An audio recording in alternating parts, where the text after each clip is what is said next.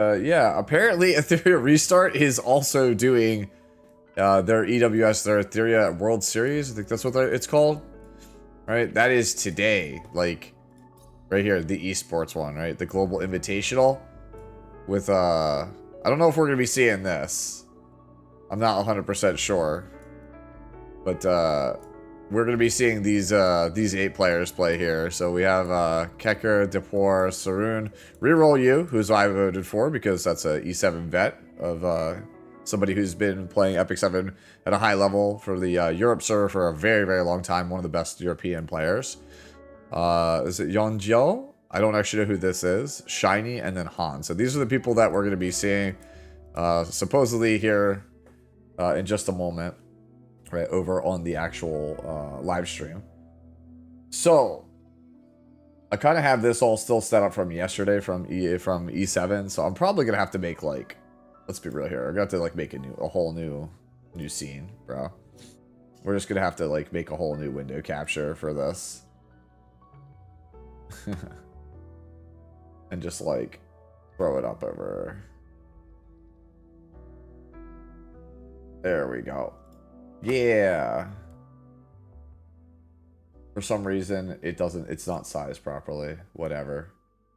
I blame my ultra-wide monitor. I'm sure once I, like, maximize the screen, it does this properly. There we go. That's what I thought. We did it, guys. We got the window capture working correctly. And there's me. And there's y'all. Alright, there we go. Everything is good. As intended. So yeah, I asked Rev. You guys may remember. He's one of the Etheria Restart content creators as well. To kind of join me for the EWS. Because he's been a bit more active than I have been. Like, real life has kind of gotten in the way. And made it very difficult for me to keep up with everything. But I at least have the basic understanding of everything for this. Hey, Dr. Shadow, thank you for the follow. But yeah, it shouldn't be that hard to figure out what to follow along with everything. Just because I don't have stuff geared, I'm like behind on the gearing aspect of stuff, doesn't mean I don't like have the basic gist of what we're doing here, meta-wise.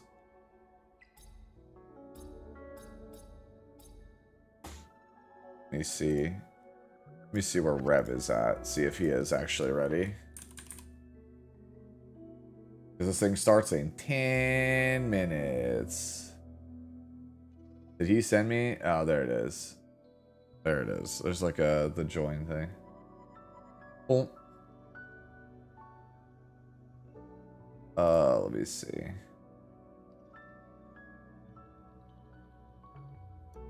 I have to join this? Hello? There you are. There we go. There we go. I was like wondering where it is. Can you guys hear him? Okay. Looks like I got you, right? Can you hear me? Yep. Okay. Cool.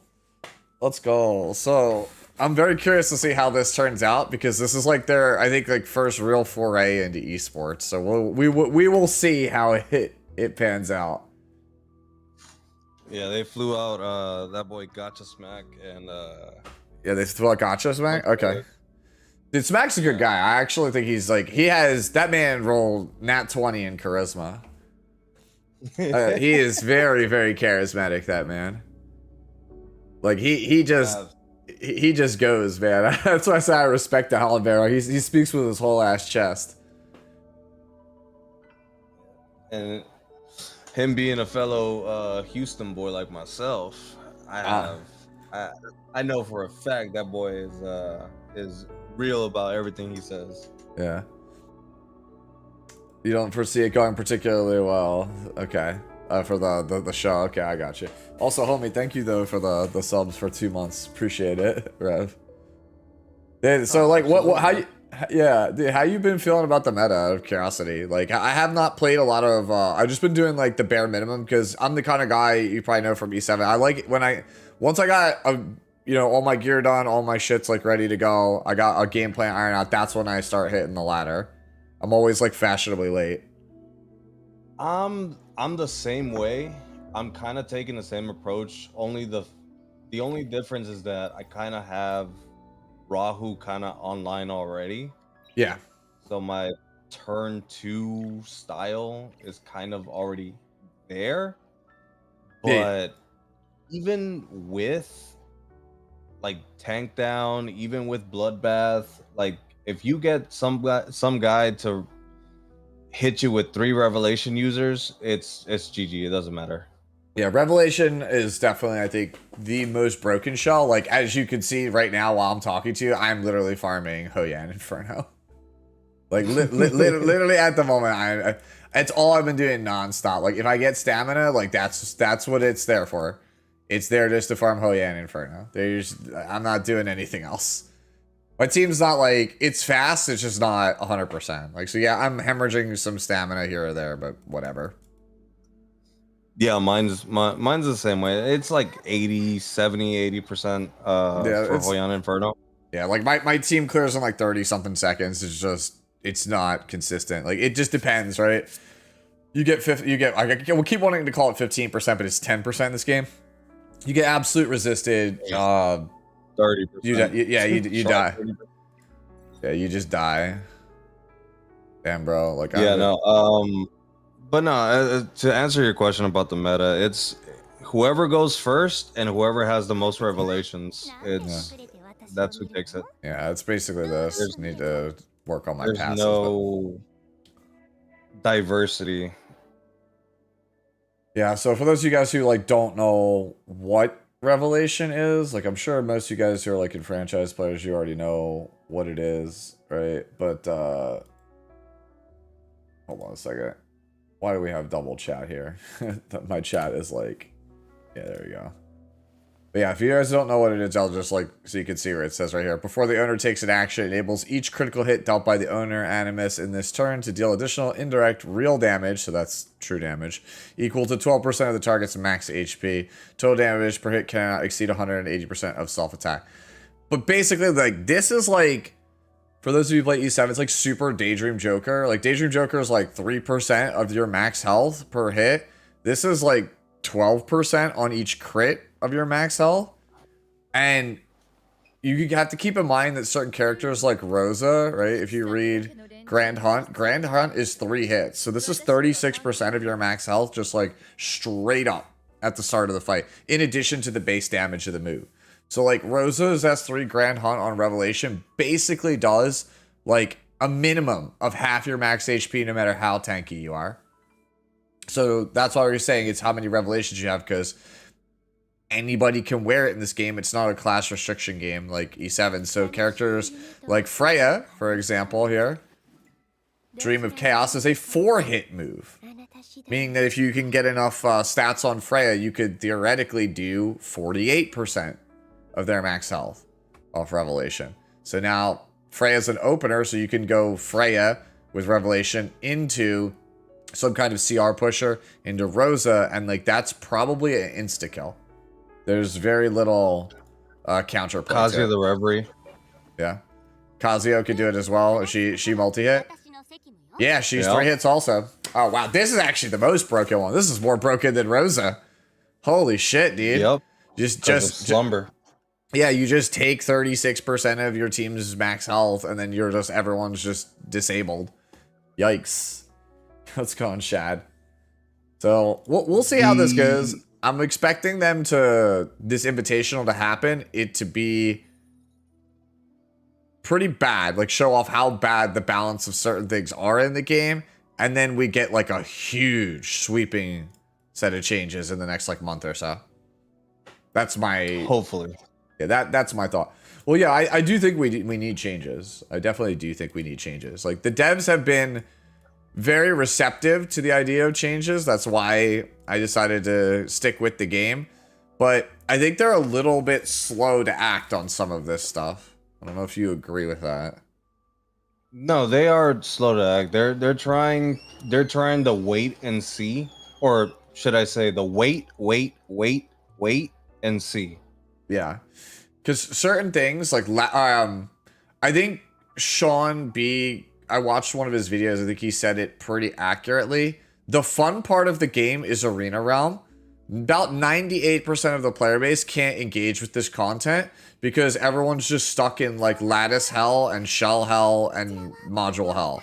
Like people can, realistically, people can only gear about like half a dozen, maybe like 9 or 10 characters tops for most players in the game right now. And they're not even like perfect or like super good. And everybody only has like a handful of shells. Like you got your 2 artisans, your 2 gigabytes, maybe a couple revelations. Maybe you have like 1 or 2 codex, right? Like that's kind of all everyone has. Like people only have like, I want to say like between like 6 and 12 characters, 6 and 12 shells, and like maybe only realistically like 8 to 10 sets of gear. And that's, I feel like I'm being generous on a lot of that. So that's just not enough for you to have a roster to play PvP, which is the main focal point of the game. It just takes too long to get to that point.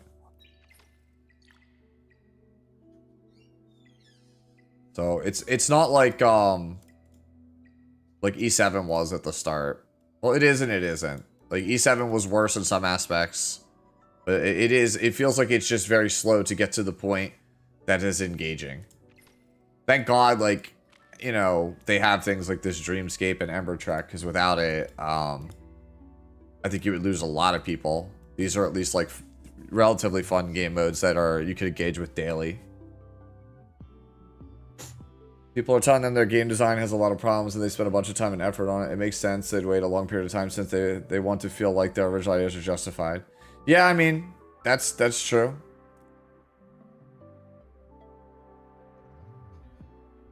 You don't know if they're receptive. Did they actually say that? Demonic? They said that they intended the game to be hard, and that they've already dev tested a lot of stuff in the back end, and they don't see any problems. But if the community, like I said, they'll wait and see how the community responds to whatever is happening with the new Dreamscape, the PvP stuff, Revelation, all that stuff. Yeah.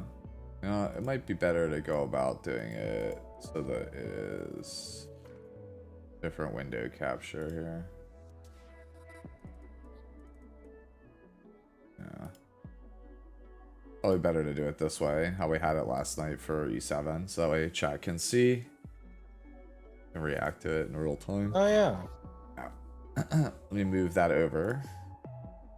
If I had a green screen, I'd do the same. Yeah.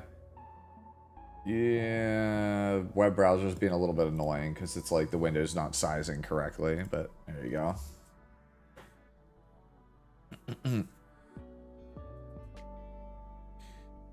All right, so we're yeah. Yeah, they're basically saying skill issue. It's funny how they worded it. Yeah.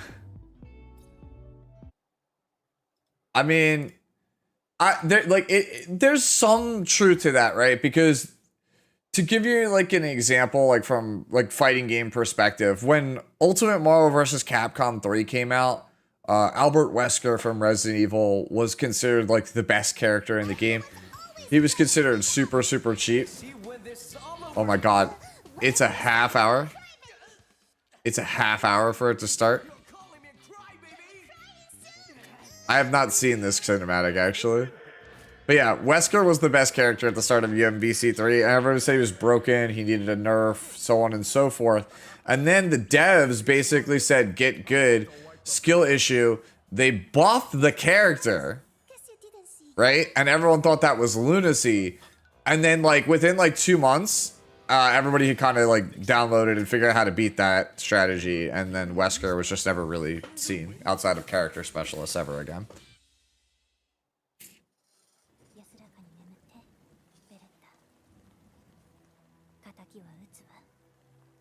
Oh, I was gonna say, what is with the 480p quality, bro? Hit me with the other stuff.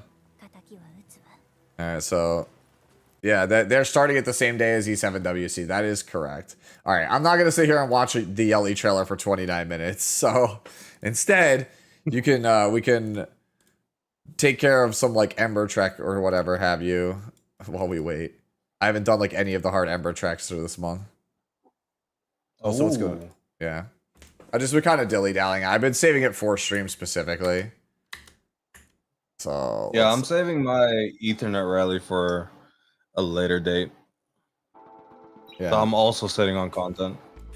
Yeah, you kind of have to. Like, that's the thing. Like, this game does not, yeah, you can't just, like, all of your stamina at this point, because everyone's level 100, so there's no more stamina, or, like, you know, like, from leveling up, you don't get the refreshes anymore. So, like, you kind of have to ration out the challenge mode stuff, like the Ember Trek Rally, right? Or Ember Trek, the Ethernet Rally. I'm getting the names confused. Oh, my God. Yeah, you have to kind of ration that stuff out. Otherwise, you're just not going to have anything to do for stream. Like, I'm seeing it with Car. Car is like, everything just become Yap Fest now. I mean, my streams have toned down from 14, 16 hours a day to 8, yep, 10. I feel that. Like, yeah, you guys were all fiending. Even Drac. Remember, Drac was like diehard, bro. I don't even see Drac anymore. Where is Drac, man? He went on vacation and never came back. Horse girl game. I don't know. I don't have an answer for you. I don't know, like, what his day-to-day is, work situation, and so on and so forth. Dude, I hate that. What S is saying? Infinity Train. Yeah, it's just been... What? I was gonna say it's just been me in the English side, from like me and this other VTuber, I think, and I haven't seen Drac. Card streams whenever I'm asleep, and you get on, and you've mostly been doing E7. Yeah. Well, I have to play catch up. Yeah. That's the thing. Like, because of my, like, you know, everything happened IRL with me. Like, I'm just behind. Like, I had so many, like, obligations that I gotta catch up on. I mean, I intend to do more Etheria, like, probably in the next, like, maybe not this week, but the week after. I'm trying to do as much. I'm working with One Shot to come up with, I wanted to do a guide for, what is it, Phantom Theater, just like as like a beginner's guide, you know, just a quick like, hey, here's what the dogs do, here's the easy mode example teams for you to try out, go nuts, because people have been in my Discord have been asking about it, especially new players. They don't seem to understand what the game mode is, so I at least want to do one of those. I want to do one of those, and there's a couple other stuff I want to do, but right now we're catching up on E7. There's E7 WC is taking place at the same time as this. And then the end of the PvP season is like literally right there. So it's just like I gotta lock that up. But then after that, we have that nice like long like 6-week, you know, dead period where I can just kind of catch up on everything else. So we'll be doing a lot more Etheria stuff, and we'll be doing I want to do Expedition 33. We've been putting that one off for a couple months. Oh, I need to finish it. I don't know. Well, don't tell me anything. I don't know anything. I'm gonna try to go completely blind, but everybody tells me it's super good, and that I'm gonna love it. Yeah. No, I was just gonna say I got to the last chapter, like the last possible thing. Hey. And then I just said, I'ma wait.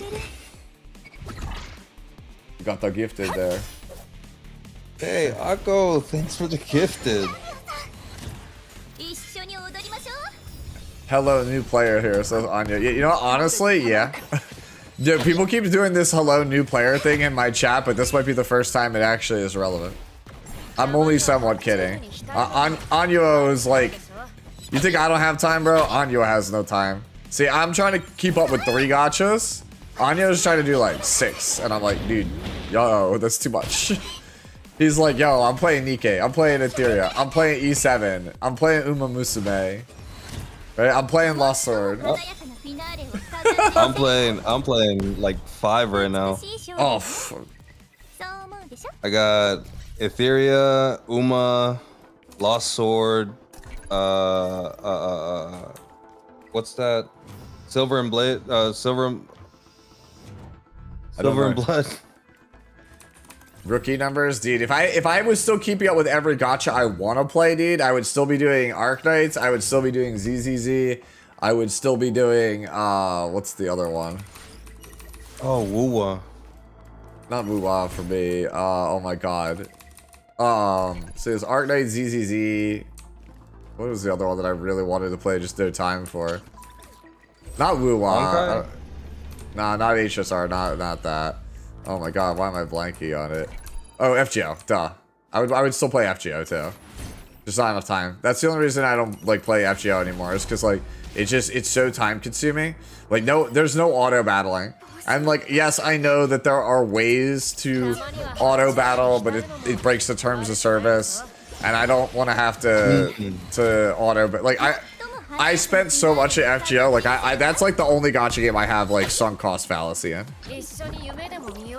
Like that's the one where it's like, dude, like if somebody wanted my FGO account, like they can just take it, bro. Like I have everything. Like when I say I have like everything, I have basically everything.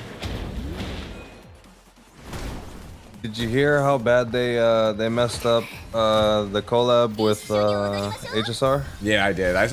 I watched Jenna's video breaking it down, and then I watched a couple other ones to make sure I got like the total picture. But from what it sounds like to me, it just doesn't feel like Fate. It doesn't feel like it's really the source material. Some of the drama, the stuff that I've seen people complain about, I don't really think that's real. Like people are like, I'm not into that.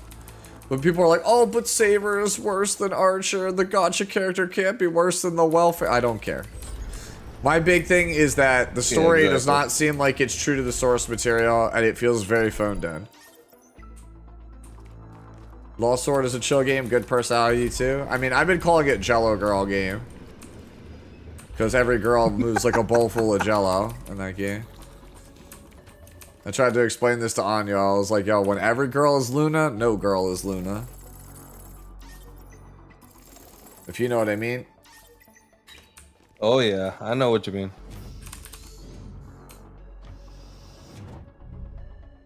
Like, every girl looks like Luna in that game. So, I don't know. I like variety in my character designs.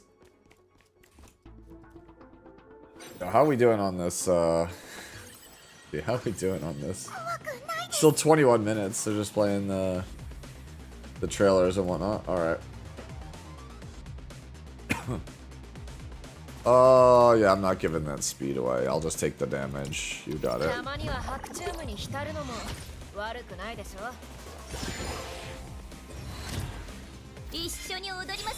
Honestly, at this point, just to speed farm it, I should get rid of Green Sanya and just play Rosa also.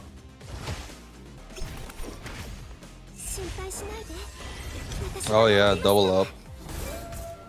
Yeah, do you have Rosa on Revelation? Yup. Yep. Yeah, double up. Speed through it.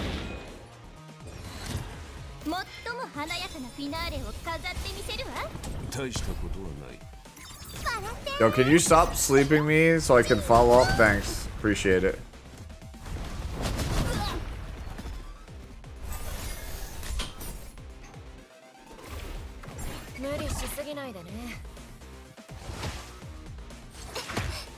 This basically goes from 0 to Sharon. OMG, while they double down with adding a feature that assigns undispellable dot on a random character. Uh-huh. Yeah, Sharon, I think, is the bane of the entire game. Like, Sharon's just like a horribly designed fight. Yo, stop sleeping. Capture the guard. Makes that easy. Yeah.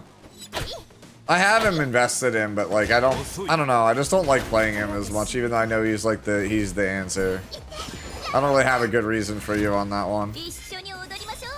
I don't know. I hate his character design or something. There's just something about it where I'm like, I don't want to play this kid. I don't want to play this kid, even though I recognize he's like super top tier. Oh, I completely get it. I've been trying to find alternatives to not use Lily. Yeah, Tsukiyomi is like your best option. Yeah. I feel bad for like One Shot. I don't think One Shot. I think One Shot doesn't have Lily and he doesn't have Tsukiyomi. I'm like, yo, but he might have Sue now. But like, there was like a time where I think he was missing her, and it's just like, oh well, sucks to suck. Oh my god, bro. Alright, yeah, we're definitely getting rid of the second healer, dude. There's just no reason for it. I'm just like taking forever to one kill shot it. cryptic? What? One shot cryptic?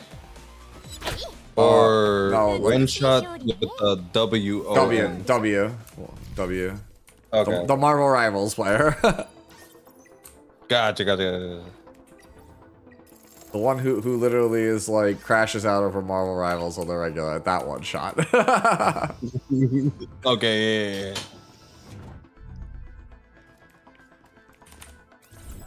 Let me see. Yeah, we just kind of just speed run to Sharon here, I guess. Dude, the hard mode on this doesn't even feel like it's hard. It's like... It's Wait just like, until you hit Lilith. Wait till I hit Lilith? Okay. That's the other thing. Like, difficulty ramp up in this game feels real weird. Like, I know it's supposed to be hard, but like, dude, it goes from being like just way too easy, and then you're like, next level, it's impossible. Like, I've had new people be like, I could do health like 2 on stuff, but like hell 3 is like impossible. Like, it's just difficult, random difficulty spikes in this game. The hell 2 to hell 3 difficulty spike is just shell. Yeah. It's shell difference. I did I just did an account review of my one shot, the one that I was confusing it yours with. And all I did was just shift around some modules and put the correct shells on them, and then L3 unlocked. Oh, I don't think Colossus on gear. Whatever. It's probably because I'm sorry. My claw set is on. It's on Obel right now while we're back from far. Do they have an official Twitch? I think they do. Isn't it just Etheria restart? It should be. I'll look it up. We spin. All right, this is where we hit the S chat. Damn. We tried. Holy. What's up? Everybody's watching it. Yeah. It is what it be, man. Like, it's the big event of the day for the game, right? Yeah. They're already starting with like interviews, I think. They started yet? Nah, it's still commercial for me. Oh, Vic streaming. Vic streaming it.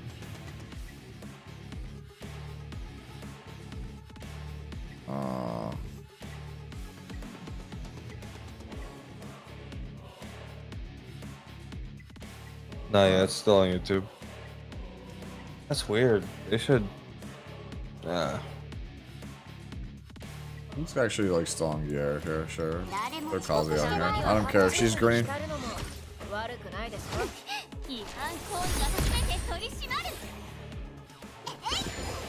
It doesn't matter too much to me.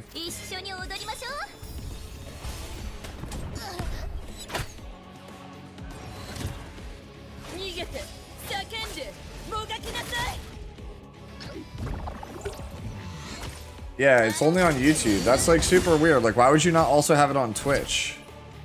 I know. Twitch is such a big platform for this stuff.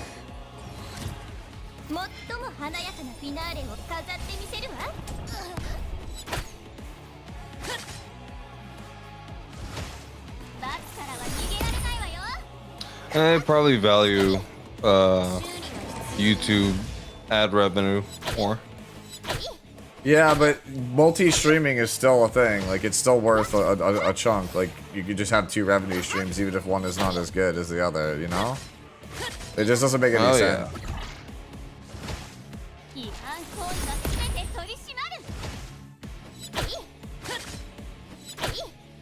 What is that, Ekami?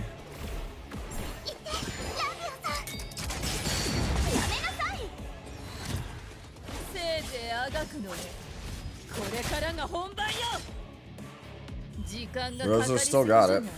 I need to lattice the S1 on Rosa, but I'm like afraid to spend my lattices on it because like I want to like save them for like Rahu or Hoyan. for PvP. I'm just like sitting on some gold lattice until I make some decisions here. Hoyan, 144 is really good for turn 2. Yeah, a lot of people have been telling me to go for Hoyan right now. I had basically my options were Messiah, Hoyan, and what's his name? What's the other character? Rahu. And so Oh yeah, they do have it up on Twitch. They are multi. Is it up? Let me see. Yeah. In the link. Yeah, you're right there. Hey, the boy got us back. All right, let me switch over to this real fast. I want to hear what Smack has to say, bro. Hello, my name is Gotcha Smack. I'm a content creator on both YouTube and Twitch. Hi, I'm Shizo from the Netherlands, also content creator on both YouTube and Twitch. I'm Gamer Studio from Thailand. We're all excited to be here in Shanghai, China for the international tournament for Etheria Restart. And it's been truly an honor and a privilege to get to meet some of the other players who share their passion and joy for the game. Hello, I'm YDCB. Hello guys, I'm Lumin TV. Hey guys, I'm Mr. Pokey. And we Is are it just so me or glad does to Gotcha Smack look do Etheria Restart back really here. We have a lot of thin? people supporting our team, so we're gonna make sure not What? to let you down. ก็ชอบทีมเร็วนะ I swear. Let me turn off my swear audio the- slightly. ทีมหลาย So I can turn it up so you guys can เร็ว hear it นะเพ easier. ราะว่ามันค่อนข้างจะจบได้เร็วเคลียร์แมตช์ได้เร็วไฟนอลได้ค่อนข้างเร็วนะครับแต่พอปลายเกมแล้วเนี่ยผมก็จะชอบทีมถึกแหละเพราะว่าก็ตามเมตาตามกลยุทธ์ของเกมนะครับผมประมาณนี้ 100% Gamba player. That's the whole point of playing gacha games, right? It's the thrill of gambling. And Oh man, winning, they are right? Take a risk and lagging. win. That's the best feeling ever. Well, to be honest, in fitness, it's a test of courage, strength, and perseverance. I look forward to seeing these attributes in my competitors, in particular, Mr. Pokey. I think one of the favorite scores I've been trying is in PvP is Revolution. So I basically use Revolution for all of my supports. So when they ban away the Mio or the Lilies, if I go for Revolution on Freya, on Kazuyo, she just like do so much damage. Even the enemy run bloodbath, they just don't stand a chance. So the strategy I'm actually very curious to see how Mr. Pokey is doing. Let's see how his E7 experience has our community taught him well. because Bulwark gives me that immunity. And immunity gives me the edge. If the opponent does outspeed me, I can still take my victory by denying all of those stuns, sleeps, or anything that could come my way. The most Yeah, Bulwark is probably the most important AP set right now in the game. RTA, so PvP. I think it's draft and the game. Like, it's 50-50. Like, the draft is so many important to just counter the opponents. Well, I've seen. So that sounds like somebody who's a speed player. That challenge. Maybe YCB, but the other ones, I think I definitely take them. They think they are gonna win, but they are gonna just watch us to destroy them. Get break and taking the win period All I want to say to you is luck may grace you again. I don't even remember who we're playing against because these are nobody, so we take the win anyways. I was supposed to trash out them, but I just think that it's just gonna be a joke of a fiesta. So Mr. Pokey, dude. I'm done with him. His name will be Mr. Choke. Mr. Chokey. Yeah. Mr. Dude, Chokey. Mr. Chokey. Dude, yeah, the dynamic between Pokey and Gotcha Smack is so good. DPS, healer, CC. We're locked in. Are we? Are we locked in, Wait, chat? swapped already? Bold move. But Leon can steal turn meter. We're good. I have not seen this trailer. The voiceover is pretty funny. Again? What kind of team comp is this? If I'm in, we win! You're swapping me out now? What were you thinking? I'm AoE. This might actually work. I am the damage. No rush. Your dream team takes time. Download now and get All right, you know what? Lingluo for free. Despite the fact that like the voiceover was kind of shaky there, the concept for that commercial was quite good actually. They have a good sense of humor. The concept good, humor good, voice acting needed a little bit more. Yeah. we chalked that one up to the direction.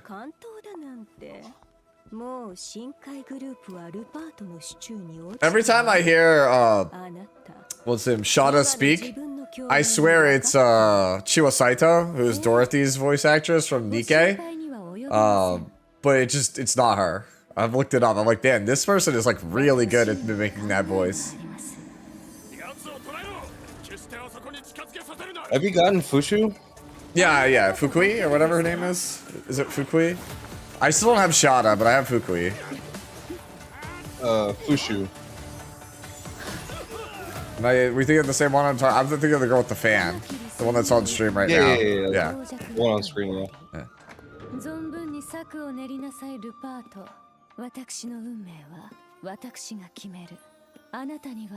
They crash you on the Twitch side, dude. What is with this?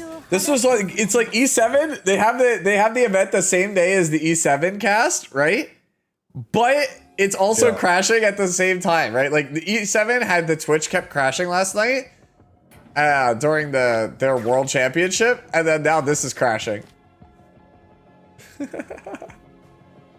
That's funny.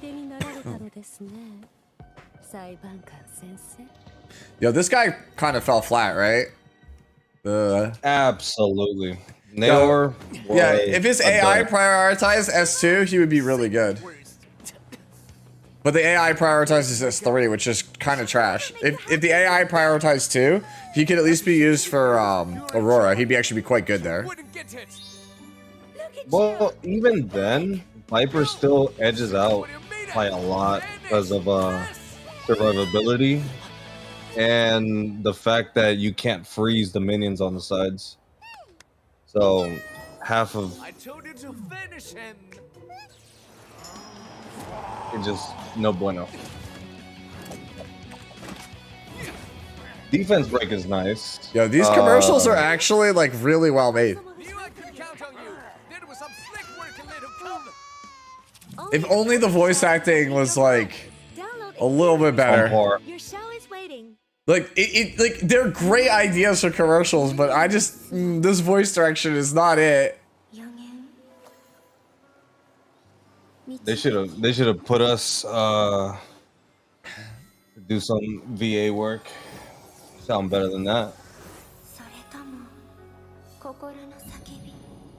Oh, is this Freya before she became Freya? Ooh. I've never seen this.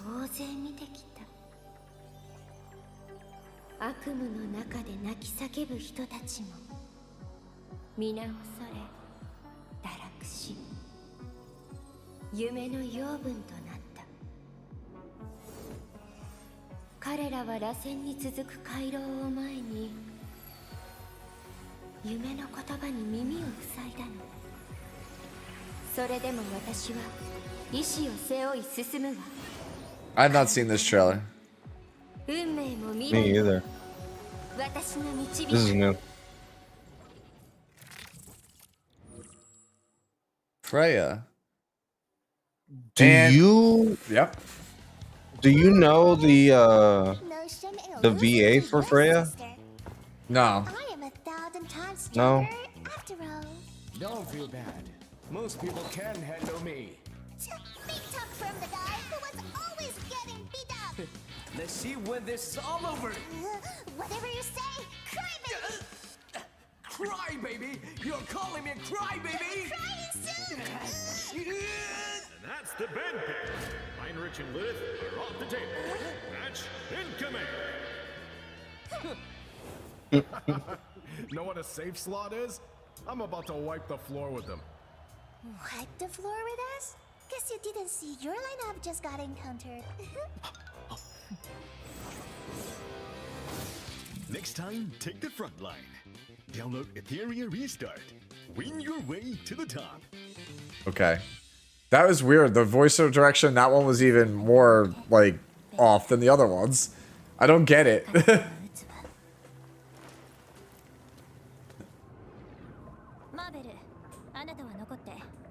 And then we have Yelly over here. Best girl. Yeah. Yeah, Yelly is kind of just like the does everything character, right? Like They kind of like developed a character that's just generically good everywhere. That's why one of the reasons why I'm like unsure if I want to invest in Messiah, because Yelly just feels like just a better, like I already have Yelly fully maxed out, so. Well, okay, well 455. So it just feels like it's just not worth.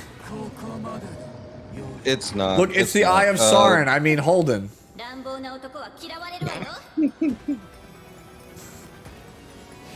Gotta love the Eye of Sauron, right? Oh, wait. What happened? They killed the trailer early.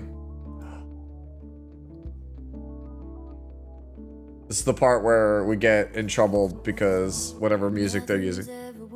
Alright, we're gonna do that. As soon as I heard lyrics come through, I was like, yep, no, we're muting that. Oh, man. Turn mine down. Yeah, it's just one of those things where, like, you're on Twitch, so you're fine. Like, I am on Twitch and YouTube simultaneously. So, like, YouTube will be like, actually, it's a copyrighted song, so I'm not dealing with that. I learned my lesson with Smilegate. Any one of these gacha games, if they have a song for their event and it's got lyrics, boop, mute. Yo, what's going on, Brad? So let's hope this is good. And then we got the other one tonight. Man, this is gonna be a long day of watching. I just hope the matches are entertaining. I want an entertaining broadcast.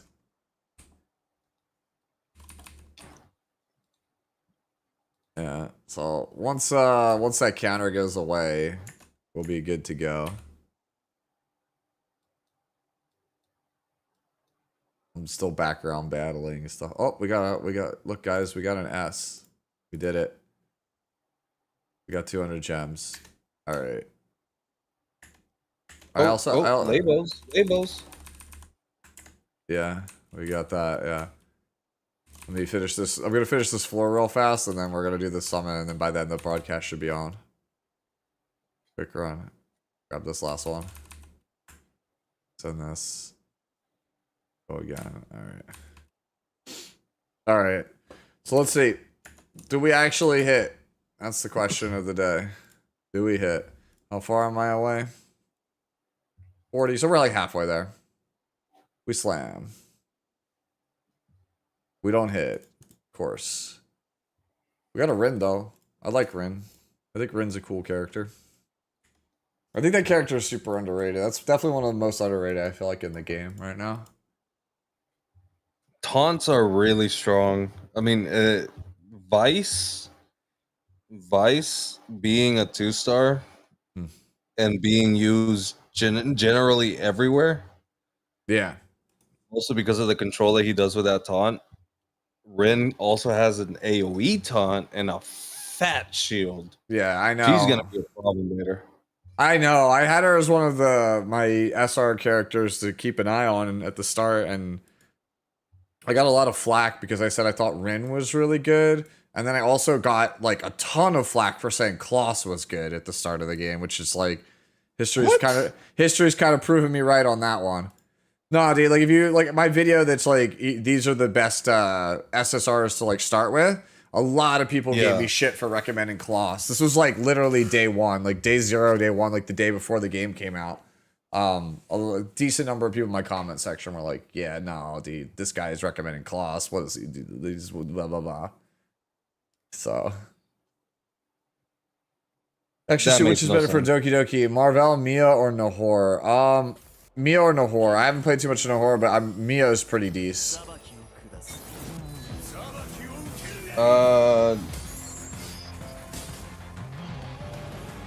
Mio. Yeah. Mio better than... Yeah, it's Nahor is the new guy, the new blue guy. Mia or Marvel, who's the best for Doki Doki Inferno? I think it's Mia. It's Mio. It's good presentation value, by the way. Oh, yeah. Actually, their live in-person event is really clean. This looks nice. Kind of like a... Alright, so who's our MC? LCS from like League. Yeah. Very nice presentation. Great studio. Oh. Welcome, hyperlinkers. It's the robot from rounds. 8 elite way back then. hyperlinkers stand ready to clash. Let the ultimate battle begin. Right now, bring them to the stage under the glow. Interesting. I was like wondering who the MC was going to be. I did not have it was a robot on my bingo card. That is EWS kind of cool, but also like what? Global Invitational.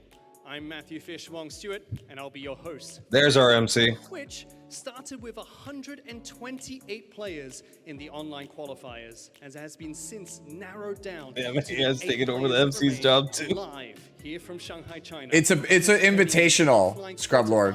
For their share of the $30,000. It's just they basically invited who they think who the best players are. They basically looked at the ladder and extended an invitation to the best players, and whoever accepted, that's who they got together. Starting off with Mujin.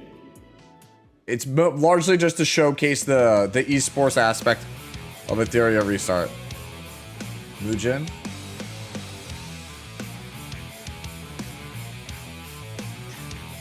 I'm backing reroll you on this one, by the way.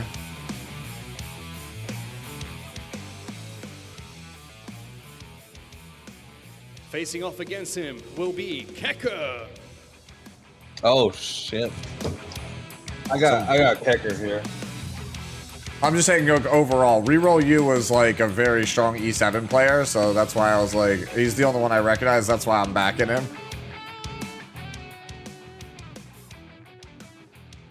Give everybody a jersey. That's pretty cool. Second match of the day, starting off, is going to be DePaul.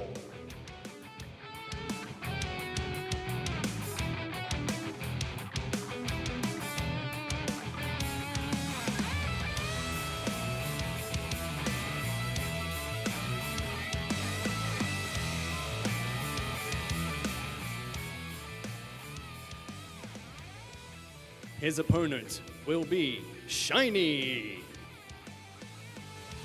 All right. So we got this guy Shiny. I'm not sure who. I don't know like any of these people. Are these all like Summoners War players? I'm not sure. Some of them are. They're all in top 100 RTA. Yeah. And our third match, starting off, will be Yongyo. Yongyo. Some people in my chat were telling me that Young was gonna take it all. I was like, I don't know. All right, so he's the one to watch. All right, so let's see. Facing off against him will be Han. Solo? Look. Damn it, you did it before me. Yeah, I know, dude. I'm just saying, thinking of like, because I'm not familiar with any of these players, so I'm very curious to see what kind of strategies are, what type of players they are. And for our final match of the day, starting off will be Sauron. And then reroll you should be the last one.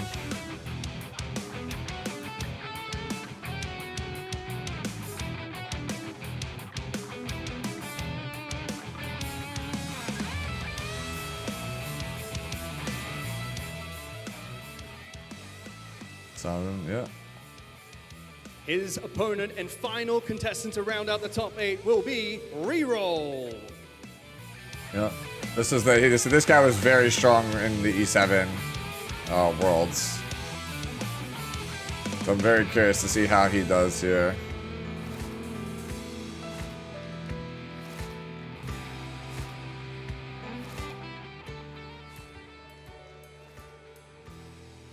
He in like the very first like world championship or two for E7, he ended up making like I think it was like top 8 and then like top 4.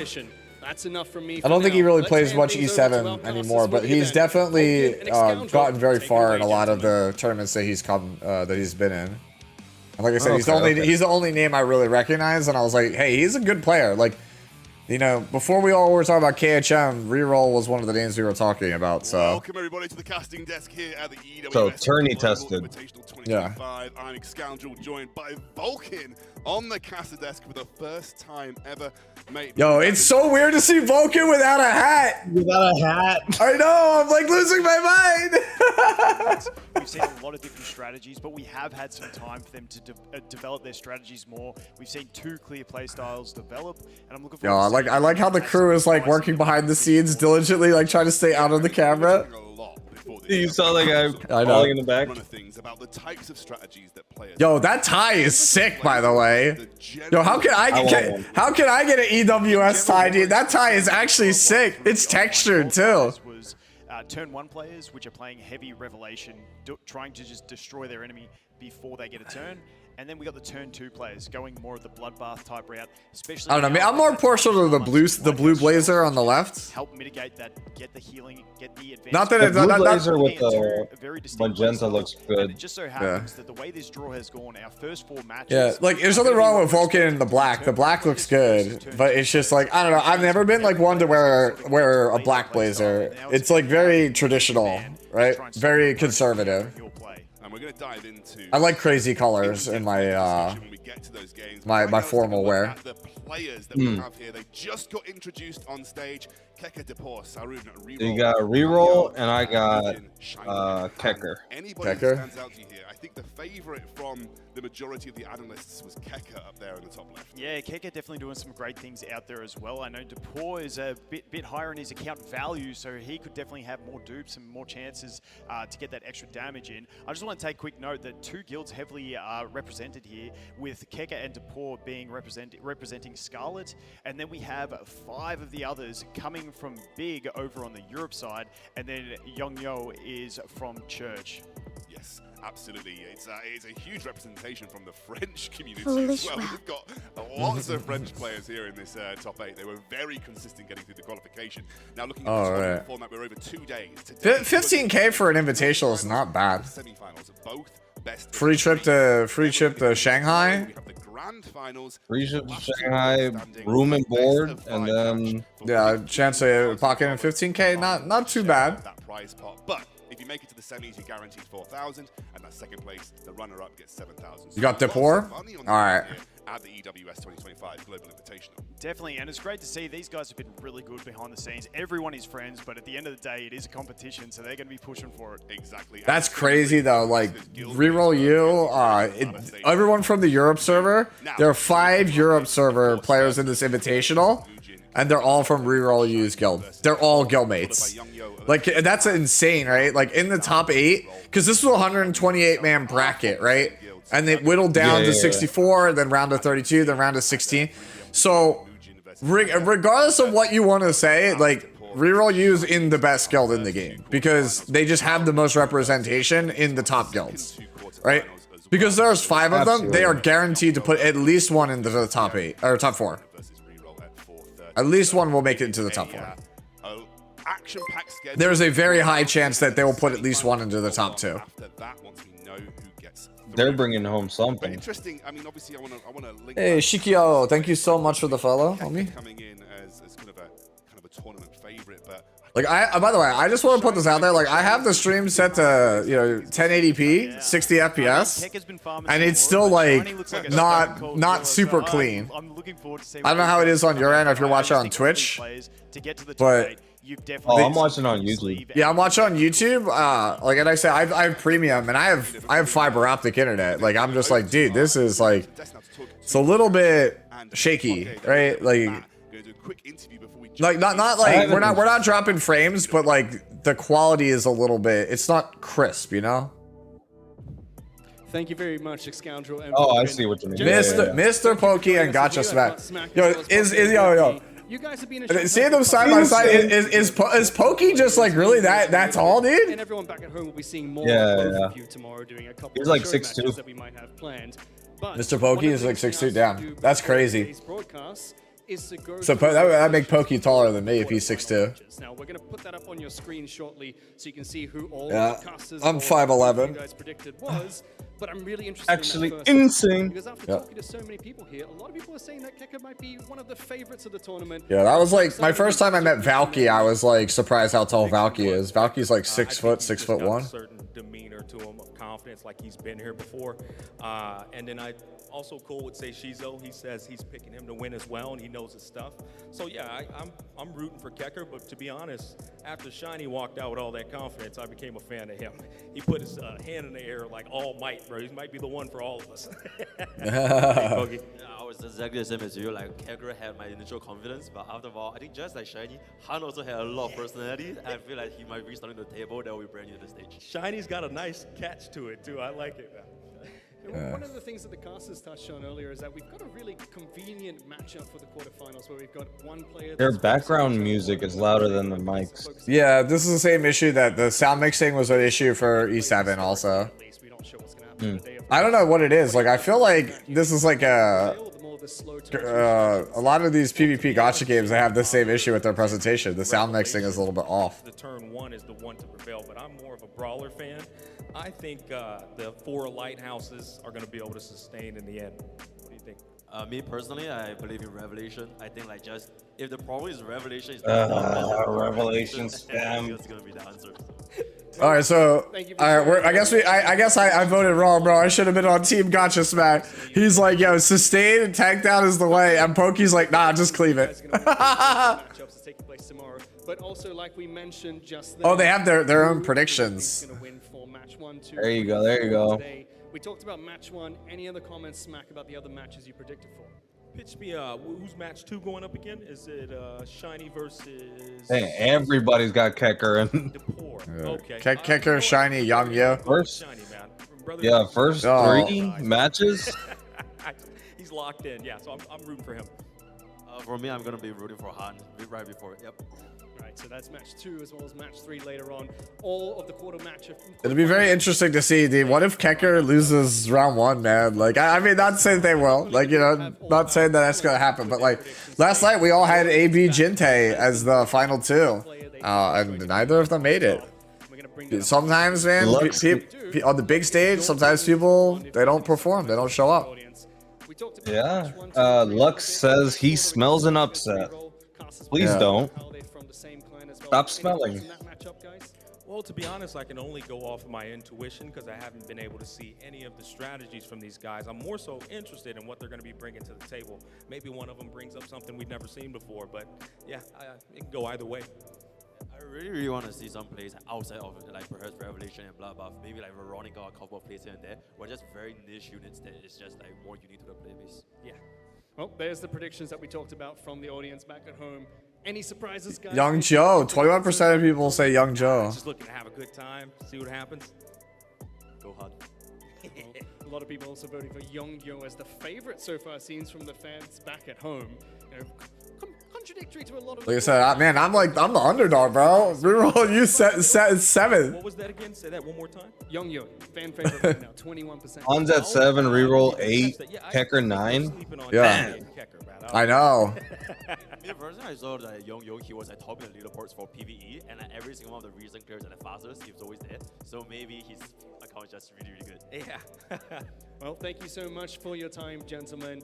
We're going to see more of you two tomorrow. We still got lots of fantastic matches that are coming up. So let's get straight into match 1 of this tournament. All right. Let's do this. All right. Yo, we just got running with the camera.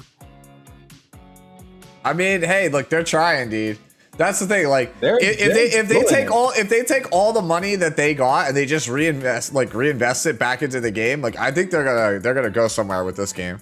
Ladies and gentlemen, the moment fingers crossed.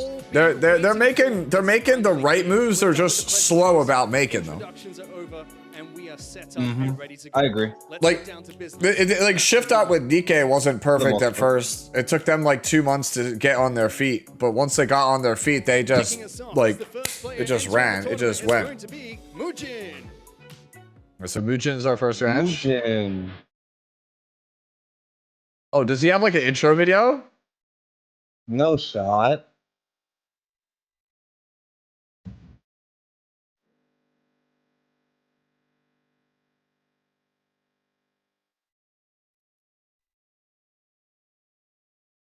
Huge mistake. I'm not familiar with that Camelios at the moment. I don't actually know. And his opponent is Keka.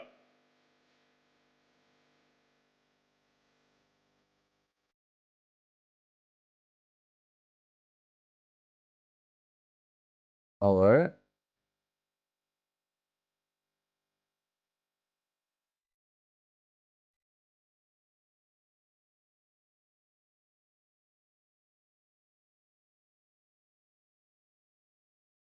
From 128 players down to 8, and you lucky gentlemen are the first 2 to play in match number 1 of today.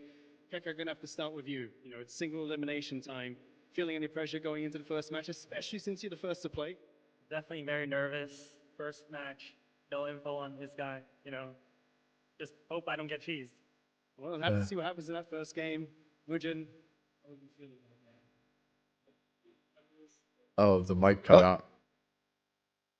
Of course, first match. Of course, there's going to be a bunch of nerves as well. Keka, back to you. You know, you're touted as a favorite by many so far after talking to a bunch of the analysts and a bunch of the KOLs that are here too. Any surprises for us, or more or less of what you're known for instead? Yeah, I cooked up something that I haven't really used much in the previous qualifier, but I hope it actually works. Well, let's see if you're able to pull it out in this first matchup that we have today, or maybe later in the tournament. Mujin, though, All last right. question. Going up against I was gonna say, there's no way he was gonna spill the tea on that question. this game to get a win. Not really. I'm facing a great player and probably to win the tournament. That's very, very kind words for your opponent. Gentlemen, you may now take your seats and get ready for the first match. I wish you best of luck. Let's send That would be a cool idea. Is that something they're actually doing? That would be a cool idea, Camelios, but I don't think that's something that they're actually doing.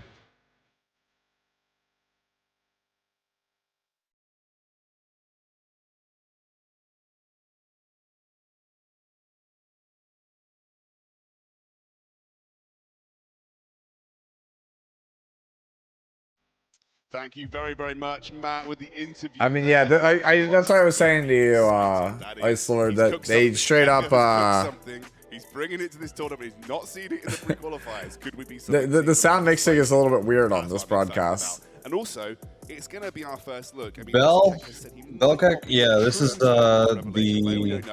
this is a tournament for Etheria. Yeah, this is basically, the game's too new to have a world championship, so instead they're just doing an invitational with the best players currently in the game.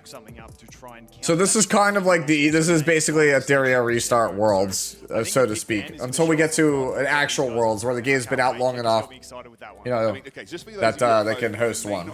Like they could go through like the whole proper way they want to do it.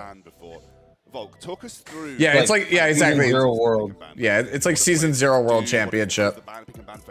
Yeah, well, the first is the pre-ban, which is the easiest one for you, especially with all these matchups. You get Oh, they get pre-bans? Characters for your opponent. Not let them have access to it. I would guess so. Yeah, 2 pre-bans, third pick ban protection. So it becomes, do you try and Yeah, I'm not actually 100% sure what they were going with here. to that protected slot, so you can't ban it, and then they get that counter to you. So Oh, okay, it does have ban protection. Okay, so they are getting pre-bans ban protection. Okay. Yeah, so obviously you guys might have played RTA at home. You get that 1 ban at the end. Competitive adds that 1, as you mentioned at the start. So you get 2 bans in competitive this time around, and then that protected slot too, which means you can guarantee that you get something that isn't going to get banned away from you at the end. And it makes that team building exercise of pick and ban really, really important. This is where the strategy comes through. This is where, in fact, a lot of games are going to be won and lost. I don't know if I like ban protect again being in another game. I kind of want to go. I kind of want to go back to not having it. I like not having it. It makes games a bit more dynamic because it's like it really forces you to build like a well-rounded team. As we're working towards this pick and ban phase, For those people watching at home, what kind of animus should we be looking out for? Like, what revelation animus are going to be key? Actually, I say that we're going into the pick and ban phase just shortly, but we'll continue that. I'm assuming Lily is getting banned. Oh, there's a note-taking rule. Anything with multi-hitters, especially AoE multi-hitters, Freya is fantastic for it, even though she's considered a support. She has that big multi. Oh, Raho. With the attack buff, revelation scaling on Victor? attack. Yeah, these are their most played characters. You're seeing some of these guys' key picks here.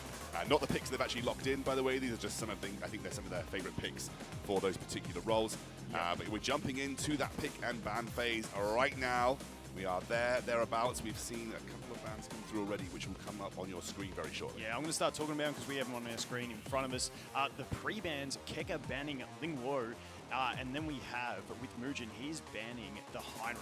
So very safe bans there. The Ling Wo, very big threat, healing. I know they're showing us the player. Yeah, they banned. Yeah. We come through and we have the first pick from Mugen. I would like. This is great that they're showing us, but like, can I see the actual like picks, please? Thanks. Oh, look at this though from Keka, the Lily and the Doki Doki lock-in. That is interesting. I mean, we thought Lily may. They're not going to show us the game in real time with the picks. That's kind of bizarre. So that's locked in, as we said. You're already starting to see some picks coming through from Mugen as well. They're showing off their camera work. I guess. At the moment, it looks like now Mugen is going for his second round of picks too. Hello, guy running the stream. Can you show us the picks? Thank you. So the team out in the unprotected slot, but Hey, I mean, it's the first game, right? There's first game of the very first presentation. There's bound to be some issues. Definitely seeing a different version of play here from Keka. Keka is going with more of a supportive type play. He's picked that Lily. He's picked the Doki Doki, who's a fantastic support. Doki Doki scaling into the late game is absolutely fantastic. Yo, it wouldn't be a watch party, right? It would be an RTA watch party if we weren't having some issues. Not a revelation team. This is He's gone Obol in the protected slot and Mio getting locked in as well. So heavy turn control coming out from Keka. But does this leave him open to low damage output at this point? Oh, we finally see it. All right, there we go. Play that he is looking at. If he brings it, if his next pick gets banned, he has nothing. We have to imagine the tournament. Stop. That would be so funny. As in, like, the opponent will not be taking a turn. Yep. That's going to be absolutely toxic. It's coming up on your screen now. We are actually seeing Keka round out his picks as well. So our Mugen running out. And there we are. We got, we've got Fushu and Freya getting locked in. Yeah, the Freya and Fucho coming in. Really solid supportive picks. He's got two really good damage options in here, Mugen. He's got his Messiah, obviously a big AoE nuke, a massive threat. And then Tiamat, who is that more slow type gameplay. But when she does transform, she can deal a massive amount of damage. And we see Keka. Oh, you kind of have to ban the Kraken, I feel like. Yeah, so Keka's picked his last pick in there, which is the Kraken. So teaming it up with the Kraken. Is Kraken the band? Absolutely. Is the Kraken the band? He's just got so much. Nah, it's Obol. And he did ban one of the best cleansers / immune. Obol is the damage on the Obol is the win. Obel's one of the win conditions on the team, but on top of that, like Mio gives so much tempo. Same with Doki. I think they've already banned it, so we have got the Mio as a there we go. And we've got the team. Science Messiah. Yeah, that's what I was saying. I ran into that on ladder, and I was like, this is genius. This is like I think the best way to play the character. It's basically for those of you guys who play Epic 7, it's guiding light on your AoE DPS. But yeah, but basically they have to kill everything. Yeah, like there you go. So he gets knocked out of it. From the Bulwarks, we are going to get the Doki Doki. S2 from Obol. Actually, not a bad idea. So Kraken is Yeah. not going to get the next turn to really affect and get that freeze out. We are going to see the Sanya. Now, Sanya's probably going to opt for a basic attack. He does go for the max HP increase. Okay, on herself to go ahead and increase that HP. Give her more tankiness, give her more healing as well. We got Future going. And obviously it's a lower cooldown if you're not reviving someone, so hopefully maybe get that back into the play. All right, so we Fushu's S3. gonna ultimate immediately. This is a decent start Speed if buff, you're Mugen. barrier. You're not getting immediately locked out, but here comes Kraken. Yeah, the problem is we didn't get to get the Freya to move before because Freya could have immuned that How many? freeze, but unfortunately we Oh, don't. everyone. This is the situation where does he use his skill 3 for the poisons, or does he save it so that Now he you uses S1 Messiah here. uses the stun next turn? He does have the codex. You S1 to put a dot on Messiah. You just start working down Messiah. Does he use the skill 2 to strip, get some more poison application? No, he goes straight for the skill. No, he's just going for it. Well, he's on Codex, so. Straight away, so the basically getting returned. But to be fair, Codex would have been used on the S2, so he still has S2. So maybe thinking about long management in this situation too. Yep, definitely. Messiah gets unstun. So much cooldown reduction. We've just I would assume this is a speed up from Doki Doki here. Just note he won't be able to use his skill 3 yet. And obviously, Doki Doki, for those who don't know, the longer the Doki Doki's in the fight, the quicker everyone gets, the more difficult. S2 is stun. And so the more you keep Doki Doki alive, and the more she keeps casting, cooldown reduction, the quicker your Halloween. team is going to cycle turns, and the quicker you're going to be than your opponent, and it starts to become sort of snowball out of control. Yeah, it's no sustain versus double sustain, but if they never get a turn, it's not an Holy. issue. So that's where we're going to be able to boost the O-ball straight back up here and use his S2 Obol. We might hold out on that. Yeah, this is there's definitely a boost We were coming O-ball. in expecting Revelation versus turn 2. We've ended up with double sustain into each other. Guys, this is probably going to be a long game. We are looking at a relatively tactical match. That's And we 3. talked a little bit about picks and bans being really important.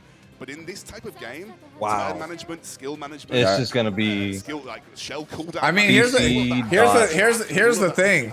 Can Sonya get a turn? Like, cause if you can you kill Sonya rather, right? Like, if Sonya just lives long enough, we're fine. He has a potential 2-turn freeze on his skill 2 as well as his AoE freeze on his skill 3.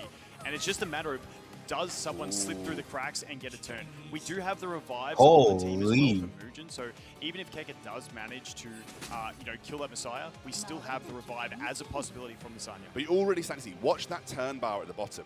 It has been ages since Mugen got to take a turn in this situation. I feel like we've had 8 or so rounds ago. We're going to get Freya now. There it is. There it is. That Gigabyte proc was huge there. So that the Kraken cannot freeze on his next turn. And there is also the Artisan Shield. That I think you just S1 here. So You saved the revive. A little bit more HP in the tank than that shield to make sure he doesn't immediately go down.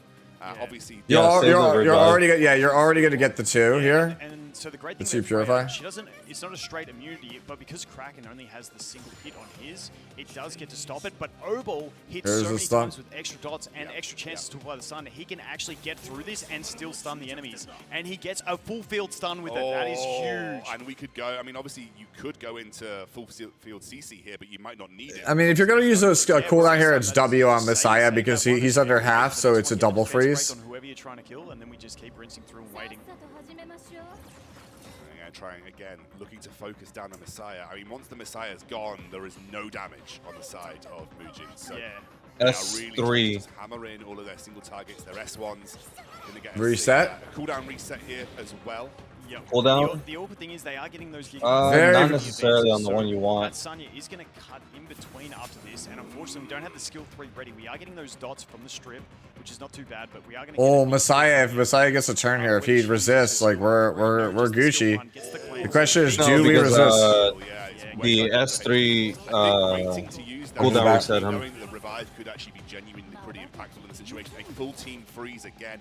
This is one of those frustrating games for Mugen where you really that just was can't big take damage on that one too, and there goes Messiah. Messiah getting dropped. Wait. Have the Hold. skill 3 ready on Obol. There That is you a go. big one to have in the back pocket while your whole enemy team is already CC'd. You know you can come back to it when you need. Do you use skill 3 on Doki here and risk pushing Do you Obol burn above them S3? when you don't really need Yeah. to act yet? And no, we go ahead and we use the basic and save that up. Really clever, and that's why we talk about those tactical. Damn, dude, this is a match of all time, though. I'll say that. S3. And he's going to go for the double stun. So obviously, my. the double CC here. And also, we know that Sonya will have that revive when she does become. Look, I feel bad. Mugen's just sitting there, just like spinning his pen, going like, "Do I get to play the video game?" Saved it on the O-Ball, but we do have the skill 2 from the Doki, which can reduce cooldowns. Wouldn't surprise me. Yeah, it is gonna take forever. Come out, so we just get the Having the death break on Sonya is really bad for her, though. but going again, we do have the 2-turn freeze. Probably going to come out on the Sonya to stop that revive coming out. Uh, it does, and it lands as well. Yeah. He lands. At this point, it's now Yeah, just yeah. a game of lock Sonya up for as long as possible. If you keep her CC'd, try and debuff her as much as possible, and then stun her. And we did have one stun resisted there, so we did get to. And this is the big thing with this style of play. If you miss Not one of enough, those though. rolls, it Yeah. does let the enemies cut in between. intervene and actually get a turn. It's not a threatening turn. She didn't have her skill. Yeah, this ready, does so that is very nothing. lucky for him. And we have Doki Oh, coming resisted back. Now, we that, got though. Skill 2. We had the Codex activated as well, so we're going to get mass cooldown reduction off of Yeah, this Man, is the cycling. Yup. Obol. He hasn't got his ultimate available. Do we strip here? No? Okay. You might be ahead of me. Oh, the AoE is Wait. Yeah, and those perfect as he lands all three now. This is going to be Oof. really tough for Muji to Yeah, come no, back he's from, because done. I do think the Sanya is going to get dropped here. Yeah, okay, I just saw, yeah. Now we're at the same point. Pen around. He knows he literally can't do anything in this match right now. It's just Keka essentially playing versus PvE. He's got it's a single player game at this point for Keka. Yeah, definitely. And that Sanya is so close. Yeah, we're dead here. Well, that was the first game, huh? Yeah, that was the game. Hey, look. I don't think this is like I like playing the kind of game that Kecker is playing, but I recognize that it's not one that fans like watching. Like players do not like playing this style or watching this style of game. Me personally, like I actually like the slow, methodical, like you know, picking my moments style gameplay. Way back in for Mujin, and Keka takes the victory here. Full CC comps coming commonly in RTA after Very today. interesting team comp. Not Revelation, not turn 2, just pure turn meter control. Yeah, pure control, but also having all that cooldown reduction. Dang, he's shaking. Was fantastic. He said he reserved us. Highlight in Keka's team that works super well is the Obol. I'm very surprised that we didn't ban Lily though, as Mujin. The great thing that he has. Like if you didn't have first pick, Lily had to be the ban, right? Now the skill 2, even though the Obol is a control unit with his skill. What did he ban already? It was Heinrich Linglo. So he can strip those immunities from the bulwarks. Hey, and then those he were can the go free straight bans. into the control with either one of those. What did he post ban? Absolutely fantastic. Post ban? Beautiful team comp. He banned Basically resigned about 2 minutes into the match. Knew there was no way for him I'm to trying to remember who he banned. Meow. Of all of the very important like Kraken. Oh, that's right. There was a Meow. Their CCs together, ensure the opponent wasn't taking any moves whatsoever. And if you're now Mujin in this situation, Imagine that. Lily, Doki, Mio, Kraken, Obol. Yeah, I think God, Obol's what a getting team. A bit more spotlight. Maybe Yeah. he built and he can pick it because Obol's just that versatile unit, stuns, buff removal, really fantastic. I think maybe you even try and counterpick one of those control units. Yeah, we are going. Wait, I thought it was a one-off. Nah, it looks like it's best of 3. I just said it's best of 3. Come through. This is where we see the adaptation. It's going to be they're running it back. It's Heinrich, and also the Lingluo ban again. Wait. Yeah, I'm not.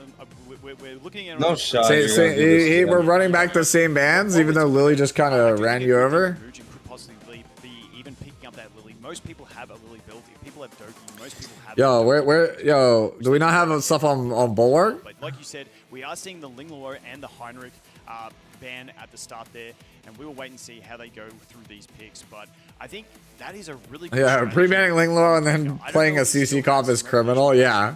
Pocket, but we do Takes see Doki that Doki away. And this is what I spoke about earlier. These guys are really good at counter-picking their opponents. So Mujin going ahead and picking up the Doki Doki straight. Lily Mio, oh my god, bro. The Lily Welcome. and the Mio, 2 of his core units from before. Yeah, absolutely. Tiamat Sonya. Yeah. Here, so more traditional bruiser coming through from. Yo, where my Edward Elric character, the style character of this game, dude? Where if my opponent uses CC, I just get to beat them up for free. He has the Mio. If he gets the Kraken through as well, he can. Yeah, there's ban protect. Yep, there's ban protect. Yeah. Might be a bit of timing out there, so we'll have to wait and see. But yeah, I do like it's the third teammate pick ban Sanya. protection is on. I'd like to see the teammate get through in a match, but I don't know if Keka is going to allow that. They just have such great synergy with that max HP increase that can. I think Obol Kraken. All right, you got to show me something here. We're not getting top speed, so you got to show me. What is your answer? How are we beating this? Lilith. I want to see Lilith. Kind of saw why last time round. We need something that's good versus the stuff. He's got to show me like some Bulwark characters. He serves 2 purposes in the team. Your Mio and your Kraken, they've got. I'm honestly astounded that the Tiamat. I think that was banned last time. I was gonna say that's probably on Bulwark, right? Obviously, he's lost his Doki. Yeah. But I'm very curious to see who he picks up in that last. Like Doki Doki, if she gets a turn, can at least give us debuff cleanse. Doesn't have that cooldown reduction. It is going to be well, we can see here, we're going to wait for the final slots coming in from Muujin. He's got to round out his comp here, so obviously supporting a Tiamat, you probably want to bring another damage threat in this case. Oh, I love the Mizuki! Ooh, okay, Mizuki is Okay. I love Mizuki. I'm building her right now. She's getting all my purple lattices. I think that character is so good. She's like an ML Ken for those that play E7. Okay, with the Kaz, he is, and I don't see the shells, so I'm curious to see if this may be a revelation Kaz on some of the old plays, or whether it's pure control. We'll have to wait and see. I am very excited. It looks like, you know, in any given situation, he's going to get a Alright. very early turn set up here, so immediately goes. Show, yo, look at that. There it is. Dude, I think this character is so sweet, dude. I think this character is so fucking sweet. To go ahead and get that steal, which is fantastic. Then we have so much control on this team. So we have the Kaz, and she is going straight for that skill 3. Do we get the full board sleeps? Yeah, we do. Maybe you can use the skill 2 from the Kraken. He goes straight for the skill 3, wasting no time. Doesn't want to deal with any my god, dude. And there we go. We get straight into the AoE freeze following the AoE. Dude, his whole team is on Codex except for Kraken. Ain't no shot, dude. This actually is hostage gaming, dude. This is actually hostage gaming. With cooldown reductions, there is just so much going on here. S3 again? More turn gauge manipulation from the Mio, and this is going to be another one of those slow matches. But you can see Moon just flicking his pen because he knows I just got to wait and hope for some RNG. Otherwise, S1. It's brutal. He's just push him back. Really? Going to go for the defense break, but actually gets resisted by Tiamat. Oh my god. They brought more effect resist, maybe a couple of. Yeah. The great thing about that is, and why you see him using that Kaz. That's wild. Because we do have a low cooldown on it. That's one. But it's also the fact that once they are This is the type of game. This is why Brett is like, I only play ER on my characters, so he doesn't have to play in these kind of games. Yeah. They're just not going to get a turn out of here, and you can see his cooldowns are just about. Like I already started building 150% ER on a lot of my characters. He's going to do it. Yeah. Puts it down. Probably could have saved it, but let's see who he goes ahead and sleeps. Probably the Sanya. Once again, it's very similar to last match. Oh, we resisted. DPS threat, and then you also have the Sanya. Resisted. Both of those to win the game. Sorry, she slept again. That's 3. Misses a stun there on the Mizuki. Oh, Mizuki. Oh, Mizuki Makoto stayed. Yeah, we froze it. And she Oh my god, bro. He just knows. That is a low percentage chance as well. Okay, Sanya did not get that freeze. Will she get the sleep? That's the big thing. Once again, you need to hope for that RNG of missing some of these CCs. I mean, she does push everyone back. Yep, there it is. Dude, control! Control! It's not looking good for Muujin. Muujin has yet to press a single skill on his side of the board. I mean, Keka really did cook with this time round. Yeah, I mean, the full control, and I want to say the linchpin of this team is definitely that Oval, because he adds another control unit, but he also brings that strip, which is such a valuable thing to have when you're running so much control, and he has speed-tuned his team. The power of the old man, bro. He's just faster than every other control unit on his team. Absolutely fantastic cook that Keka has. He said before that he was cooking. Yo, so we're Bloodbath. Okay, look, let's move on, because at this point it's looking like a foregone conclusion. Bloodbath doesn't care. Yeah, or CC doesn't care about Bloodbath. Bro, but my 18% ER. No, what's your best option? This looks like a great anti-turn 2 comp, but could a fast revelation comp get the I'm edge just here? going to hold on a sec, because I'm not sure if this Gigabyte is about to take a turn and advance the Sanya. It didn't. Okay, we need to land that freeze. Okay, I just wanted to make sure that Sanya was getting frozen. I didn't want to jump ahead too far. We are getting sleep. And once again, it is so much that comes out of this team in terms of control. I think if you're Chiaki the Echo. To land this freeze as well. Do we gamble here? And that's what these games are. You can think it's foregone. S3, shove everybody back. You can still come back. Oh my god, dude. Oh my god, dude. Alright, next patch, Green Sanya buff. Passive works even if CC. We got Oval blocking his Codex as well, meaning he can use that skill 3. God. And now I think we're pretty much close to. Hey, look. Yeah, I don't like Muujin, look at it this way. You got a free trip to Shanghai. At this point, it just looks in complete control for Keka. Like we said, not a single turn taken by Muujin in this Imagine You Oh, feel bad. God. He's He's walked just up on a stage, body ready to there. click some buttons, has clicked 0 buttons. That actually would check Zolrain, because when I had access to the early access server, they gave everybody basically just like God gear, and I was like, well, what if I just want to use gear I farmed? Quarterfinal, and I gotta say, I feel dirty watching it. Yeah, I feel dirty watching that. It's one of those ones that is quite frustrating when you want to play a game and you don't even get to play at all. I mean, but he cooked, and that is the majority of the battle in Etheria. It's that theory crafting. It's that getting your mind in the game, understanding, reading the meta, getting ahead of the step, and that was incredible to see from Keka. I know even from a viewer's perspective, it may be like, oh, that's quite frustrating to watch because you know how awful it is to play against. But from a theory crafting perspective, that is impressive gameplay. That, you know, he walked into that. You know, you reflect back on that game. I know that the commentator is just doing his job. 99% You can't just say like, Yeah, he's doing his job. yeah. You can't say that like all that shit. Like you gotta have to just like, you just have to like talk about the positive. You have to try to find the positives in it. That's the one thing when you're behind the desk. You have to say that. But like, yeah, that is it's a little bit frustrating because you kind of have to have like specific units to play against that. Like built very specifically. Less speed-oriented turn 2 teams, but we know that Young. Can we have Yo's got Bloodbath on E7 too? speed I mean, revelation players should. in this team. You know, if you're Keka, do you have enough speed? Because if you can't outspeed, We get Swift Raid in E7. Bro needed Gigabyte, Bulwark, Kachi, the guard build. Yup. All of your main stats on your modules. So you're not running many defensive stats. You're not running many offensive stats. It's all about making sure that you're. I'm surprised he didn't put Tiamat in pick 3. You know, with that strategy, you've got to hope that you outspeed, but that's how revelation players tend to play as well. Yeah, I'd hope he has a decent little bit of tankiness because you don't need as much accuracy in the PvP side of things because no one's running resistance ideally. So hopefully, Yeah, Strive Set's also another one that like people should play.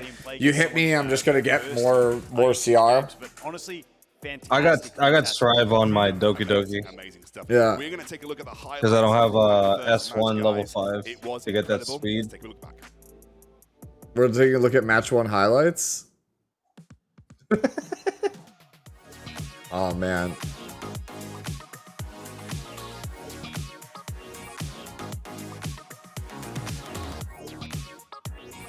All right, but where are the Mugen highlights at? And there's the entire match right there.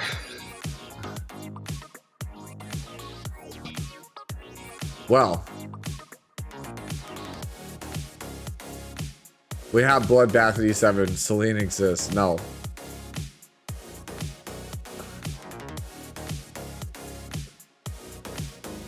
Highlights was the whole match. There were highlights that should die. Like there were highlights, question mark? Oof. Oh man. Big yikes. Damn. All right, what do we got now? I'm here with Keke, who I was originally wrote down here to say after a quick and decisive 2-0 victory, but it was not quick by any means. That was a slow and gruesome. That was death by 1,000 cuts, bro. Because you were on stage, you know, a little bit nervous. It's offline finals now. You've got a win under your belt. You're feeling a little bit less nervous now, a bit more confident after that win? A lot more relieved. Like the first game, not having info, you know, now next few matches I get to watch that my opponents play, so I'll feel like better going to the next few games. Lando, thank you for the follow. Strategy, because that was just pure control. We were going to talk about specific picks, but I think we have to talk about it as a whole. Run me through it. Was this what you were saying on stage that you were cooking up? Alan says, I like the part where he used CC, smiley face. Going into the qualifiers, I played pretty much like purely Cleave and Revelation, and I think recently like people got a lot of Bloodbath, Lighthouses, and I think like they can also steal my unit sometimes. Like as you can see, he took Messiah first pick, trying to take away from my Cleave. So my friend actually, never lucky, he cooked up some control units and he tried it out, and I started following and tried it out in Arena, AI Arena. Sorry for late follow. I'm playing Lost Sword and Etheria whole day. I'm so annoyed All now good. because, by the way, this is how I play on ladder in Etheria. I don't have that many damage dealers, so I just win the game by controlling people with like Kazuyo and Mio, right? Oh, you're one of them. Bro, I don't have damage units, so Well, the poor is my guildmate, so I don't mind playing control. I like playing control. I recognize it's maddening for the person to be on the receiving end. Shiny is similarly like, I pre-ban Sure Kazuyo because I can't stand that. similar to Mugen that I just played with. So I would rather, you know. Noted, I'm cringe, bro. I'd rather be cringe than Congratulations on your an win. ER Best of luck cheeser. in the semifinals. There, I didn't have a good comeback there. Second game right after this. Boo this man.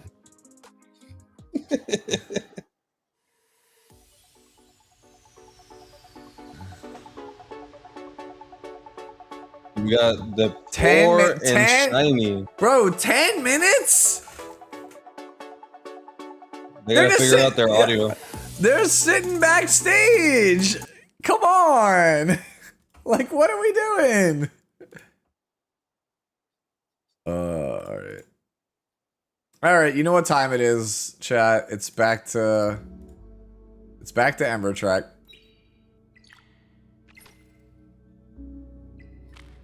Prepare to bring that cancer to ladder. It's already there. What do you mean bring that cancer to the ladder? That's what I've been playing, homie.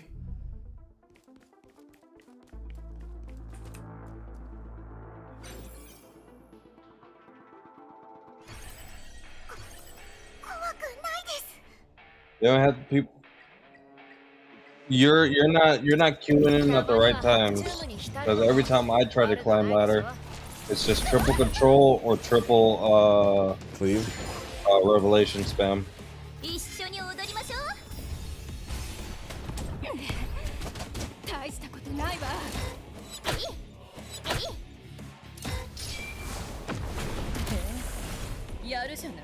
Rose my Rosa, that's not cool. Why would you do that?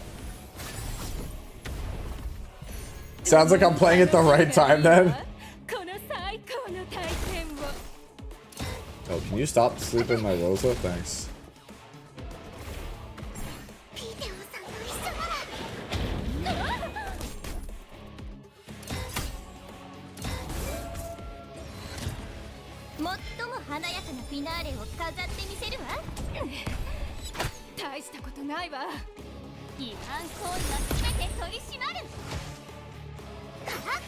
This Kazuyo the Reverie unit's kind of broken though.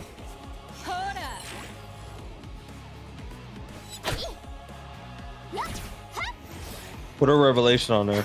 You're gonna see some nasty work. What modules are on my Yelly? I think she's on. I think it's Battle Will Kenai right now, and Swift Raid. Just because that's just what I have. So it's not by any means what I think is the best thing. It's just that's what I have.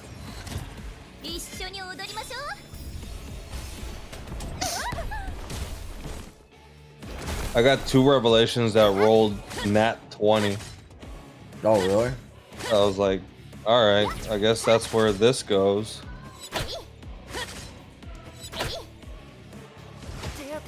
Are you not watching the EWS?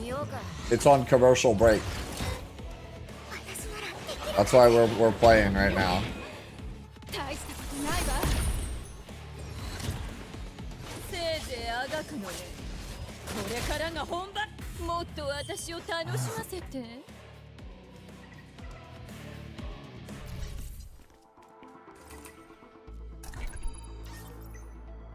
Alright.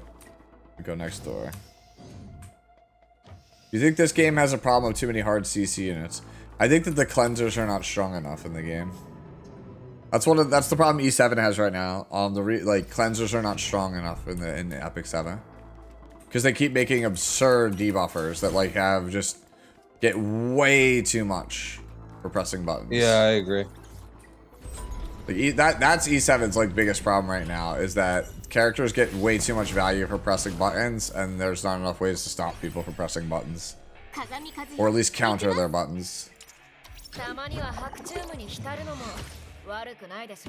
E7's a game of just overwhelming offense right now. Even like the characters that are hard to kill generate overwhelming offense.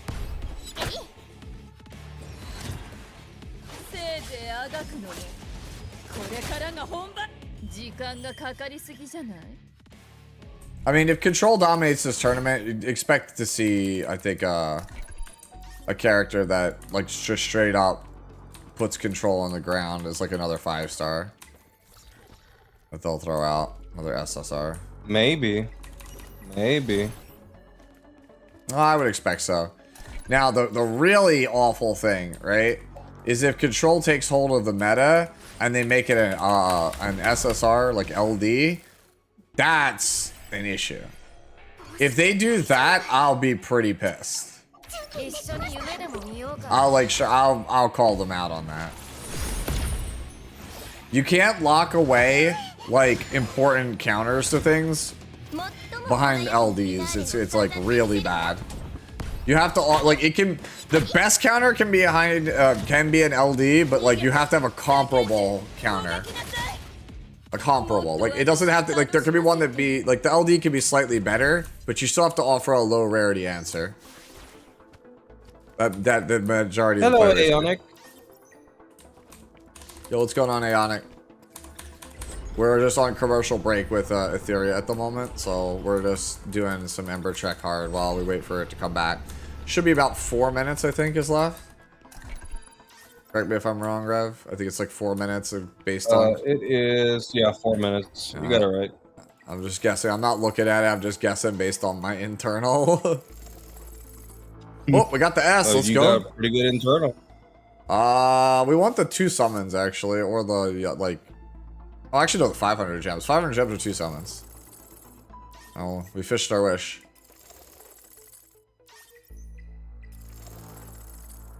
Alright.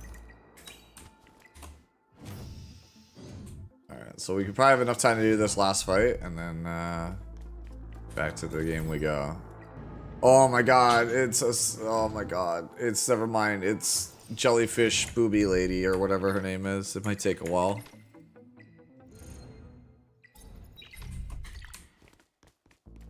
Surely we just we set it and forget it. We don't lose.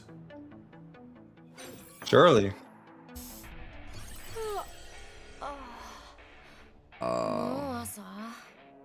Yeah, you ignore this one, the Final Frenzy one, if I recall.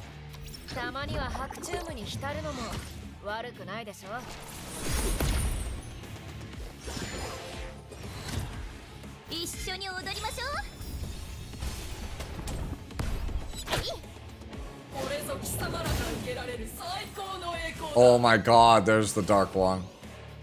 Yay, it's time.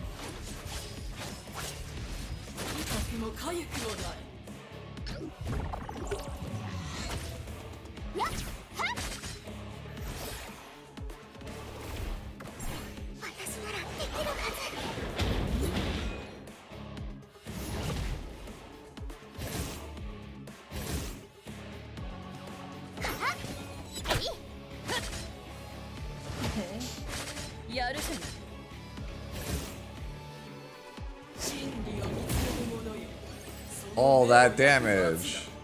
Losing your turn, boys. Alright. I actually have to bring a second healer. Can't just bring Rosa. No matter what you want, you can't just not bring a second healer.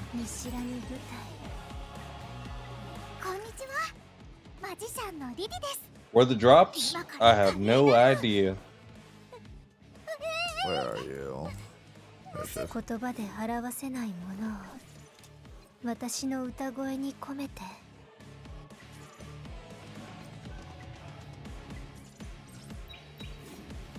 見知らぬ舞台 Alright. Hey, there are Twitch drops. I did not know that, actually.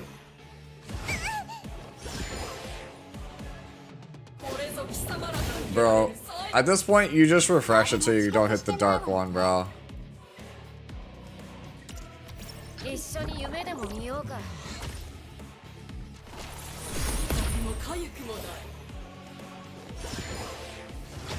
Alright, where we at? 44 seconds? Alright, in that case, then we just turn off the audio. And we just hit continue battle. And then we just let it auto, and then we don't look at it and see where it is when we get back. No big deal, right? Surely we just win. Yeah. Alright, let's hope our next match is not just Control City, bro. I hope. Either that or like hopefully somebody's just like, guys, I have Kachi the guard. I want to see Vice. You want to see Vice?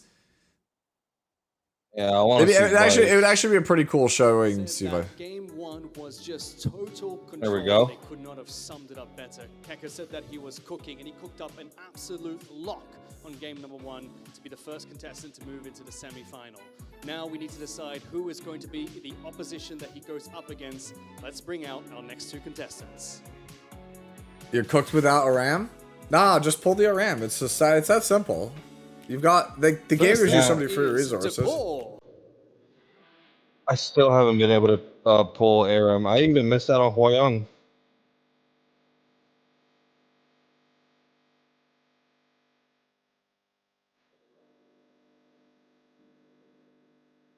All right.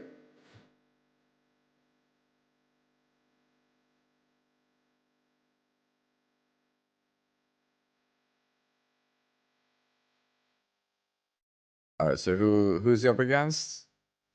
And his opponent will be Shiny. Shiny.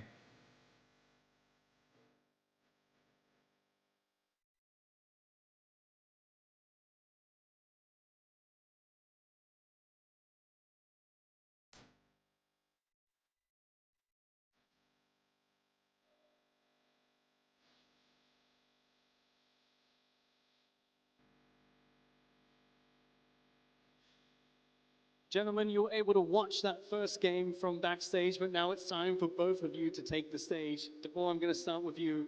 There was a long way to get here for this offline finals. Are you feeling confident for this game? As much as I can be, I'm ready to play, and let's give it our best. That's great to hear. Shiny, Keka said that he was cooking something up, and he definitely showed it in that last game. By any chance, do you have something to show us coming into this match, or is this going to be stock standard for you? Like you said, I will do my best. It's one of the biggest whales on this tournament. Maybe today the fish will hit the big wave. Thank you so much. Lots of respect from both of the contestants here today. We're going to get straight. He's one of the bait deport. He's like, this guy's a whale, bro. So let's just see if we can beat him. We've only seen one match so far, Hotshot, and it was just straight up the slowest 2-0 ever because the guy just played hard CC and just banned out all the cleansers. Welcome back to and just made it so that he just stun locked the guy. He didn't get a single turn. Second quarter final here. Deport versus Shiny. I love that from Shiny, by the way. And just so everyone knows, they get to play their. I think so too. Should I? Qualified on the ones that've been grinding since the start of the game launch, and Shiny says Deport, he's got a very, very expensive account. Maybe I can take him down, but it's cool stuff, and I think I'm excited about this game. Whether we see something similar, I don't know. I'd love to see what these guys have been cooking, though. We may get a bit more of a standard meta play. Bro got called out for breathing water. That aggressive type of play, and then Shiny to be playing more of the defensive type play. But dude, I love that call from Shiny. These two guys behind the stage. You got Depor, who's the guy who cannot stop smiling, and Shiny has got that just stone cold killer vibe about him. I am looking forward to this match. Shiny is, we call him the silent assassin. He's absolutely stone faced. Could fool anyone. The nerves are not there for that man. He's stone cold. But yeah, we're gonna be jumping into this one. I'm really excited though. I would like to see for the second match, one, different playstyles, but two, that the pick ban phase matches up with, so I could literally see what the commentators are saying. Like I know that Mr. Pocket right at the start said, "I'm kind of excited to see what guys are thinking outside the box." Like real-time feedback, please. Has already brought something a little out of the box. Are we going to see more of that going into the second quarterfinal? Yeah, I don't know what to expect. I just realized Vulcan fixed his collar. That, Keka had the same feeling that I anticipated, was that he would rather play. If they show the other picture from before, man, like he didn't have his tie all the way tightened up, so the collar. And I wouldn't be surprised if he had other strategies. Pull it all together. Bring out if he wanted to. But the great thing for him is now he gets to sit back and watch this game and really study. Whereas these guys watching his game, they're trying to pay attention, but they're also focused on their first match. They've got to win their game first, right? They've got to win. Obviously you're thinking about what's coming up, but you've got to win the game in front of you first. And we are heading into that pick and ban. He looks like a WWE commentator with that tie. And like you said, Shiny traditionally a bit more of a turn two. I'm just now imagining Vulcan just going, by God, it's Shiny with the steel chair. He's got a hold and obviously DePaul, a little bit more standard in terms of his revelation. The Yelly is in there, the Lily's in there. These are just the types of picks that they like to pick up in their comp. If it's another control game, can we just go back to watching you play Abyss? Just missed him. We'll have to I second that. Definitely keen to see. Literally Resident Sleeper Gaming. Standard format that we are expecting to see, or if they do cook something, are they going to try and counterpick because they do know the way each of them plays? So yeah, we are waiting to see the pick and bans come through. Daniel versus the pre-bans were Heinrich and Lingo, so it seems like a pretty standard set of pre-bans across all of our. Oh no! Oh no! DePore is going to control. Serious? Buff extensions. Heinrich, a very, very powerful. Do we need a Sonya version of A Momo and E7 aka buff blue hand wait. Hold on. So both of those off. Mr. Bofa! Locked in immediately for Mr. Holden D's! Also a buff stripper. Pretty good at it. If any of you guys are Terramaton Inferno grinders, you'll know that Holden's one of the best for that buff strip at the start. Yeah, definitely interesting there. So definitely, I think we're going to see them playing different strategies than what they did through qualifications. So that's a. Yo, what's going on, Ani? I'm doing all right. I'm a little tired from last night's watch party, just so that we could go and do another watch party here. And after this watch party is over, guess what? It's another watch party. It's another watch party. And there's another watch party tomorrow. If you have any to go in there. Because there's 2 days for this invitational. It's tough to deal with. It is a Doki. Yeah, day one is. Ooh, I like those first 2 picks from Shiny. So he's got Doki and Fushu. You mentioned was Fushu. into these turn 2 comps a little more. Doki's someone that has popped up more frequently than I thought she would. Planning for the longer form games, Doki shines in the longer form, format. Yeah, Doki definitely fantastic for these longer. I like that character a lot. I want to build one. Nahor Yelly? Scales well into the late what? Okay. And then we see interesting. Out with the Nahor, who I haven't really seen much in the PvP. Who's your does that have that skill opener? Freeze and also the defense break. Probably Nahor. Does have the strip as well. Max Nahor and Max Yelly, by the way, for DePaul. Is so it? Those are the two. Must have cracked speed here. Yo, Lily and Mio are still alive. For those of you that don't know, Kazio's still alive. Of like Mio and Kraken to an extent. Like he's got a bit of a mix there. He can freeze, he can do big turn resets. I need to take a shot for technical difficulty on today's E7 World stream. I'll die. I sent that to Valky last night. He literally was like dying laughing. Wahoo and Rin. See? Rin on Ban Protect. Let's go. Didn't I tell you, Rev? Didn't I tell you? Don't know what Rin does. She has sure did. She has defense buffs. She has attacks breaks Look, for the opponent. So I may not have the best gear. I may not be a Giga Whale, but I know good shit when I see it in these games. The one that's got me is Rin going into that protected pick is a very interesting. Yes, Ani. Their watch party later tonight is with me, Tristan Wolf, and Anya and Byako again. And wouldn't be looking to ban that, but we do have the Rahu, obviously another character that scales up. Off principle, I want Shiny to win. I want Shiny to win also. Really pushes hard. So because like I would play that team on the right. I don't have Doki Doki, but I have all the other ones, and I would play the hell out of those because I like all of those characters. Lily and Tsukiyomi. Hey, look, he drafted me. And then that Yelly, who is a massive damage dealer. And then we've also got some extra control, and then the balance. Didn't you guys know I'm like some random blonde anime girl? At the end here, so a bruiser, Viper. I like the right team comp from Shiny. I like it quite a bit. I think if I'm shiny, I'm banning Nahor here. I think I could beat basically everything else. Yelly build here coming out from Depor, so very interesting. If you're Rahu gets banned, it's gonna be a slow game.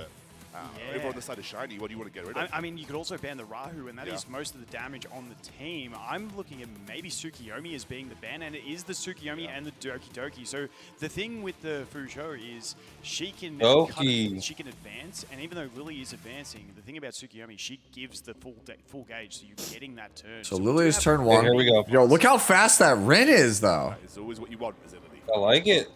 Then you're gonna, I assume. I've seen Lilies do two things. Yeah, he's gonna push up I have seen some Lilies Aor. throw down the S3 to try and stop the ultimates from the enemy almost straight away. But yeah, that's not going to happen with 2 immunities on the team. We do have Yeah, two Lighthouse. Oh, actually, he's on Bulwark on his cleanser. which we haven't seen yet. Now, Alicorn giving you the ability to cleanse debuffs at the start of your turn. And Viper, too. Viper's also Bulwark. Okay, so they did go Holden. S2 on Rin? No, S3 just strip. There, or we could go the strip. Nahor is due to act next, so we are going the strip. Because Nahor's up next, so we're playing for the freeze. Oh! Oh, and the Rin's on the purification light cone. So you can't control her. Boom, and there we go. Yeah, Alicorn and Wow. Thrive, wasn't it? Yeah. Was it? But we do have that Alicorn that comes out. Coming in clutch there, allowing us to get that skill 3, and we do get the freezes off as well. And here comes the Revelation. Triple freeze. It was the taunt, so unfortunately that Revelation not getting maximum effect there because we didn't get to do the AoE on the Revelation. But getting some really nice damage into that Rin anyways. If he resets the Rin here, that's pretty rough. Back all the way here. And increase those cooldowns. Yeah, so I wonder where we're going to go for. You've got 3 options, obviously, coming up next. You've got the. You have to do Rin, right? Because if Rin gets that fat barrier, bro, we are not killing things. We could punch that Fuzhou back and just mitigate her possibility of actually getting those big shields. 7 seconds. Well, and that's what he goes for, and both effects do land on that one. All right, defense off, shield up on the whole team. Yeah, S2. Surely we slam. Going to go with the defense up for the team. Obviously, those guys are frozen. I forgot those are frozen. Oh, but we have Dispel here on this guy. The pushback for Holden. That's on fort. Back over to Depor, who has Dispel. Not looking super great for shiny right now. Straight onto the Fushu, so trying to put a lot of pressure onto the Fushu here. Yeah, definitely trying to get that going here. And now we have the skill 3 available from the Lily. Going to reduce those reset. Once again, really honestly nice having the twin trick there. On the Only 2 stacks still from Viper, so no threat of counter. Now, it's not going to be fully off cooldown unless he's max skilled. That we're not sure about. But if it is, we can just go ahead and reset another character. Now, we did see a counter. Unless he's on Bramble. So Bramble Rahu. Yeah, he's on Bramble. Exactly who that was. Yep. Bramble Rahu, pretty big here. Fully able to get the full Dispel down, but that will be available on Holden's next time. But Just does know pressure Yelly here. Unfortunately, as you mentioned, all of those cooldowns have been reset to full, so it feels a little bit useless at this point. And we do now have the ultimate, but no revelation cooldown for Yelly, so not going to get the big hit from the ultimate, but still worth using. Yeah, we still try to go for death rate. We still got the follow-up attacks that could go ahead and destroy one of the enemy units. We do see the Lighthouse proc there, along with the counter attack from Viper, and we go with 2 arrows, stopping at the 2. Okay, that is subpar. The average for you probably try to provoke Nahor here. Most people, I think most people worked out at 3.5 is kind of like the average for her. So. Yeah, a little bit. Or Lily. Skills are Lily. He has to go for Holden. Yeah, not too bad, but once again, now the Revelation is not going to match up again. No, I think it has to go for Lily, actually. Nahor has no cooldowns. Lily's going to lap. Try and get as much damage into that Fuzhou as possible. Rin did taunt the Holden here, so Holden not going to be able to go for the buff strip next turn. Even if he laps, she already used her S3, so Holden's S3 is already Not up. going to be able to do either of those. It's more a matter of like the healer's just like not long for this world. With that max cooldown increase. Yeah. So that, but like, see, that pushes up Yelly here. Holden, all right, we're going to put Twin Trick over onto Yelly this time and try and bring that damage up as fast as possible. Not enough. Gotta wait and see. Yeah, it looks like we are. Because she didn't have Twin Trick at the beginning. Oh, S3 huge here. Then it goes on to Yelly here. We finally get the Rahul ultimate. Yeah, and I think Rahu is going to be that big threat with some big damage coming out from that AoE as well. well. Provoke Yelly here. Once again, scaling so well into the definitely provoke. Lighthouse. Often you Yeah, this is a provoke Yelly and then S3 Viper Viper. But that damage and No, okay. I will say, we're just gonna trade pieces here. Viper and Rahu, like they Oh, are, he's they are healthy. Yelly's silence. These boys are. Yeah, but he's gonna probably kill the healer here. There's no sustain Yeah. on the side of Depor. So even though Depor's felt like he's been in control so far, you've still got a lot of damage scaling coming out of the Rahu. Viper's still pretty healthy as well, has the counter-attack possibilities coming through too. I mean, at the moment, it's not looking terrible, even though we've just seen... Viper at... That's 3. Oh, he's reset. Hit Yelly here. Go for it. To play with. Yeah, definitely, and we might see a KO coming soon as well. Oh, Rahu didn't We've got the activate. Rin in trouble, but the one big thing that I want to mention, Rin, one of those off-meta picks, but that taunt has really set up this game for him Yeah. because of the way we managed Oh, to get huge strip counter. AoE. Let's go. From Viper coming through. Oh, Rin hanging on. Surviving, and that maybe Love this poke is gonna be girl. enough for the Yelly to go Let's down. That's what we've go. got to see. And if the Yelly goes down here, Has to do he's not S1 looking good. Yelly Stays alive. to Did we land the taunt there? hopefully The activate taunt has Rahu. landed as well, which Oh. is actually really big. I do believe it. No, okay, the taunt is now not going to be active. We have the Revelation. but we don't have the skill 3. Yo, counter would be massive here. But not S1 or not S3. Yeah, counter is Gamble? massive here. Cooldown this time round has Either character. I think you go for Rahu. damage that we could get Going for the Viper, that's 2 arrows, 3 arrows, 4 Four arrows, arrows! and it's down. There Wow. goes the Viper. Okay. The Rahu, though, is still Oh my incredibly healthy. God. We do get the pushback, but he does Yo, have those can- revenges can- coming out, and he is a Whoa, massive whoa. threat here Whoa. at half HP. Now, Does he get we stunned? the freeze, it's not looking great. That is going to be the thing, but that enemy team is so low. Does the freeze land? The Freeze does lands. land, but No. this is going to be close. How many arrows are That we was gonna get on this so one? close. break coming. It'll be enough. It's It'll enough. be enough. It'll One. be enough. Oh, wait a second. It's fine. Yeah, the yeah, Lily yeah. is going to get the turn. It's okay, and that is going to be it. So, honestly, that was not an easy game by any stretch of the imagination. That Wow, could have gone both ways. well played, Shiny. That team comp was so cool. Really felt at least 3/4 the way through. That was a there. really On sick either team side. comp from him. Couple of good hits from Yelly. Honestly, I really felt like We Shiny needed had the bag. Rahu. We needed you to follow up on that attack to take out. Bro, if Rahu had countered that first one, bro, it was over. Lot to learn going into the second. Yeah. Yeah, definitely. And I want to say, I think from Shiny, that Rin play was really clutch. That desyncing. Bro, of they gave Revelation everybody pen was and a paper great for no play. taker. But once again, that Holden skill 2 coming in so valuable against that Fucho. Yeah, that was a Massive really increase good in those game one. cooldowns, and she just feels so useless without having that skill 3 Fun. active, being able to Actually shield and fun. speed. Yeah.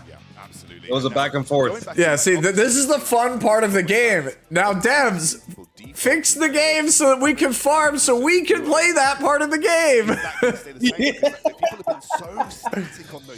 Like, we want to play that. But the thing is, I'm over here, I'm stuck. Oh, I'm dead there. Yeah, I'm dead, first off. But we're out here with just, like, no level gear, bro, because Your whole thought is, if they then pick materials, it's too much. There's no economy, yeah. Right? Like, oh, dude, you want to try to go for a red shadow dash? You want to just, like, burn through all of your stuff? 100% have her skill 1. Like, I have a lot of materials I've been farming non-stop, but, like, I'll probably spend $1 million just to try to get this to a red one. And then Heinrich, we all know, absolutely massive. AoE Like, strip, do he's it. got strips on everything because it's a passive.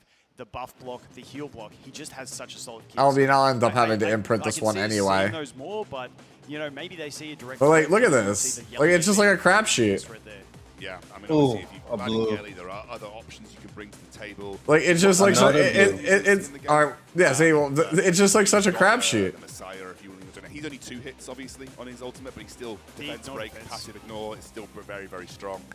16%. Plenty of other multi-hit. Like, what a fun time, right? Like, look, I started at 2.8. Rosa, you saw a bit of Ziada, like there was a lot of these Oh, there's an upgrade. table, but excited to see I spent 500k to get 2 speed. game in the series. That's like literally a whole day's worth of farming to get 2 speed. That's why I wanted Neo. I think that's really important. And the thing is, if this was like the hyper late game, right? Where I've been a franchise player for 3-4 years, sure. But like this is like month 1. This is like week 6, week 7. Like you mentioned, you know, It's just it's too much. Heinrich strong. Like if you It's let them too through, hard. You've got to be comfortable dealing with them, and right now it doesn't feel like anybody is. Yeah, no one wants to deal with that. So, like I said, I'm hoping to see Shiny if he has something else. But Shiny definitely counter-picking that Holden straight up. I feel like Holden was probably the Mr. most Bofa? picked character for Depor, which in the last game, in hindsight, was a really great pick considering he's more of an aggressive player. Doki Doki Viper? Coming in with the Doki Lux, look at my screen. Let me show you where my 20 speeders went. Lily, you want to be, you don't want to open the lattice shards chest. That's a trap. Just open the gems. The gem chest is way better on this event for Dreamscape. Already seeing, as I mentioned before. Like here, let me just real fast. This chest, this is the one you want. Dude, ignore the Dream Lattice one. It's a scam. Your odds of getting shards are like non-existent. Just get the gems. The gems is consistent value. When the ultimate finally came out, did the most damage. Obviously, Rin I think was also really impactful. But Like your odds of getting the gems are like 3% on a box. It's really bad. Whereas gems is like 20-30%. You'll walk away with like a couple. You can. It's your choice. You can spend the whole event to get half of a gold lattice, or you could walk away with like 6k gems. Just get the gems. Damage coming out from him in some of his next picks there. He's got his protected pick there. We're going again. He took Viper and Doki. Rahu? Yeah, Yusuke Omi. Okay. Rahu for sure. But now he also has that You take Lily here. as well. So honestly, pretty Has balanced to with take that Lily. yellow Yeah, you have to take Lily just to counter pick it. damage out there. But once again, You have to Shiny take with that Lily. protected Rahu, he does seem like he is built incredibly well on a fair bit of damage with that AoE. It was absolutely massive. So if he can, you know, I think get a few I of those feel like attacks he out wants to early, pick that could be a Rin again. massive threat, especially now he has Shiny. Holden on board. Well, I mean, if Rahu's ban protected, what's wrong with taking Rin Lily? very early on in these drafts. I think Rin Lily's fine. I think Rin Lily can be his top 4. I would expect something like sustained. Yeah. A bit more sustained, maybe like a Sanya. Sanya gets locked in. And Sanya Hoyan. Hoyan obviously being released in. Hoyan actually kind of a good pick here. Hoyan, the revenge, kind of like the revenge. You just take the Kraken off the board. Death. Obviously, we can get stripped away, but yeah, interesting. Yeah, Hoyan, one of those ones. Do you wanna leave? Completely swing games, and we've seen that in some online tournaments. Don't forget that if she does manage, Lily to wasn't manage, she picked does at get all. the revive, so she can come from a 1-4 down. She can revive her teammates, get a couple kills, and completely swing momentum, which is something I'm hoping we can see some action on today. Some really, really cool adaptations in these drafts here, though, Vulcan.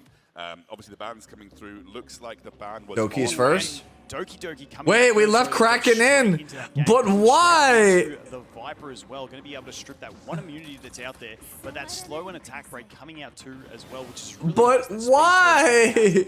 Going straight into the AoE freeze ER build. Missing it on the Sanya. ER. That's a big one to miss. Oh, is it ER Sanya? Cleanse her teammates. Let's see how Yeah. big this revelation here is. This is what we're expecting to see. Revelation though. But triple lighthouse. You do get the follow-up. We've got the S3 focus Sanya. Is the Sanya. What kind of damage? It is big. And there goes the Holden. That Mr. was Holden big Bofa. damage. Now, Oh, you just res him now, right? want to use it Oh right my now, or are we going to go for God. cleanse? I think you've got to go ahead and pick up that revive. Then it will probably cleanse herself and the Fucho, and that means the Fucho can then follow that up with her shield, get the speed buff. So maybe we can just go straight for the revive and try and really conserve our energy here. So definitely have to think about this one.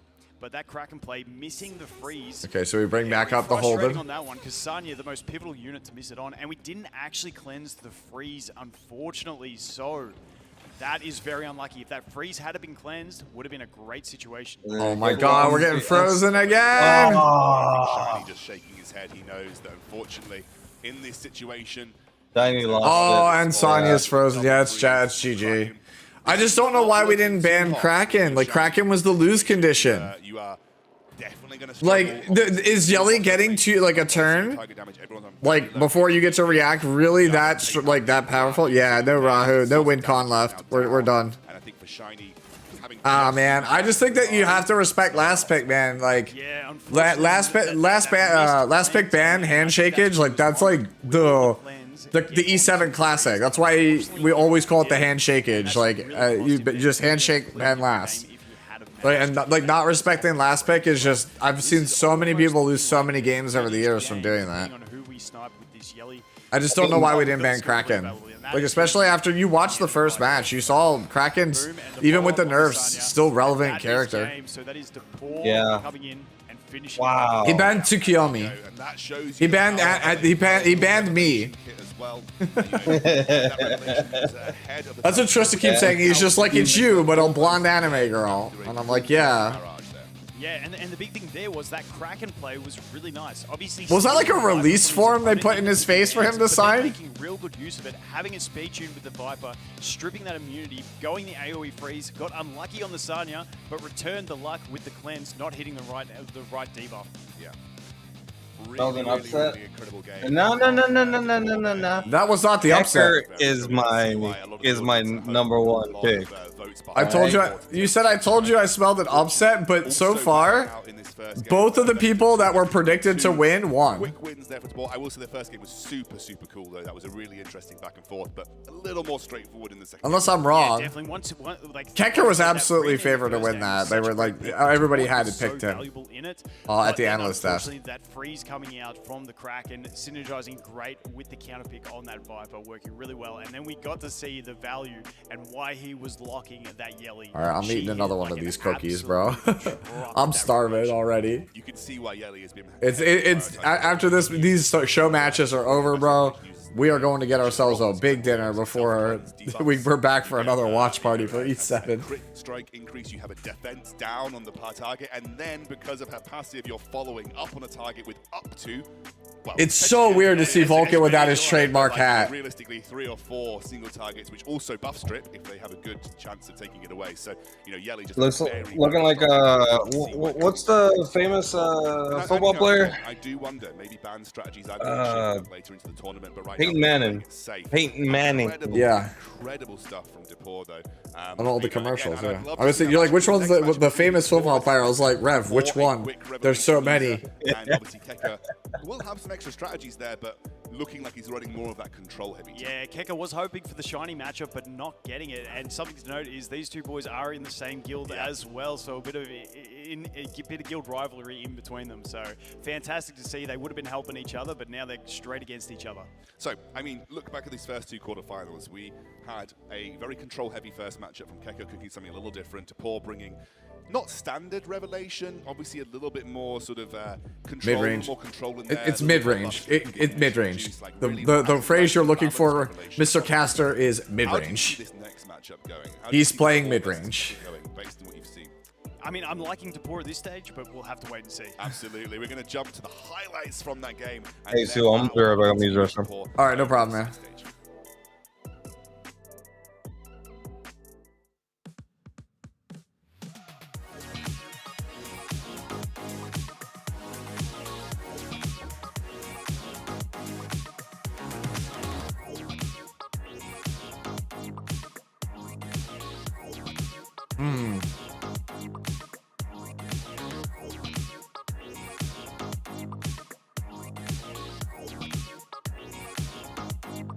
You know what we should do on the other tab? Go over here real fast. I'm just curious if I've gotten flagged for any of this music, if it's all licensed or not. Oh, they have a Yelly cosplayer. That's pretty sick. No, actually, we're in the good. After a 2-0 victory, I mean, the first game That's was pretty good. relatively close, but that second match was just a wash. Very dominant victory. Congratulations on the win. Now, with that win in mind, you're going to go into the semi-finals. Are you feeling a little bit more confident now? I mean, the first one's the hardest, so I would say yeah. Compete on these events, but I'm here to win, so I'm hoping I can do the best I can. Speaking of winning, you did win that last match. In your opinion, what do you feel like was the most important character throughout that entire best of Yelly? I mean, it's the one he ban protected twice. To be honest, every single unit has its function. But if I had to highlight someone, it would be Yelly, just because I like her. Just Yelly. because I love the character. And yeah. Well, that's always a good reason to pick it up. Yeah. Finally, you know that Yeah, going to be Kekker. this Yelly unit kind of good. And he had something very unorthodox planned for the first game. Are you excited? I've been about doing nothing but Kekker? farming Nico Nana for the last week, and I haven't gotten any good White Fang pieces. I hate it here. Welcome to the game. My guildmate, since the start I saw it as inevitable that we will. Chad, I think I understand what he means when he says he just likes the character. On the other side, see him at the finals, but we're on the semi, and well, I'm back. The best, you know? Well, we'll Yeah, get to they watch just interviewed Congratulations Depor. That's all you really missed. They're asking like what character was the most important for him during those drafts. I was like, I feel like he's gonna say Yelly. I mean, he bad protected it twice. All right, we'll be back in 10. All right, we killed that. We go back. We stare at the Queen Rosa. We're almost like, despite being basically free to play, we're almost max imprint on this character. Jeez. Yeah, dude, that's what I it is. still haven't. The only units that I haven't been able to pull on my account are Freya, Ziada, Rosa, and I think those are the only 3 now. Yeah, Freya, Ziada, and Rosa. Those are the only 3 characters that I still haven't been able to get. I know, I'm right there with you, One Shot. Like, alright. So, like, this skin is so terrible, but the actual drawing is so good, so you could use it as your profile. So, like, I have straight up debated buying the skin just to set it as my player icon, but not actually use the skin, but it's so terrible. That said, the other skin that's up right now, the Ling Lua one, is, like, actually good. I know it's just a color swap, but this is actually a good skin. Are these skins limited, guys? I don't like them. Yeah, I don't like color, like, shifts usually. But I debated maybe getting the Ling one.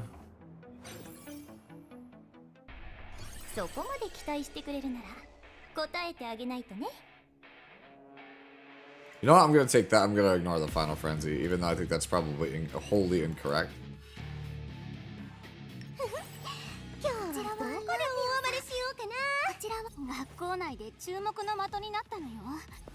I have a set that I have that I could just like slap on her. It's not the correct gear for Kloss, but just it's the one on Kazuya. Where is it? Just throw this on her. Call it a day.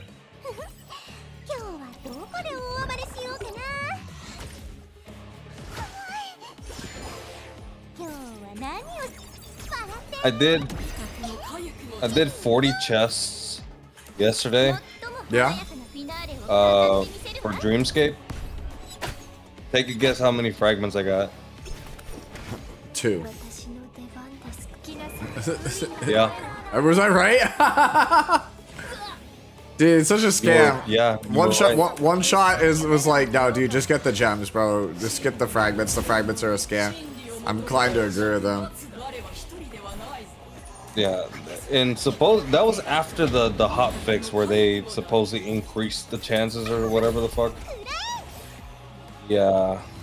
They value Lattice too much, man. It's like early E7 where Mulligora was just so valued by the dev team. Like they just treat it as this like precious commodity. Mulligora. Yeah. I remember those days. I don't want to go back. Nobody And then does. we ended up going back.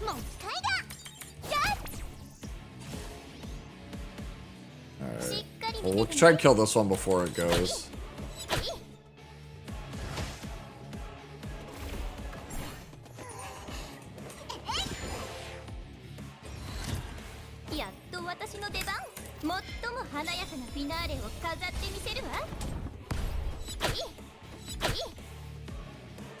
Damosh.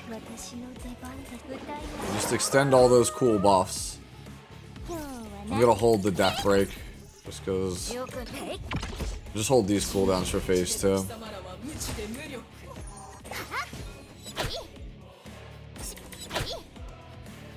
Alright.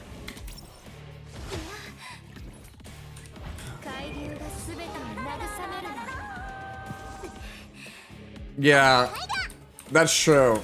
Half the kit is locked behind the lattice kits in this game, whereas mullahs are just increase your like multipliers, right? It's not really locking the kit away. Yeah, a lot of the speed and all that. Yeah. Take my attack buff. Revelation.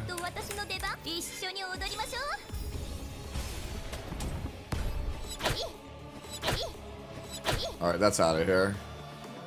Alright, at this point we could just hit auto.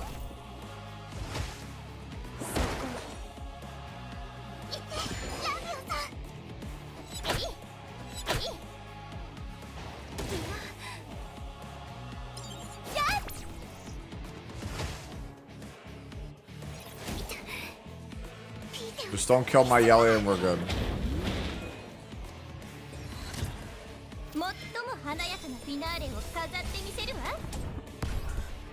Alright, how much time I got left? 4 minutes. Yeah, we'll probably finish the fight before then.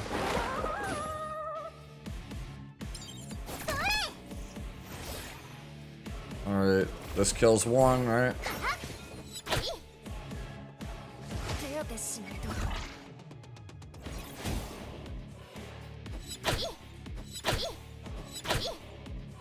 This unit's kind of dumb. Yelly. This unit's super dumb.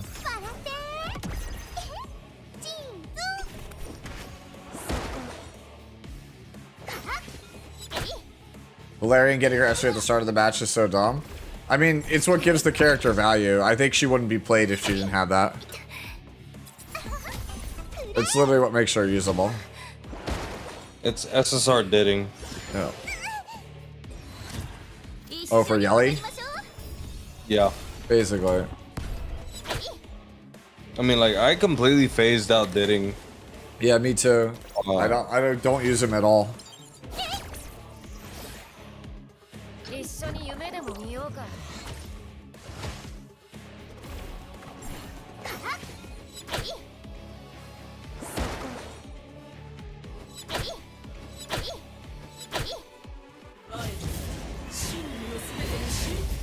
Alright. Place your bets. How dead am I? I took the one that basically says under 25%. She just has infinite ult. We'll see how. Oh no, you're chilling. We'll see how screwed I am. It's actually really easy. I mean, I'm just leaving it on auto. Not like my decisions matter here. You just let Yelly do Yelly things.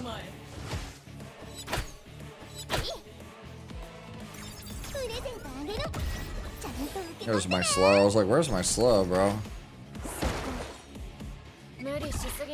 Show me the revelation. Gusto? Revelation? No? Okay, next one's revelation then.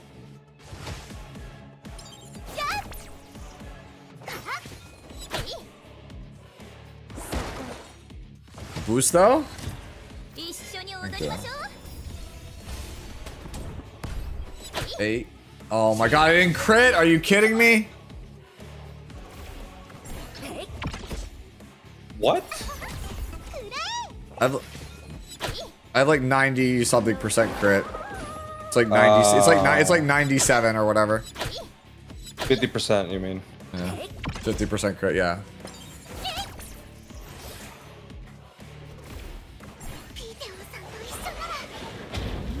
Okay. Yelly cut, please. Thank you. Revelation. Win the game because we actually crit this time. Okay, we just stop at we just stop at 1. Seems like the plan. Okay. Ooh. Whatever. Okay. Where are we at on the broadcast? A minute? Sure, we're almost there. We grab this, it's 100. 150. Oh, my bad. Cool, we just hit this, we hit the S, easy. See? Didn't matter anyway that we hit it easy.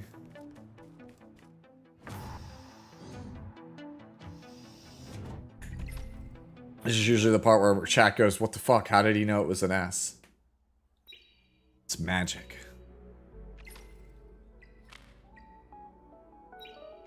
I'll have to do Dreamscape later. And also that. Alright. How close am I to another multi? Pretty far. You know what? Fuck it. We slam just because we're on stream. Don't do this at home, children. See, not worth it. Oh yeah, you got it. SSR. No. Next. Next multi, sure. Yeah. Say easy. It's just that easy. Now, can we get Tiamat for once? Like, I still don't have Tiamat. I'll take a Seata as well. Just as long as it's not a dupe, I'm good. I don't care what it is, as long as it's not a dupe. I had it the double S, yeah. I pulled Lily and Mio in the same multi. New? Fuck me, fuck me, fuck me, fuck me, fuck me. No shot, bro. Yo, y'all want some lilies? That's my 4th lily. My 4th lily! I'm in the same boat. Oh, dude, I can't with this, dude. Alright, we're back. Dude, I can't believe I pulled another Lily. This is getting out of hand, dude. There's so many common units I don't have. I keep pulling LDs. I literally keep pulling LDs. And his opponent, Han. It's actually unreal. Like, I keep pulling, like, Lilies and Mios and Messiahs and shit. But, like, I can't get Seata or Tiamat, who I'm so desperate to get. This is the guy who was rated the least likely to win. He's, like, the lowest seed. Han. Well, we just had the first 2 players move into the semifinals. We still have 2 more slots left in the semifinals. One from this match and one from the next. Han, I want to start with you. You've been able to watch 2 matches backstage going into your first game today. How are you feeling going into this match? As you know, I'm clearly the underdog here. So I'm just here to prove people wrong. Okay, underdog mentality. Youngyo, what about you? Do you feel like you're the underdog here or the favorite going into the match? I definitely feel like I'm going to be the favorite here to win the match, though I hope I can prove that. Well, we're going to go into match number 3 and find out who is heading into the semifinal. Gentlemen, please make your way to the stage. So I looked at the event thing and I actually selected Young to be the winner. That reminds me, in-game, the event is that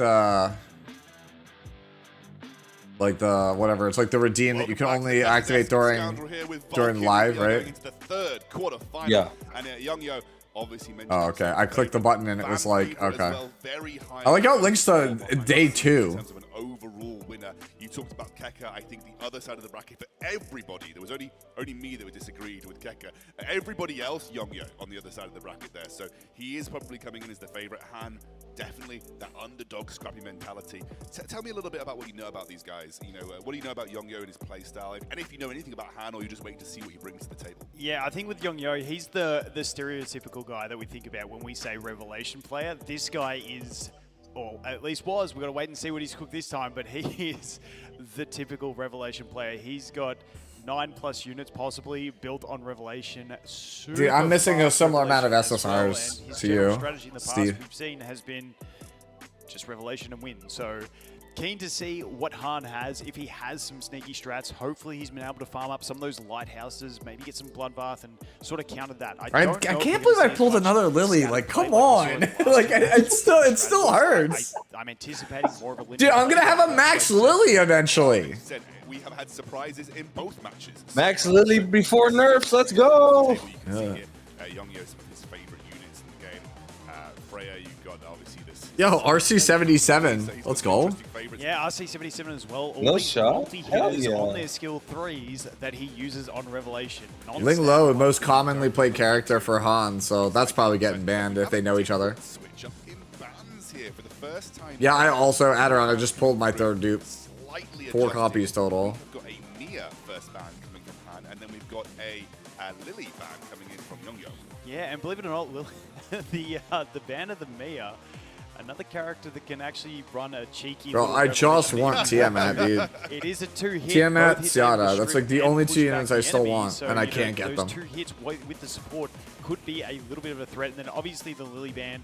Lily is just such a pivotal unit, especially for the slower comps, to give you turn advantage into the later game. Oh, Ben Mia and Lily. Get locked in now, and as you can see, coming up on your screen, Su Yongyo has gone for Freya and RC77. So I don't have Doki Doki yet either. And a counter, I believe, Yeli and Mio over the side of Han. Remember, check out EWS 2025 Global Invitational Esports Carnival in game. Because he is one of those units. He's got a Oh, is the card frame available? Shred attack break and also a the card frame is available. as well. So Yeah, I just clicked the button in game. It's gonna move you out. Okay. Very interesting pick there. Also, the Freya, another obvious Okay, well, clicking it in game just brings you to got the attack stream. buff, got the multi hitters, and it looks like we I are already seeing got the Yongyo avatar go for a frame. pretty standard strategy. You say obvious. Obviously outside of competitive. What? It says the claim that when I hit. What's going on here? See, I literally hit claim rewards and it will bring. Oh, and now it works. All right, whatever. Her ultimate can make full use of revelation. Obviously, Now it works. with that, then also provides a damage Did not work earlier. in your team too. So Making me out to be a liar. Thanks, Etheria. Hurt my feeling. Freya, RC77, Yang, Heinrich.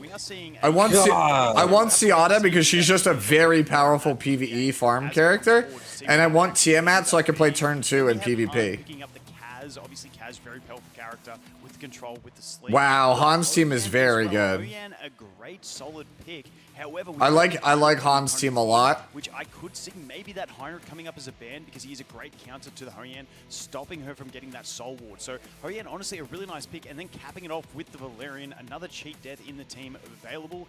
And then the Silence, yeah, the Silence comes through. Do have to just let you know that it wasn't Kraken in the protected slot, it was Yang from what we can see. Yeah. So that should They know one shot. They know each other. Apparently they're guild mates. But it is a 6-hit, and each So Han must know something that we don't. So this is where we see the Yang come in, and RC77 being super fast, and Celine's, everyone is fast. And how many? That's 4 revelations. 4 revelations on Yongyo's team. And you can see that damage coming out super fast. Wow. His entire team is Revelation. And now we have the RC77 and RC77. Yo, it's almost like Revelation was a mistake. Not as much as the other one, but still. Look at that damage, bro.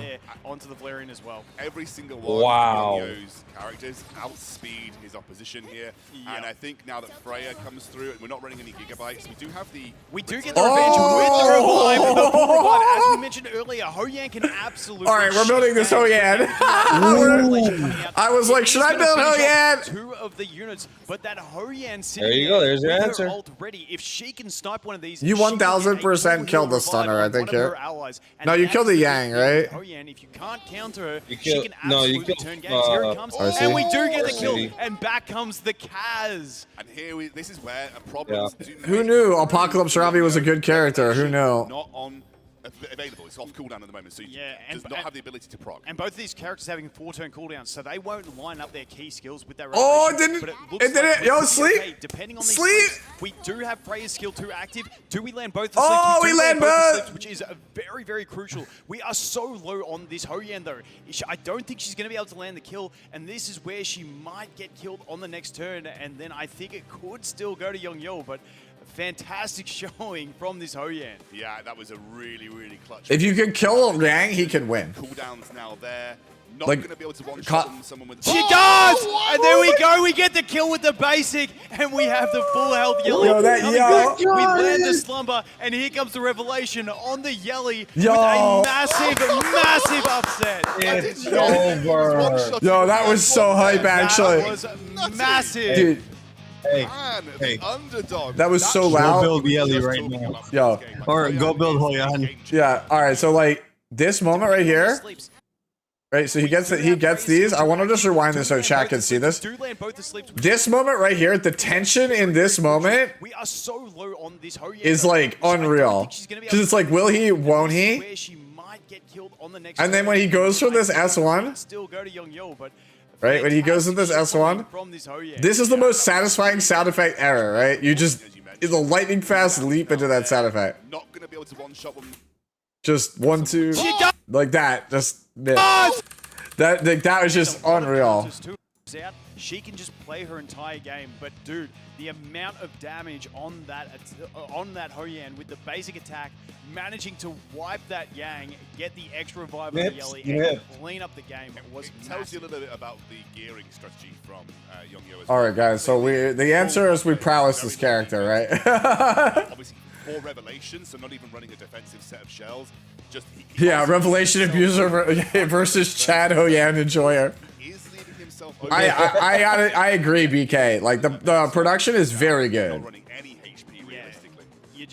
And we do see, and I was about to say I could anticipate a Hou-Yan ban coming, and we do see that it is coming to you guys in a second. I just wanted to touch on that a little bit more, but yeah, that Hou-Yan was absolutely fantastic and so pivotal. I'm curious to see what Han has to bring out when he doesn't have that Hou-Yan, because it felt like that was hard carrying the entire game for him. So we'll have to wait and see. Yo, every time they look down at the notebook of like things that they've written down for the match, right? Like notes that they took, it reminds me of that meme with the bird where they're like, boo, get some new material, and he's looking at his cue cards to try to figure out what other joke to say, and every joke is the same joke that he just got booed for. He's just sweating. You know what I'm talking about? Yeah. That's what it feels like. I see them like look at it and go, oh. I'm not sure what's going on the graphic. We're trying to see exactly what's going on here, because on our screen we are seeing some different picks, some very interesting picks at that. So we do have the Lingalore and the Yang definitely coming out from the Han. Now, something to notice that you can't see on screen at the moment, but I believe that Yang is still 3-star. Yes. So that Yang, the whole counter pick there is to stop that turn advance that he does bring. But we saw that... Wait, Han literally picked an ungeared, unleveled Yang. Rest of Han's comp getting brought in. The Lily actually being Han's protector. Yo, you just rolled a 20 speed passive on your White Fang? Let's go. And we're going to see the rest of the draft filter through pretty quickly. That is an interesting pickup, though, going for such a weak Yang on the side of Han. Like, it's not a ban target, so you get... Dude, some people have all the luck. Yeah, just nothing. Yeah, you've got to... Freya Heinrich? Yeah, you're playing with 3 characters, essentially. So Mio. He saw that Mio, Freya Heinrich. Unit, wanted to counter it, so that's what he went ahead with. And It's okay, guy who's running the pick ban thing in the guy who's running the stream. I too also confuse Lily and Mio because they're both overpowered LDs. On Revelation, another multi-hit on the skill 3, so... Oh, we ban protected Lily and then took Kazuya. Liking Young Yo for this one, picking up his last 2 picks with the RC-77 and the Yellow. Just cleave? Yeah. Full, Oh, and Obol. Oh, and Obol. I think you banned the RC-77? Unless you just know that the guy's Mio is like blazing fast. And the Freya. Oh, Lily is faster. Oh, yo, Busto Obol? Busto Obol? Who does he want to speed up? Probably the... old man says be gone with the thunderclap. Get out of my face. Then he can just go in with the AoE here and sleep the other 3 that woke up. Oh my god, the upset. Oh my god, the upset. You just poke. Cleanse debuff, so that attack break sometimes going to be good in other situations, but Yelly doesn't really care about it. We do have the man said full send it. Send it. Send it. To lock out that Yelly, because if no, we're not sending it. But we do go the basic. We land the poison. Can we land the sleep? Oh, slow and steady. Okay, very, very important. And then we go for... We don't want to use that skill 3 for cooldown reduction. Mio? It's going to wake them all up, and it's not going to advance Obol enough. So we do That's the basic okay. onto Mio. Wasted turns. Yo, this Yang, this 3-star Yang on no gear gets a turn. He's laughing because he knows he's like, I got a fraud unit here. Oh, we go for the attack. Yo, we send it. Skill 2 instead, and now we you have to. Mio was gonna get Samba back. You send it. We do pick it up, and everyone is stunned. That my god! Wow. Reset. Cooldown reduction over onto that Obol. He It's is going over. to advance as It's well. over. We kill the Yelly. Yelly's, now we yeah. can go ahead and sleep that Mio, who is a threat. RC wakes up. Now we can go ahead and basic attack into the RC or into the Heinrich. Yep. This is where hit the RC. The thing to remember is they are all in Revelation. If 2 of them get in turn, it is game over. Busto? We're gonna have the skill 3 again, pretty sure, are we?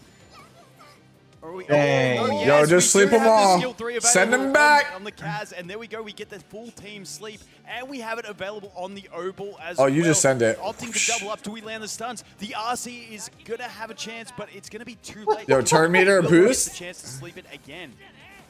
Yo, it has no gear. It has literally no gear. Dang.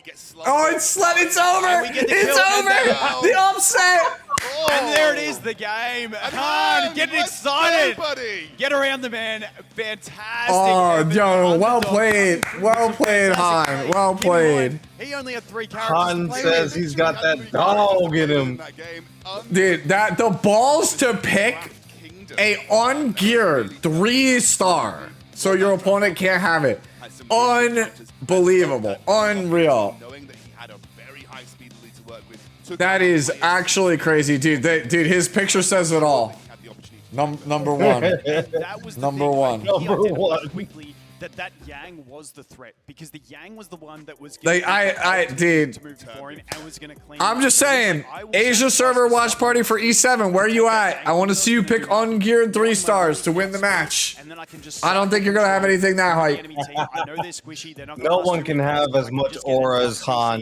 Yeah, dude, this guy, yeah, that was kind of crazy. Where he was like, "I'm the underdog, but I'm gonna win this shit," and then to just come through, pop off with the Ho Yan, unexpected, then first pick, steal your opponent's best character, but you don't even have it built or invested in it at all with no gear on it. Like, oh. Out of the tournament, he was the fan favorite pick behind the scenes. Han advances to the semifinals. That's crazy to me. Absolutely wild to me. European server where a lot of that theory crafting has taken place here. Incredible stuff from these guys. They have really cracked that thought about the game, how you approach the game, how you adapt, what else you can bring to the table. Oh, Yeah, like, definitely. And again, devs, if you're watching, make it so that we can farm easier so we can do this cool stuff too. Thank you. The second win to come back once Please that and thank you. we saw that We want more Ho Yan. having another strategy to I definitely think this is the character I 6-star next that I throw all my lattices into. in the locks position really just saved him the game as well. Yeah, the draft phase was unbelievable from Han right there. Really. I just picked my pick to win it all is the guy who's coming up next. It's Reroll You, and again, it's just largely due to the fact that he's the only name I recognize, and he always makes a really deep run in E7 WC every year. He's there. He's not there this year, but he's usually always one of the finalists. So I was like, you know what? Hey, he's been a good player. Like, I played him on ladder in E7. One shot. This is my Ho Yan. Let's see. Yo, we're Bulwark. I'm kidding.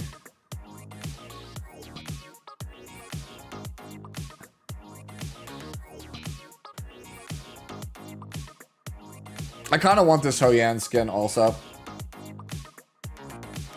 All right, guys, we're not. I think I might have to buy some skins in this game. I don't really want to, but I might have to. Yeah, Ho Yan full or one-shot full set on Ho Yan.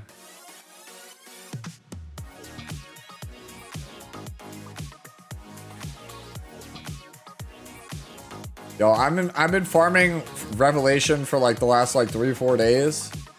I bet you after this tournament it gets nerfed and then I look like I got egg on my face. It's gonna happen, bro. I could feel it.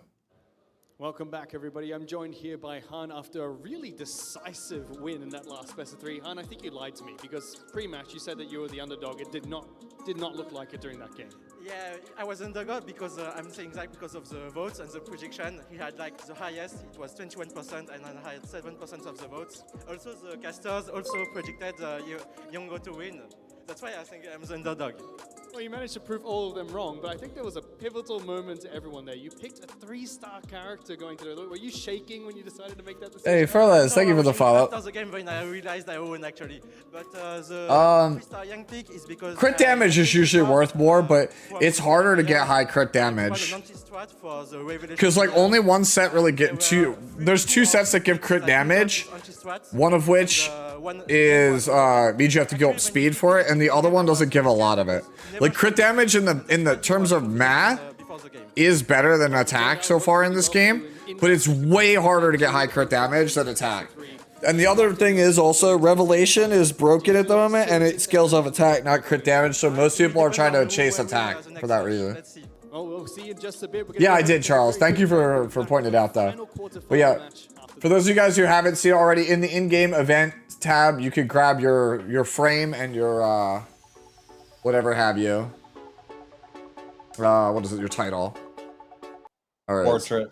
Yeah, your portrait. This is where I'm at right now. I'm living the Union battle life where I just pick a random team. We just sit here for like 10 years and wait for it to die.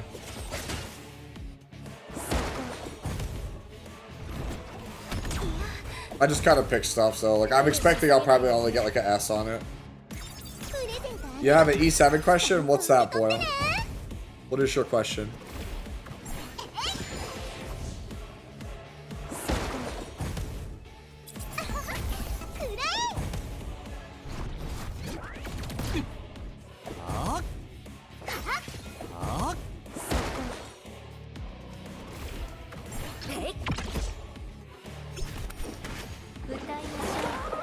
Is it a cleave question? I feel like it's a cleave question.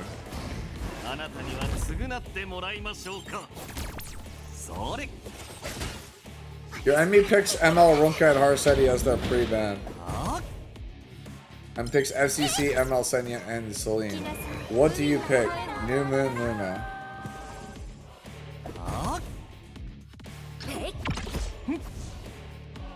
You just cleave them. If that's their comp, your only option is to seal them or cleave them. Or control them. Like you can play like Witch of the Mare would be an okay pick. New Moon Luna. Try to find a way to bait them into an Araminta. Like a Swordblade Araminta kind of cleave. There's a lot of things you could do there. You could MLTU them, C-fan them. Like you have to control them. Like that's it. Like if in this hypothetical, your only options are control them or cleave them. You can't play tank down versus that.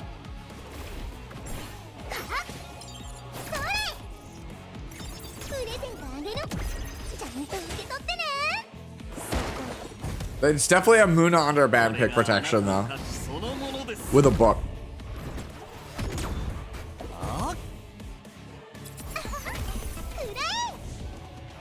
By the way, go Viper instead of Valeria.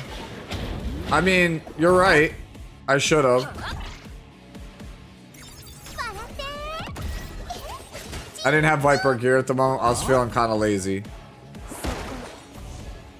I just took a friend Rahu and called it a day. Like whatever, dude. As long as I get an S rating, I don't care.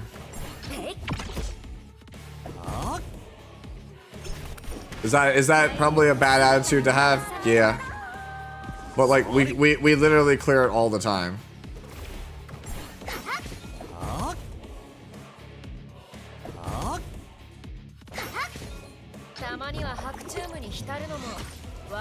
Trying to make this work? What is it? Yo, Godspeed, bro. Obro is the coolest character, but holy shit, this character is dog. This character is so bad.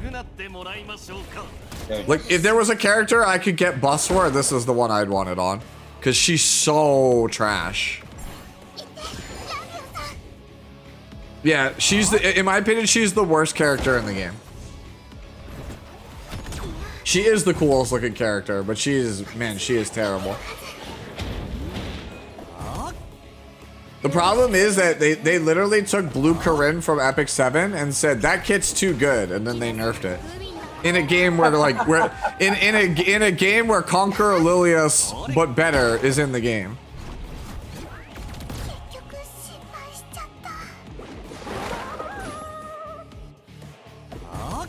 Yeah, we're just gonna die here. That's an interesting.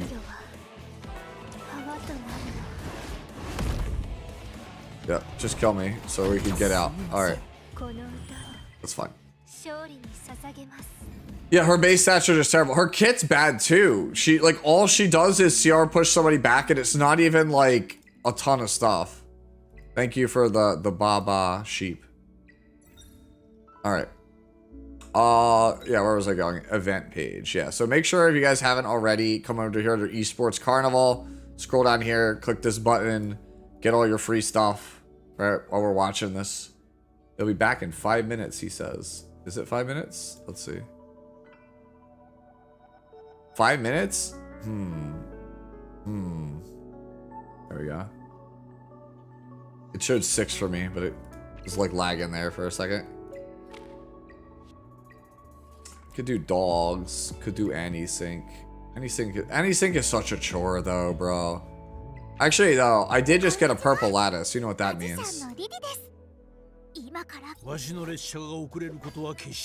Where are you? You've been lattice Obero. What? I could. His 3 is already max. Oh wait, Obero. You mean Oval, or am I like thinking? Am I thinking of somebody else? Oh, this one. You're talking about the character's so bad I forgot her name. Where the hell are you? We were just talking about her. Yeah, I was like, character's so bad I forgot her name. Like, look at how sick this character looks. And you mean to tell me this character is hot garbage? Hot garbage. Yeah, fresh off the press garbage. It's, you know, it's actually funny. You know, it'd be a good thing to go back and do. So hold on, let me open it up on another tab and I'll slide it over here real fast. Yeah, here we go. Yeah, you want to see something? Here we go. We got a lot of flack for this, but here was my tier list with me and Drac from like a month and change ago, right? Let me see how far off we were. Like, this is like, how long was it? May 22nd. So this is like a week before you. How did we do? This was like after Nurse. Like, how did we do? Let me see. All right. Catch up to this. Yeah, let's see. So who's better than they were originally? I mean, we basically picked most of the winners. Viper is probably a bit. Rosa, Viper, Fangus, Valerian. Oh, did I not switch over to it? I didn't switch over to it. There you go. No. There's our tier list. So Rosa, Viper, Oval, Fangus, probably a little bit better. I don't know. I don't think we did that long. I don't think we did that wrong. We definitely got the bottom tiers right. We definitely got the bottom tiers right, I feel like. No, Kachi the 2-star is actually really good. The Kachi 2-star with Dorothy the Wisher and Bayenton. Yeah. Supercharged. Mia, to be fair, Mia got way buffed since we made this. Yeah. Rahu got way buffed since we made this. Right? Yeah. So these ones are way better. Chloros got way buffed. Sonya, I think the entire community misevaluated. Vice, yeah. Well, me and Drac, we didn't explore these. We just kind of threw them down there because nobody was thinking to play 2 stars, right? Solence is better. Well, me and Drac said in this that like Solence is probably gonna shoot up to A by like later on in the game's lifetime as more stuff develops. I don't know. I think the only characters like Marvel got gutted since we made this list. Like, he's still good, but like he was literally god when we made this tier list, and then he got absolutely just like gutted. I think Green Sonya is lower now. Heinrich is a tier lower. Hellkid's probably a tier lower.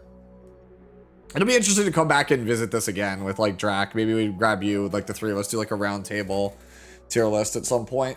Talk about who's good, who's bad. Sure. So it'll be fun. It's just fun to look at this and see what your thought processes were from previously. All right. Yeah. All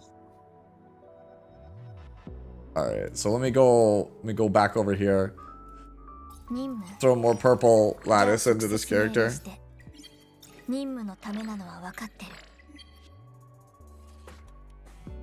I will build small panda girl. You guys can't stop me.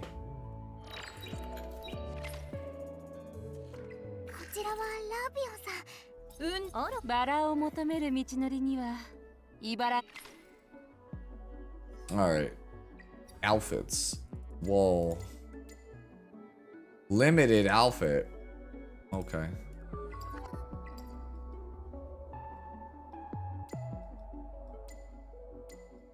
And they're back.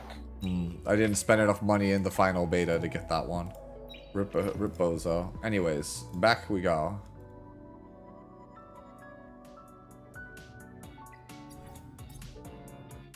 Final matchup is in that last semi-final match. Let's call out No, so they're good. contestants in the quarterfinals. They're a little bit helpful. First up, we have Sarun. Went to have lunch, who's winning? Well, Han won the last one. Han won the hearts of everyone. Yeah, dude, that was the best match I think of the entire day. Dude, honestly, Yeah. each match has been better than the last. So I'm expecting this last one to go out with a bang.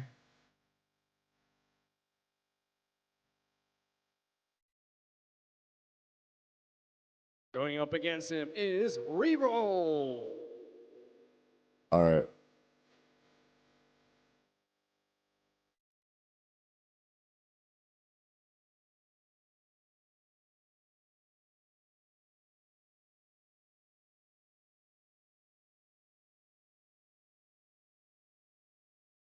Yeah, I will say that I'm happy that they're not also doing like the Photoshop thing that as she was doing. Like I said, the presentation is very slick. Well, So reroll, like I've been saying throughout the whole stream, is E7 veteran who's been to Worlds many times. So I'm expecting him to at least, you know, I'm feeling confident, but I will do my best to win. yeah, I'm expecting him to do at least all right. He doesn't usually crack under pressure. It will be, I'm not very confident. Well, we'll have to see if that still translates into a good performance coming into this match. Let's kickstart that last quarterfinal game. All right.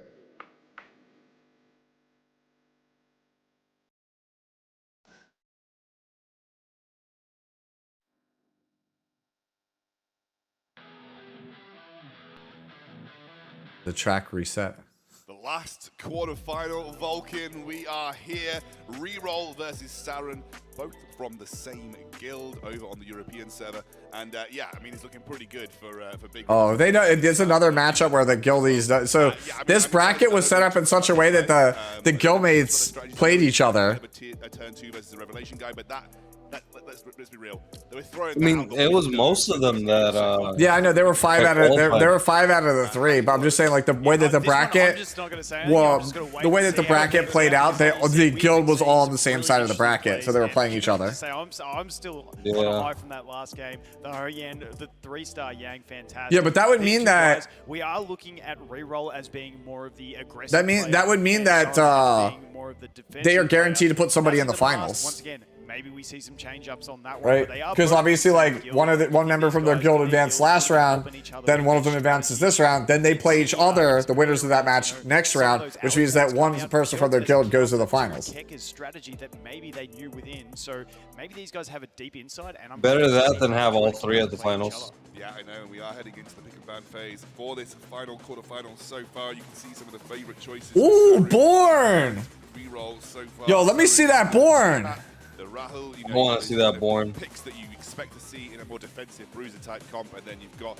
Is that a Born? A good friend of mine who's like used to be a really strong E7 theory crafter was telling me that he picked up Etheria and he's been playing a lot of Born, and he thinks he's the most underrated character in the game because he thinks he's very strong, but nobody's playing him.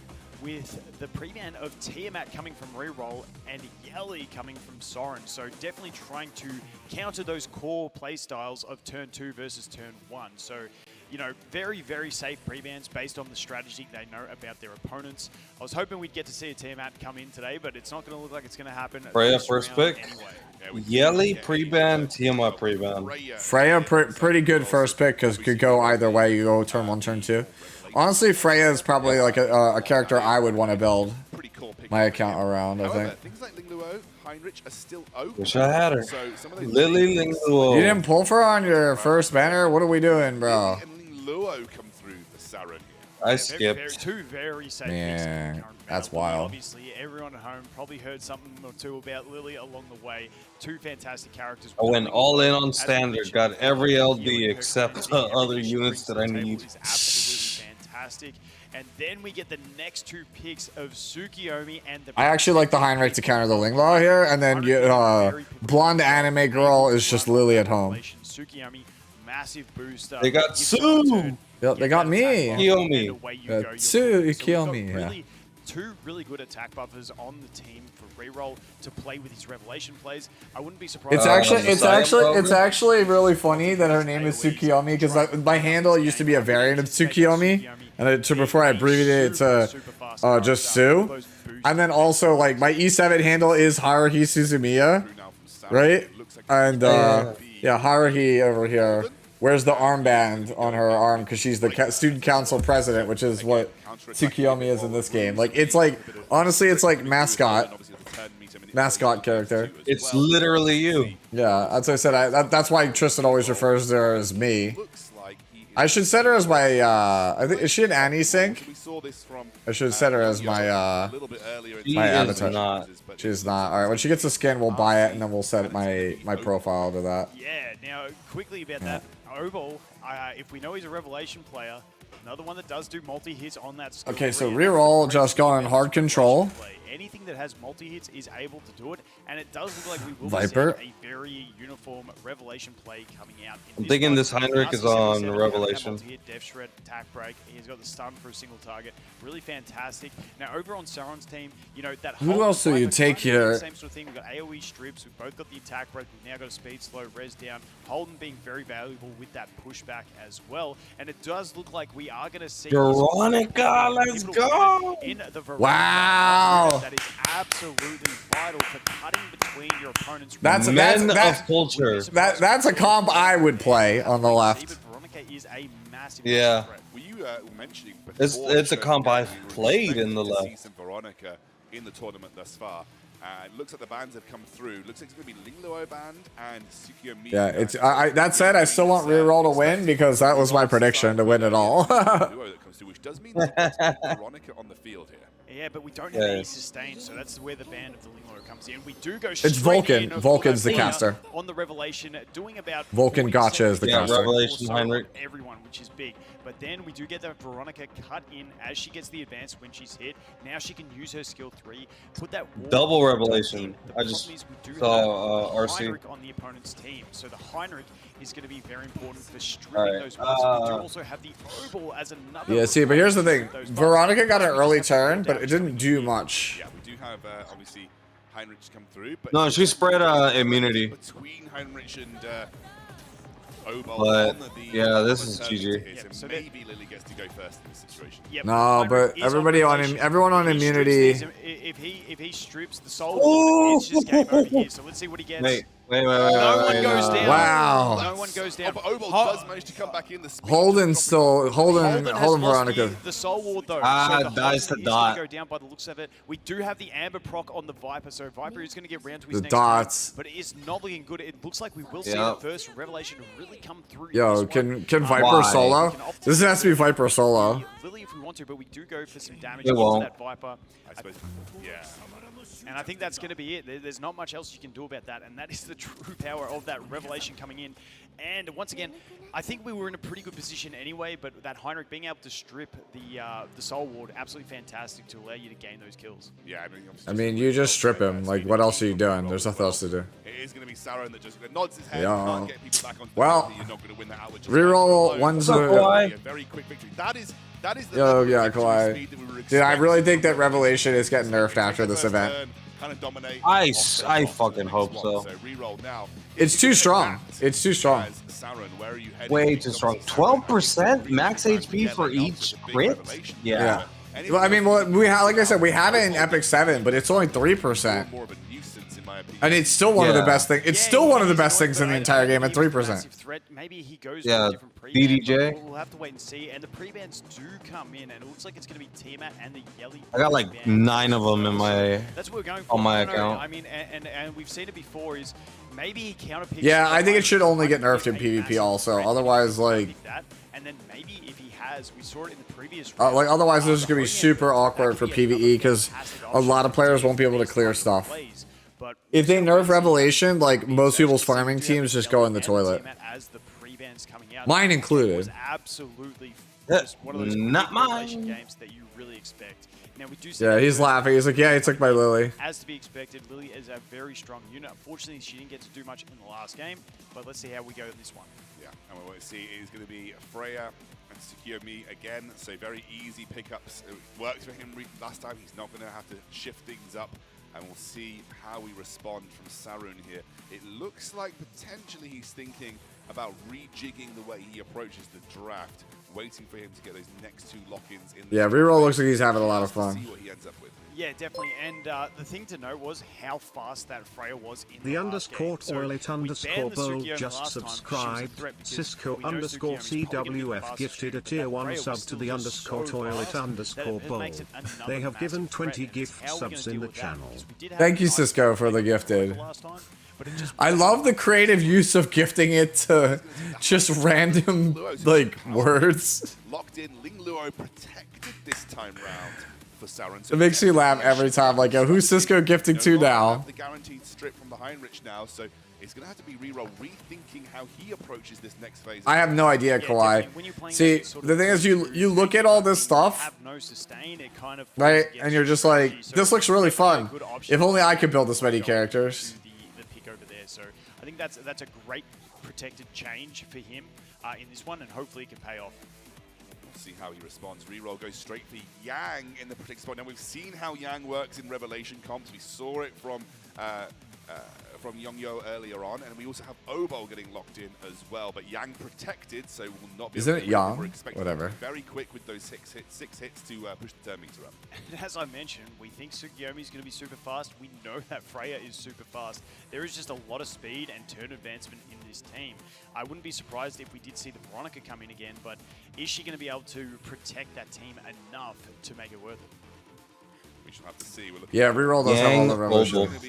Holden and Veronica again. We're just waiting for Sarun to make his final choice and lock those in. Looks like it will be Holden and Veronica to round out Sarun's comp, which actually looks pretty threatening. I will say, depends on how the Heinrich is built, but it does look relatively threatening overall from Sarun, a relatively good adaptation. And then it's up to a reroll for his final pickup of this draft phase. Yeah, Holden Veronica. Veronica just being a must pick in these situations. I assume it's just gonna be an RC77. Veronica and can cleave the whole enemy team. But the Linglo is band protected. Maybe see happening based on how much speed we saw. Yo, show me Rosa. But you don't have a way to guarantee Rosa. This one, so we'll have to see this. Wait, but surely he's not that fast. Yeah, it was the RC77. I think he's only using RC77 for the Revelation. Yeah, alright, I think that Lily is getting the ban here from reroll, because then he just basically gets to walk on him uncontested. These games, but it does leave it to Freya, and obviously know that Yang is going to be fast. Yep. Yep. It is, again, So we just get to look at that. Veronica or it might be Linglo on Strive. Maybe. We do have the Veronica. If it is on Strive, that's kind of a beating. I'm not too sure what the turn gauges are at, so we'll have to see how that goes. But We're on 3 revs. We're on 3 revs, and then for O-Ball here.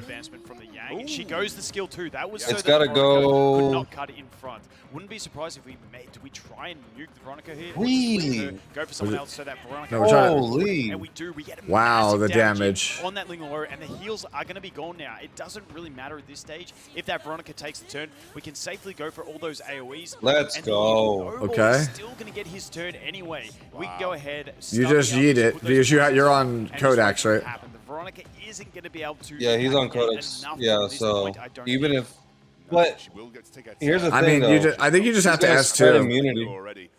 Oh, you spread now. You want to spread the immunity. Yeah, I keep forgetting about that. The buff steal. I love that heads-up play. I love the heads-up play. Just going to make sure that Veronica not getting the cut. Well, it doesn't even need to be stealing. It's just whatever she has on. And not much damage on that one because she did use the revelation on the other one, and you know that's the trade-off. We played it safe, we wasted the revelation, but we did. It's in the event tab, Kawhi. We got away from the big threat in the team, which was that Ling Luo, who was going to drag the game out and bring it away from us. So that it was honestly. I think that Holden's kind of about to. Oh, never mind. That didn't do anywhere near. Yeah. It's over. Oh yeah, triple stun. Heinrich's gonna die to dot. Buffs for Young. No, okay, we're just going for the damage. I was gonna say buffs for Young. Oh yeah, dude. Veronica cannot solo this. Just about survives, but again, not enough for Sarah. Yeah, Seren's like, yeah, I guess I'm just dead, dude. Yeah, but he's not looking too happy about that one, and the Veronica is not going to be able to get it from here. We're just going to opt for the slow play through here until we get it, and he does concede. The concession. Reroll moves on. The dream is alive for my prediction. And played it excellently. That is again another revelation player. Yeah. Playing a really good game, and we've ended up with two pretty so far in semifinals versus what it feels like more control heavy. I feel like the game needs like one more good tank and one more good cleanser right now, and it would be in a really good spot. Because right now, like if you're a tank player, if you're a tank player, they just ban Tiamat. Right? And so we need another character that's like Tiamat, that has the built-in Aureus. Same guild Scarlet on the global side, and we have on the other side Han and Reroll both from the same guild Big over on the European side. So really our prediction died to the most Giga Chad player in EWS. Han? Yeah. Han was definitely the most interesting person to watch. 2-0 sweeps. Not much chance for coming back, but we are now entering to that stage of the game. Is prediction still going? Nah, it was. You had to vote. You had all week to vote for it. Between the competitors, we will be. No. He was talking about. Young. A little bit later on, and you'll who is going to be advancing through to I the see. final by the end of this first day of broadcast. But an incredible couple of quarterfinals, and that one specifically never really felt again. A little bit like our first game, didn't really ever feel like Saren had much of an in that situation. Yeah, unfortunately not. So you know, two very. I'm wondering, are they gonna do like any like exhibitions between like Pokey and Gotcha Smash? Because it'd be very weird to like fly them out for them to only have that like one segment where they were like on the couch being like, yeah, I'm really looking forward to seeing Revelation. Looking forward to these semifinals. It's gonna be tomorrow. Yeah, it probably will be tomorrow. But there's the same amount of games, right? No, actually, there's not. Wait, there's 3 games, so yeah, there would be enough time for like an exhibition tomorrow. I'm loving Obel Simulator. And he mentioned, you know, a lot of the way to counter Revelation is either by trying to sustain through the damage or cutting in, trying to get meter manipulation, maybe with Gigabytes or with, you know, with like you said, with Veronica. Didn't quite work out. We can take a look back at Reroll's win just now, though, with some highlights. Then we're going to jump over to an interview with Matt and Reroll over on the couch.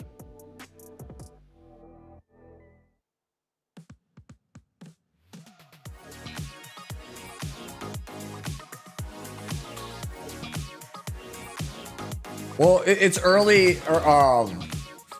play. So in the first few seasons of Epic 7, characters like Basar and Red Tenebria were just like nightmarishly broken. Like the meta was like holy, it was like remind me. It was like Red Tenebria, Cerise, and like Basar were like the big broken ones in the first couple of seasons. And then like the counterplay to that was characters like Assassin Sid and Assassin Kali. But like the 2 most common first pick characters if you weren't going fast were Green Alencia and Fallen Cecilia. So you would see like Blue Crow. And Blue Crow, yeah. Blue Crow, Fallen Cecilia, Ruel, Alencia. Those were like the big like early picks for slow players. And then the fast players just had like Basar, Red Tenebria, Faithless. When Faithless Litica came out in season 2, it was like, holy shit, this character's so broken. Like that was one of the first like the first like true terror must ban all the time characters. But back when we only had one pre-ban was fucking Faithless Litica. Oh my god, the character's so broken. Every cleaver player. Litica was strong all the way up until season 4, right? Yeah. It's less good, but still still good at it. Well, we can focus on that last match, specifically in game number 2. Yeah, I don't The miss game that started, meta. You just saw the turn order was you. Did you feel like that's it? You've got a lock? Not at all. Then Conquer Lilith came out. True. Wait, didn't the guy on the right used to have a couch? Why is it just a single chair now? Everyone else was interviewed on a couch. Why does he get the chair? And I was cooked, so I was like, oh my god, what I'm doing. But I got lucky that Yang pushed enough my team so that my Obol can play before her. But yeah, it was good to play first, but was not safe. Well, it worked out in your favor. There was a very decisive match in game number 2. Now going into the semifinals, we've seen lots of players in the quarters already unleash something special in the quarterfinal matches. Do you have something special planned for the semifinals, maybe? Yeah, sure. I still got a lot of units that I didn't play since he picked the same unit, so I cannot pick the same unit. But I got also some units. I hope I can pick some spicy units. It depends on. Well, looking forward to see if you have any more spice coming out in the semi. Special is special the proper way to pronounce revelation? It's goddamn it, one shot. That's one way to say it, huh? Oh, we're going again. Bro. Oh, what? I thought we were done, bro. We're going again. Oh, buddy. Yo, we're schmoovin' today. When's the E7 WC? 4.5 hours. Oh, okay. Plenty of time. Plenty of time for me to basically go, you know, and get a delicious dinner. Cisco, thank you so much for the gifted, homie. Cisco gifted a sub to Revelation. Dude, he gives subs to like all kinds of random stuff. He gifted it to a toilet bowl like back like 10 minutes ago, and now he just gifted one to Revelation. That shit makes me laugh every time, dude. Go and gift sub. Thank you for that. Holy dude. I love it. I actually love it.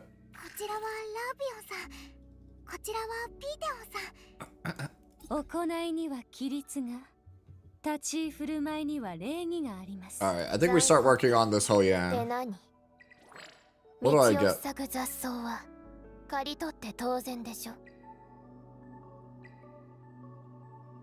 What do you want to level first on Hoyan? The S2. You want the S2 to level 4 and then the S3 to level 4. The reason why is because you get the 40% attack boost when you use S3. Oh, okay, yeah, you super don't want this last one. Like, it's like Charon, like getting immortality reduction is like... Eventually sure, but not when you're, yeah. Hot take build Rin the Goat? You mean I was gonna ask you. Rin the Goat? Yeah. Like you said, Rin the Goat. I was... As opposed to Rin the Unbowed. What's going on, Flux? Oh, what were you saying, Rev? Oh, sorry, I had to say. I was gonna ask you, did they give another buff to my boy MLK Run? Yeah, they did, and it doesn't make any sense, bro. I straight up don't. Vic thinks it's good. I don't know. So S1 now has injury on it, so when he counters, he has injury. His S2, when his fighting spirit is full, he used to get 100% CR. Now he cleanses all debuffs, then gets 100% CR, so you can't like restrict him or stun him out of it. And then his S3, it now deals the fixed damage even on a miss, so it's good for countering evasion. But like that's it. And so I was like, okay, you fixed like where's the rest? One problem, but like yeah, exactly. Where's the rest? We fixed like one thing. So he still has the buff, the counterattack buff? Yup, the buff. It's not native still. What? So you still have to spend 1 billion stats on him to give him ER, so... Yeah... Cool, he's better versus Control, but Control still dunks on him. Yeah. So, it's a little bit depressing, trust. Alright. Let's go do. Last I remember is you were building a 30k HP. Yeah, I still have it. MLK. It's like 1100 defense. It's like 1100 defense, 30k HP with like 150 ER on like a ER already or whatever, and it's just like it is what it is. Like I don't even play it. That was the last time I tuned into anything E7. Yeah, I mean, I don't fault people for taking a break from the game because the game is like Bruiser Essential. Like Worlds has brought back some of the hype, but like the big thing is they promised August 16th for a big live stream with a bunch of stuff that they're going to talk about at that time, including things that players have been asking for a while. So that's the part I want to know. What is this things players have been asking about for a while? I got one thing that I want to see. Well, they showed unequipped forever. Well, yeah, they showed some like stuff, right? That like they showed some like posts from players, and some of them were like all Spirit Altar stages should be open all the time. Why can't I have free unequip all the time? Why can't I have gear loadouts, right? Like those were like the examples they showed. And so I'm like, yo, so does that mean we're getting like, savable loadouts like Etheria now? Yo, I mashed the fuck out of that F key and it was like, no. If that happens, if they do that, I'm going back to E7. Yeah, if they have free unequip, do gear loadouts, and then do nerfs, I think that would reinvigorate like my enthusiasm so much for the game. Like that's like kind of like I'm enjoying the game. But like right now, like if I had to rate E7 on a scale of 1 to 10 of how good I think it is in its current state, it's like a 6. Like it's better than average, but it's not terribly above average, right? You're in maintenance mode. Yeah, I'm basically in maintenance mode.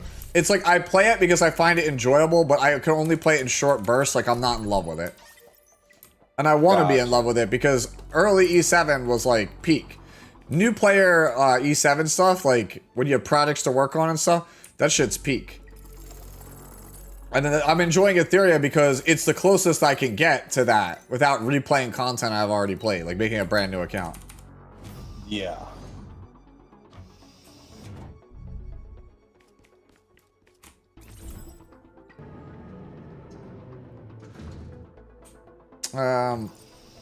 What I'm really looking forward to right now, though, is actually CZN. CZN is like my game of the year. I mean, God, I hope that they accept my, because I don't know how companies look at the content creator program stuff. Like if they look at both YouTube and Twitch, because I'm mostly like 90% Twitch. Yeah. I don't really know. I mean, if you're like active and promoting it, like I can try my best to try and see if I can get you in there. Like I kind of went to bat for like Anyo and Suchi and a couple of these other people for E7 because I really wanted them in the program because they were like actually actively playing and supporting the game. It just didn't make sense. It just didn't make sense for them to not be CCs. Yeah, I played. Go E7 for 6 straight. Well, not straight. I did take a couple breaks. But I played 6 years off and on. Yeah. Yeah, and that was my main game until you know what actually did it for me. What? It was when Wuwa came out. I kind of just dropped everything else. Wuwa taught me something. Like I thought Genshin I didn't like because I was like, oh, it doesn't have an end game, right? What Wuwa taught me, Wuwa had an end game. What Wuwa taught me is I just don't think I like open world games.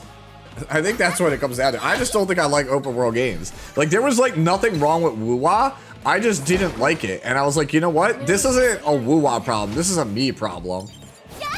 Like I could not enjoy Wuwa long term.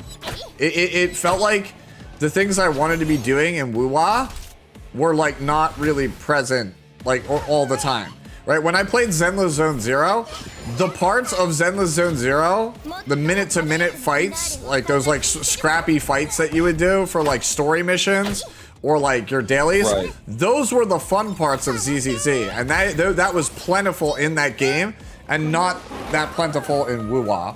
So that's why I started to gravitate towards ZZZ and I enjoyed it. But then like I started to realize that as more and more power creep characters came out in ZZZ, my player expression went like in the toilet. There wasn't that much of it to begin with, but with power creep units, like all the new units, there was basically no expression. The player expression was just 1.4 ruined it when Miyabi came out. Yeah, but I said once Miyabi came out, player expression. Well, no, it actually started with what's her name, Yanagi, because Yanagi had like a loop that was so broken, it was just like, tons of iframes. It was impossible to ignore. Oh, right. Yeah, the loop where she would go up, down, up, down, up, down, right? It was impossible to ignore how powerful that loop was. Like, you could try to have player expression, but you would just do 20% less damage and you would fail the weekly challenges. You wouldn't get the, you know, the max rewards for not doing the broken loop. So I was like, okay, so like there's player expression and then you just have to use Janagi and deal with it. Then Miyabi came out and made it even worse, where it's just like everything was just spam Miyabi. And we know who is in the semifinals, and we are jumping into. Yep, welcome to Hoyoverse games. And so yeah, as more and more units kept coming out after Miyabi, they might not be as broken as Miyabi, but they were like Yanagi, where it was like you just do the one thing and you win. And I was like, we're getting away from what's making this game interesting, guys. So I kind of dropped it. Yeah, Gilbert's The thing about like Wuwa, it wasn't so much the exploration that I'm really looking forward got to me. It was this just the game combat. because as we know, And I I mean, this is coming from a guy that did 100% exploration on 2 accounts. Oh wow! To current patch. Yeah. Fast on a And it's just the combat. Yeah, the combat in Wuwa is great. I love playing as Chang Li. I thought that character was so fun. Right? Oh, that character is God, so. you would love the new character. I really liked the minute-to-minute fights when I was getting into them. But the vast majority of my gameplay in Wuwa is like, go over here, pick this thing up, fast travel here, go over here, pick this thing up, and I'm like, I don't have. If it was just all combat all the time, I would love that game. But it's not. It's like 80% exploration, 85% exploration, 15% combat. And I was like, you know what? The combat's great. I just don't like the open world aspect. And everybody told me like, oh, then you should have just played PGR. Like PGR would have been the game you wanted to play. And they're probably right, but PGR is like 4 or 5 years in. Like I missed the boat on it. More classic revelation. Not really, because I picked up and I think what's it called? So I'm thinking we could see something new About a month and a half ago, before like when we were in that lull period after the final beta test. Yeah. Into the global launch. I picked up PGR, new account and everything, and it felt really good. It's never too late to play PGR or 8th game. It's not a matter of it not being like too late. The big issue with it is that there's just not enough time in the day. Like I cover Etheria, I cover E7, and my like for fun game is Nikkei, right? And now people wanted me to try Uma Musume, and then CZN is literally like less than 2 to 3 months away. Like it's coming out sometime between September 1st and October 15th. It's somewhere in that window. So like CZN is like right there. So, and I'm already a CZ, I'm like pre-regged for to be a CZN content creator. So it's like, I'm gonna cover 3 games and I still wanna have Nikkei. That's 4 games, plus everything else you gotta do in your real life, right? That is a lot of time. So if I wanna do anything that's not the 4 gacha games in my real life, then something has to give. I have to either give up sleep, give up personal relationships, you know? Something has to, like, it's like that Jenga block meme where it's like, you know, I don't have time for video games, or do I? And they slide out the sleep block. That's what it's like. It's like there's only so many hours in the day, right? And you know, I could pick up another gacha, but then I'm a one-man person, so I do all my own editing for everything. So like my videos would have to just take a hit. Give up E7. You can't do that. ATK just comes out of the shadows and is like, do it. Give up E7. Come to the dark side. Yeah. Well, I'm Do it. just having fun, to be honest. I'm really excited, and let's do our best. Well, that's a great place to be. Let's be real, you game so you don't actually have personal relationships with friends. Any spice left for the Hey. No, he's faster than me. I'm cooked. Well, let's see if that's how it pans out. Let's get into our first semi-final match. Gentlemen, please take the stage. Okay, so we got Kecker and the poor. I like how they asked the poor, how do you think you're gonna do? And he's like, I think I'll be all right. They asked Kecker, how do you think he's gonna be? Bro, he's faster than me. I'm cooked. I have no way that I'm kidding. I mean, look, might just be a bit of talk before the game. We'll have to see how it pans out. But you know, we saw that in the reroll game. Note that Sue plays off by eating something right. That one coincidence, I think not. Damn. Kind of what we were trying to talk about before. But yeah, I think 3 gachas are magical. That's the thing. Nikkei only takes me about a half hour every day to play, and I enjoy my time with it. I never feel like Nikkei is a chore. I like the characters and the animations, and I like the story, and the music is always a bop. They are aware, but I'm hoping we get to see Kecker cook something up that can maybe get him the win. But like E7 and Etheria are like hardcore games, man. They eat up a lot of time. He can do it against this revelation type. Oh yeah. Oh, bro, I need to go out to the store after dinner and go get more popcorn for tonight. Popcorn made last night hilarious, dude. Like the Cougar Mat matches from last night were just peak. Dude, ATK, I know you weren't here, but I wish you were here for those Cougar Mat matches last night. Like, those Cougar Mat matches are a mockery of everything that E7 is. No one running effect resist realistically. It was so funny, dude. Guy just straight up slammed 5 random units every game, and then still ended up winning. And they asked him how did it, like, what was his strategy? He's like, strategy, bro? You think there's strategy in this game? That limited strategy by him. These guys have like, he basically was like, everyone I played is free, GG, easy. This whole game is a sham. Like, that's literally what he did. He literally just picked 5 counter units every game, banned Mort, and then just said, fuck it. He just banned, like, Litica, Knack, Mort, and was like, yeah, yo, screw this, guys. Like, I'm just gonna let Jesus take the wheel. It was ATK's alternate account. Yeah. Yeah, that was it, dude. They like interviewed him. What was your strategy? And he's just like laughing. He's like, there was no strategy. Like, who was your hardest opponent? Hard? This shit was easy.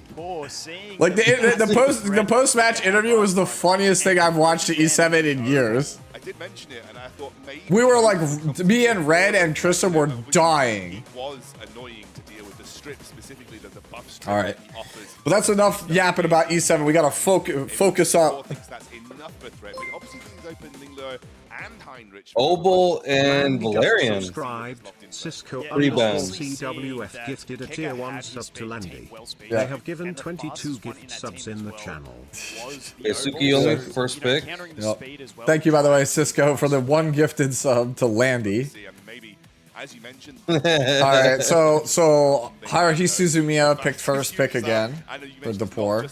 The pre-bans is the early denies, but Depor with the Sukiyomi. You have to take Lily, right? You have to take Lily, right? Entire tournament, she gets banned pretty much straight away at very high speed. Yeah, oh shit, Lily Doki. Doki. Have that thing super fast, and we do see Kecker go ahead and get the other 2 really strong supports with Lily and Doki. Oh Doki. man, So Kecker's gonna do the same thing as match 1. His picks. Wouldn't be surprised if we saw some big damage coming out in Control. couple picks from Depor. It looks like we are Straight control. getting Mio locked in here as well to see where Depor goes with his next 2 picks. Who's winning so far? Well, this was the quarter. This is the semifinals. It's a massive threat. You're always looking at the speed. And this is the start of the match. Ooh, I like the Hoyan a lot. Hoyan is so powerful versus control. It basically says, Kecker, you can't control me. You have to pick a real threat. And it's on third pick ban. Yeah, so you can't get rid of it. That's a brilliant Ho-Yan pick, actually. Was absolutely fantastic. Once again, And he knows it. Yeah, he knows it. He's like, yeah, what you got? Have it. And you know, we Double opener. Messiah Veronica. And then we do see Messiah, the counter pick for Ho-Yan. That's good. A little bit of a tank down from Veronica. Due to his ability to ignore the passive. Ho-Yan doesn't get to proco passive and counterattack and kill. She just gets You know what sucks? The best pick on 4 instead of Veronica was Valerian, but then I looked at Kecker's pre-ban and I was like, oh, well, that's why. I was like, why didn't we just go Valerian? Seal buffs potentially going to be pretty impactful here. Obviously, Messiah, you're going to want him to be as fast as possible, but you have plenty of speed buffs and turn accelerants on your team here, so potentially setting up for a big Messiah hit. We knew that Yelly Heinrich. revelation in his kit. Like, we thought coming in he was the revelation. All right, so we're definitely banning one of the openers. The question is which. Freya. So we have double opener on both sides. I feel like you banned Lily. Yeah, definitely. And well, you banned Lily on the one. I think you banned Mio on the other. And the Tsukiyomi ban. So trying to ban I the think- fastest units on either player's team, and we do have it with the Doki. Wow. Wow, we outsped. Into the Freya. That is going to be big. Freya is Oh, it's Revelation Freya. running with a white fang. So All right, big damage. big hit here. DePauw's just looking Oh, to see and this is big a pass. damage. Oh my god, and it ignores passives. Goodbye, Coming Ho-Yan. with the Messiah, Ignores the big hit, and it is passive. a straight Wow. wipe in 2 turns. There you go. Keka was not comfortable. Kecker just was like, I'm gonna cleave you, bro. Doki Doki Cleave. straight into that Messiah. The Ho-Yan unable. Yeah, to GG easy is right. was Damn, dude. Actually just straight cleaving. that is most players. Man, his name is I'm Cleave. Wait, You know, coming hold in as a on. new player, you No, probably- I'm I got Cleave. wiped out in one hit by Cleave. What happened? That right there is what happened. Keka, he was underselling himself in the interview. He's not cooked. He's clearly got a lot in the tank here, and DePaul now has to think about how he wants to adjust that strategy. Probably can't give away Lily and Doki Doki in one. Yeah, that was Cleave at his finest, I And I'm agree. wondering if they've had insight into each other's accounts. I'm wondering if in setup for this tournament, because they've got their If he pre-bans Messiah, I'm wondering if Keka's he's just gonna go straight CC. Yup. and use that Lily as a bait. That's draft death, Sure, bro. but that was a fast Doki and just a great all-round cleave. Tell you what, Keka looking pretty good for the tournament here. He's like, all right, I see you. I see you. Now what? Now what? Strategies. That right there was almost perfect revelation execution. Very strong stuff from Keka. We're going to go into the second. Yeah, Doki speed is insane. That's why you gotta level that S1. If you had lattices. Yeah. Well, that's the thing. Like, the thing that's most frustrating about the lattice system in this game is that speed is usually tied to the skill you don't want to level. Exactly. Well, unless your name is Lily. Yeah, Lily is worth it, but like other characters are just like Floss. Yeah, like for example, like Valerian, right? Not that you like need speed on Valerian, but like that's the perfect example where you're like, I just get a bunch of attack and like measly percentage chance on a thing that doesn't really matter, but I have to do it because I need speed. Veronica is a better example, actually. Veronica is like one where you're like, dude, who cares if I go from like 20% attack down to 30% chance to attack down for full lattice in this thing. But like, I have to do it because I need the speed in order to use the S3 to do my job. It's really frustrating. And it is the Tsukiyomi and the Doki, like you said, going in for the. All right. And we saw how fast that Doki Doki was. Man, Tsukiyomi just They traded bands. Yeah, I really feel like I should level my Tsukiyomi, but the problem isn't like I just don't have damage on my like. I only have Rosa and Yelly Bell. I only have 2 DPS. So it's like. It's interesting though. You've seen the Doki, right? Well, bidding. Yeah, Didding, yeah. I do want to play Tsukiyomi though, because she's really good. I know that she's like super top tier. You kind of got to do it at that stage. I mean, I figure she'd be super top tier, dude. She's an Augs Lotson on like a Laya on one character. units that can run Revelation deal massive damage again. She's a ram, basically. Last time, so locking those two in as we go. Really solid start. The Heinrich is in that. And she got a silence. Yeah. Very good in AoE silence, Doki yeah. Doki. Yep, yep. What are we going to get her a response from Keka. Yelly protected. And Mio. Holy wow, fucking battery. Dude, Kecker's team is stacked. Holy shit. Working up here, plenty of control, a lot of turn meter accelerant and turn meter take away. I don't think I would have taken Heinrich as Depor. I think that everyone in this tournament is overrating Heinrich. I think he is fine. He is a fine character. Is that Doki Doki going to get through? If it doesn't, is the Tsukiyomi going to be even He's gonna Kecker's gonna have Freya last pick if Depor doesn't take it. As we saw before, over from reroll, Freya can be incredibly fast. I think Depor's in a hole because he has to take 2 damage dealers here because otherwise he doesn't have enough carry potential. But he's like already behind the gun in terms of like speed. Valerian Holden. Yeah, I don't like Depor's chances here. I'll be real with you. I think the previous 4 that Kecker has wins. Oh shit, Depor has Freya. Never mind. Kecker, Kraken or Obel? No, Kraken or Kazi the Reverie. Yo, show me world's fastest Bayenton. Yep, Kazi the Reverie. Kazi, yeah. This is another speed race. Definitely looks like Yeah. a race. Let's have a look at the bands now. Lily and then the question is what else? You know that your Doki outsped you last time. Kind of got to take a gamble on how good the Tsukiyomi is. The Lily gets banned, and the Suki It's all faster. The whole team is faster. Yo, this man baited. He was like, guys, he's faster than me. I'm cooked. Wow. It's not looking great. We do have the lighthouse. Take out to take note of. Wow. So we're gonna get a big AoE damage. Depor was like, choose your character. choose your character. First. On top of that, so let's see if we can get 1K. Take out the entire and we get the double, and we get the follow-up. Nah, bro. Right The- there. That was Well, huge damage. What the fuck? And well, was that a revelation, Meow? to Keka. I mean, 2 rounds of revelation TM gameplay right there. That was incredible. No, it has not. The entire tournament has not been just this. We had some pretty good back and forth standard games. Kecker's just only been playing Cleaver Control. I just want to note, I think Keka really tried He's showing you that he has a different draft. in the interview. He Not just BS. pulled the blind over everyone and said, oh, he's faster than me. He had 3 faster units. I just want to know, where did Kecker get all this Etheria coin to roll all this gear? I have no idea, dude. Look, I don't know how much I could say about that game. It was just outspeed. Like, you just got outsped. That is kind of how it is. Really good draft face. What I will commend Kecker for, though, the depth of strategy that he's brought here. He clearly brought Revelation to the table, knowing he had a very strong Revelation backbone, knowing that might struggle against really strong Bruiser T2s, but brought the Bruiser T2 anti-comp in the form of his full control. So Keka brought 2, at least 2, we don't know how many more he's got, but at least 2 incredibly viable compositions to the table to this tournament, and he is now through to the final tomorrow.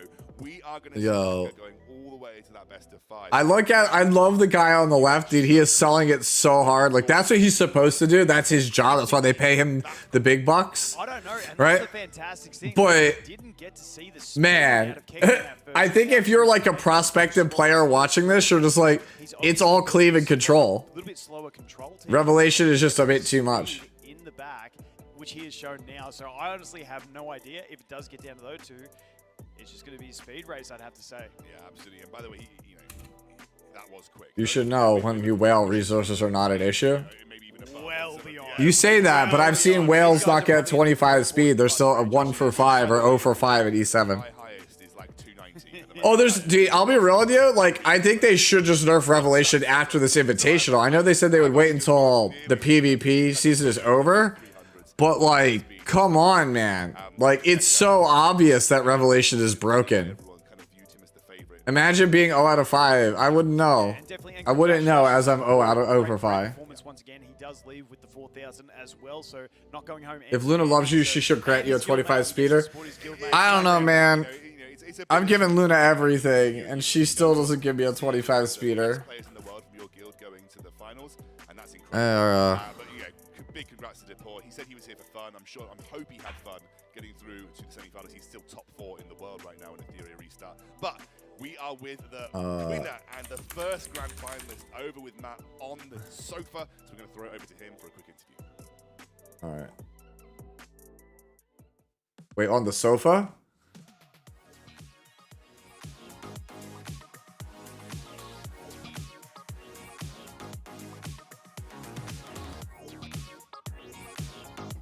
Bro, I don't know what else I can do, bro. He's like, you gotta believe in Luna, bro. Like, I don't know what else I can do. Every day, bro. There you go. That's a screenshot of it. Every day we just vote for the Luna.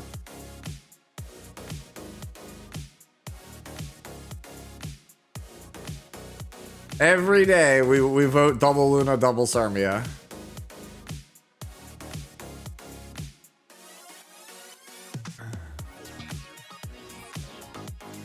Look, I chose it alphabetically. Wait, no. I know, I do vote for Luna. It organizes it alphabetically. What do you mean, Asmodeus? It automatically puts it alphabetical. Because I know I picked Blue Luna first, and it shows her as third. It's alphabetical. You can't put her first. I can explain. And then you went through your entire thought process of why you said he was going to be faster than you, but that was not the case with both games. Walk me through that, because when you were explaining to me off air, it sounded like 5D chess at one point. Run me through your thought process through both pick and ban phases. Yeah, so the first game is a lot harder because it's a random pick. Not knowing your first pick or second pick like affects your pre-ban a lot.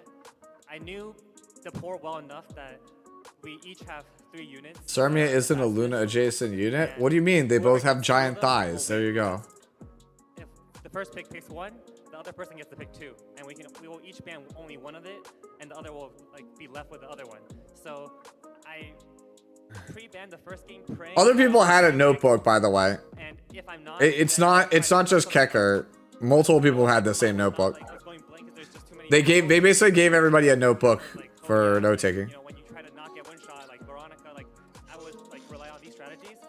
But my best bet would Yeah, they'll provide one to take notes if they want or need. And another thing, why I actually outsped his Mio, I think, is because my Doki had a bulwark set. Dude, she could be related. She could be like Luna's little sister or her cousin.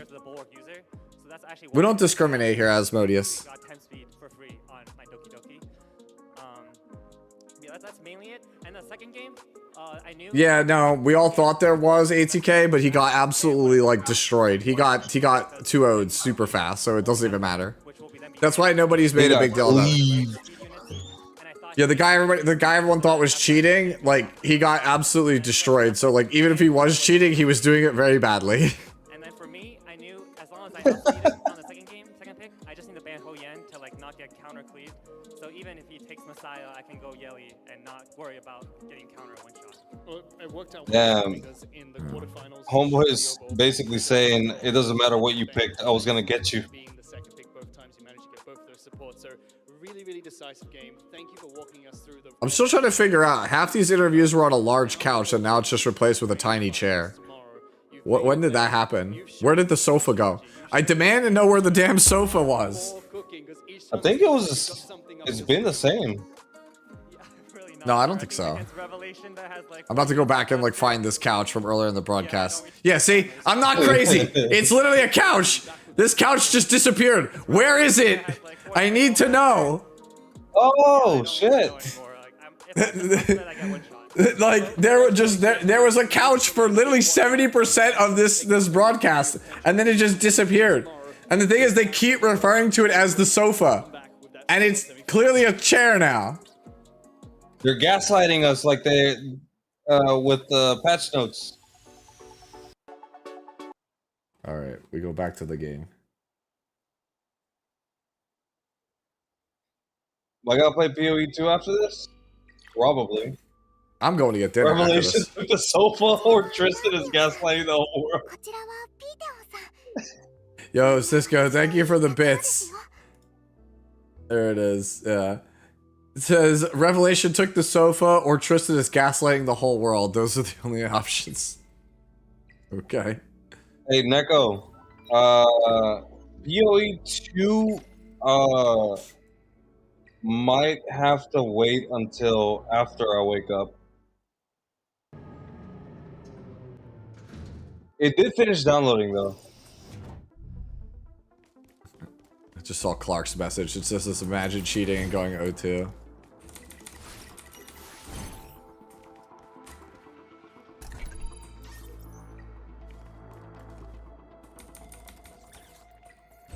What is SMT is pretty loud on your stream? Oh. Yeah, no, it's the broadcast. Yeah, the broadcast, the sound mixing on the official Etheria stream is garbage. It's just straight garbage. Like the background music is super loud, and then the casters and commentators and players have like the world's quietest voice cams, so you just can't like if you lower it so that the music doesn't sound super loud, you can't hear anything that anyone's saying. That's what we were talking about at the beginning of the stream. It just feels like all of the PvP gacha broadcasts for like invitationals and championships, they can't get the sound mixing right. Why? Yeah, see, Cell said the same thing, yeah.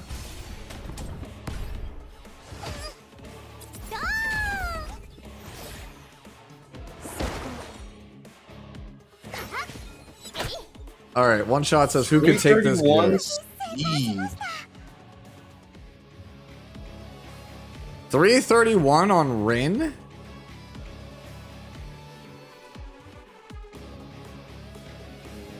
Why momentum? It's probably just because it's who he has. What has speed? Crit chance, but you can just grab crit chance on one of these. I mean, it looks good. Yeah. But like, who you would use it on? I'm just hating. Yeah. What other DPS wants to go fast? That's the thing. Like Just Rin. Just Rin. Yeah, Rin the inbound. Yeah, I'm just trying to think if there's like another like DPS that would benefit from going fast without being nuclear. I mean, not to the degree of Rin. Yeah. I would just keep her geared. Wait, did I miss She's one? the only one in the game that's speed scaling. I must have missed one. Because that's the exit.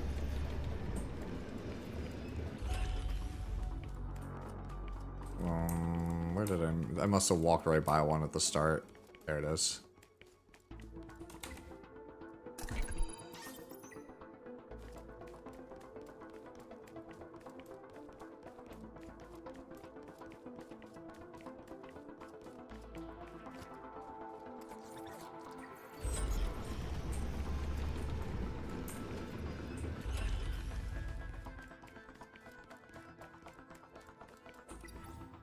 Alright, here's where we hit the S again. GG easy. Alright. Yeah, but here's the thing. All of these S rewards, they suck. So, even though I want the 1 summon, I'm gonna get the 2 legend. Oh, whatever.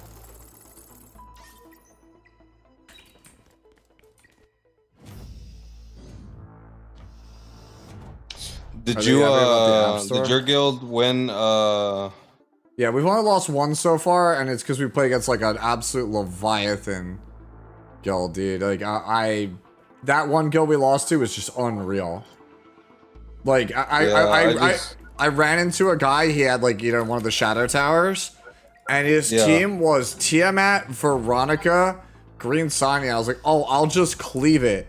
Bro, the second I hit him, the Tiamat transformed and then counter AoE'd and killed my whole team. And I didn't even come, and I was on Revelation Yelly, and I didn't even come close to killing the Tiamat. I was like, you know what?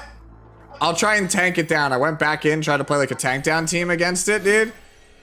That Tiamat just wiped the floor with me. Like I was like, yo, this is like actually unreal. Well, at the very least, I can say that I do have my characters well enough built. I defended 7 off the attacks and lost 4, so that's a total of. Well, I mean, like the thing is, we lost that one. Like I want to say like 3,800 to 1,000. Like it was not even particularly close, and I was like, wow, like. And the thing is, like, we have some whales in our guild, dude. So that's why I was so confused that we got like beat up so badly. Like whoever we were playing, like if you told me they were like a top 5 or a top 10 guild, I'd believe you.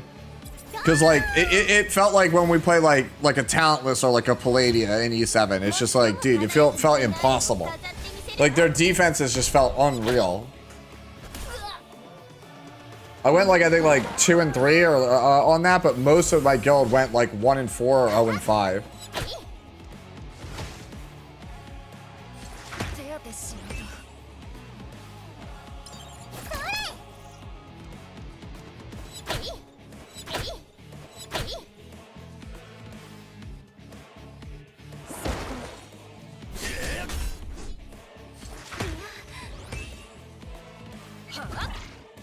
Yeah, ATK, we're washed, bro.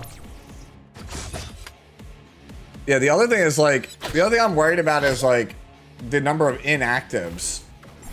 Like we have 30 people in our guild and only 27 or 23 logged in yesterday. So I'm like, dude, are people like getting burnt out of Etheria? It's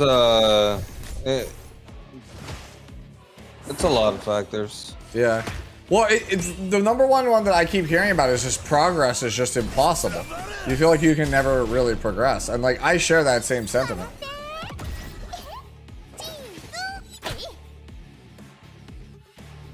Yeah, that's part of it. It's the fact that like, I mean, and correct me if I'm wrong, but you can log into E7 right now and then craft some gear and then do some speed rolls, right? Yep. I can't do that here. Yeah, you can't. Yeah, I have a ton of gear that's just sitting in my inventory that I can't speed check. Because just trying to speed check in this game means that you're bankrupt. No, well, I'm gonna give them this. You can speed check. It'll take you 5 minutes and then you're done. Yeah, for the day. But you can't do it. Just click your mouse a couple of times and oh well, you got what you got. People are more tired of the RNG aspect of the game being everywhere, shells, events, crafting gear, getting shells, etc. And Rengo! Rengo doesn't deserve to be this fucking RNG heavy. Oh, Rengoku. Yeah, that's the only one I can't really do reliably right now for Inferno. It's impossible. Like, randomly, you're just like, well, he countered, I guess I die. Like, it just, like, it's smooth sailing, then just all of a sudden, like, you know, stabby fire sword, you're dead. Stabby fire. Yeah, like, that's literally it. Have you had it hit you twice in a row? Yep. I've like, my friend asked me, like, he's like, yo, like, how come you haven't made more guides for Etheria? I'm like, because straight up, I can't develop free-to-play characters to use for guides, right? Like, you have to just play LDs or like 5 stars that we don't have resources for. So I can't just be like, oh, you just play Rosa. Oh, you just play Yelly. Oh, you just play Tiamat, right? Because people don't, not everyone has those characters and people don't have the resources to develop it even if they did have it. So it just makes, it's very difficult to make guides for the game for that reason. All right, here we go. All right, we're back. We're back. Let's go. We're so back. It's so over. We're so back. Let's find out who's going to be his opponent, starting with the next. So it's all right, let's go reroll. Oh, but reroll. Hold on. No, wait. No, this is so bad for me. This is so bad for me because it's the guy I voted to win the whole thing or the people's champion. You know what? Bro, you know what? We just say hands up and just say whoever got it, bro. I backed the winner of this to win it all. It's either reroll who I voted for to win or the people's champion.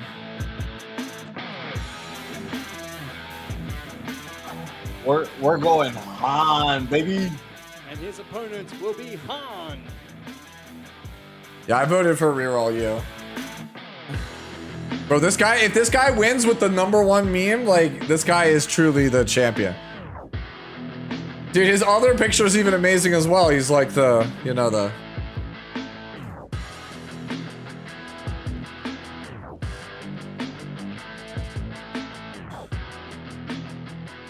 Are they guildmates?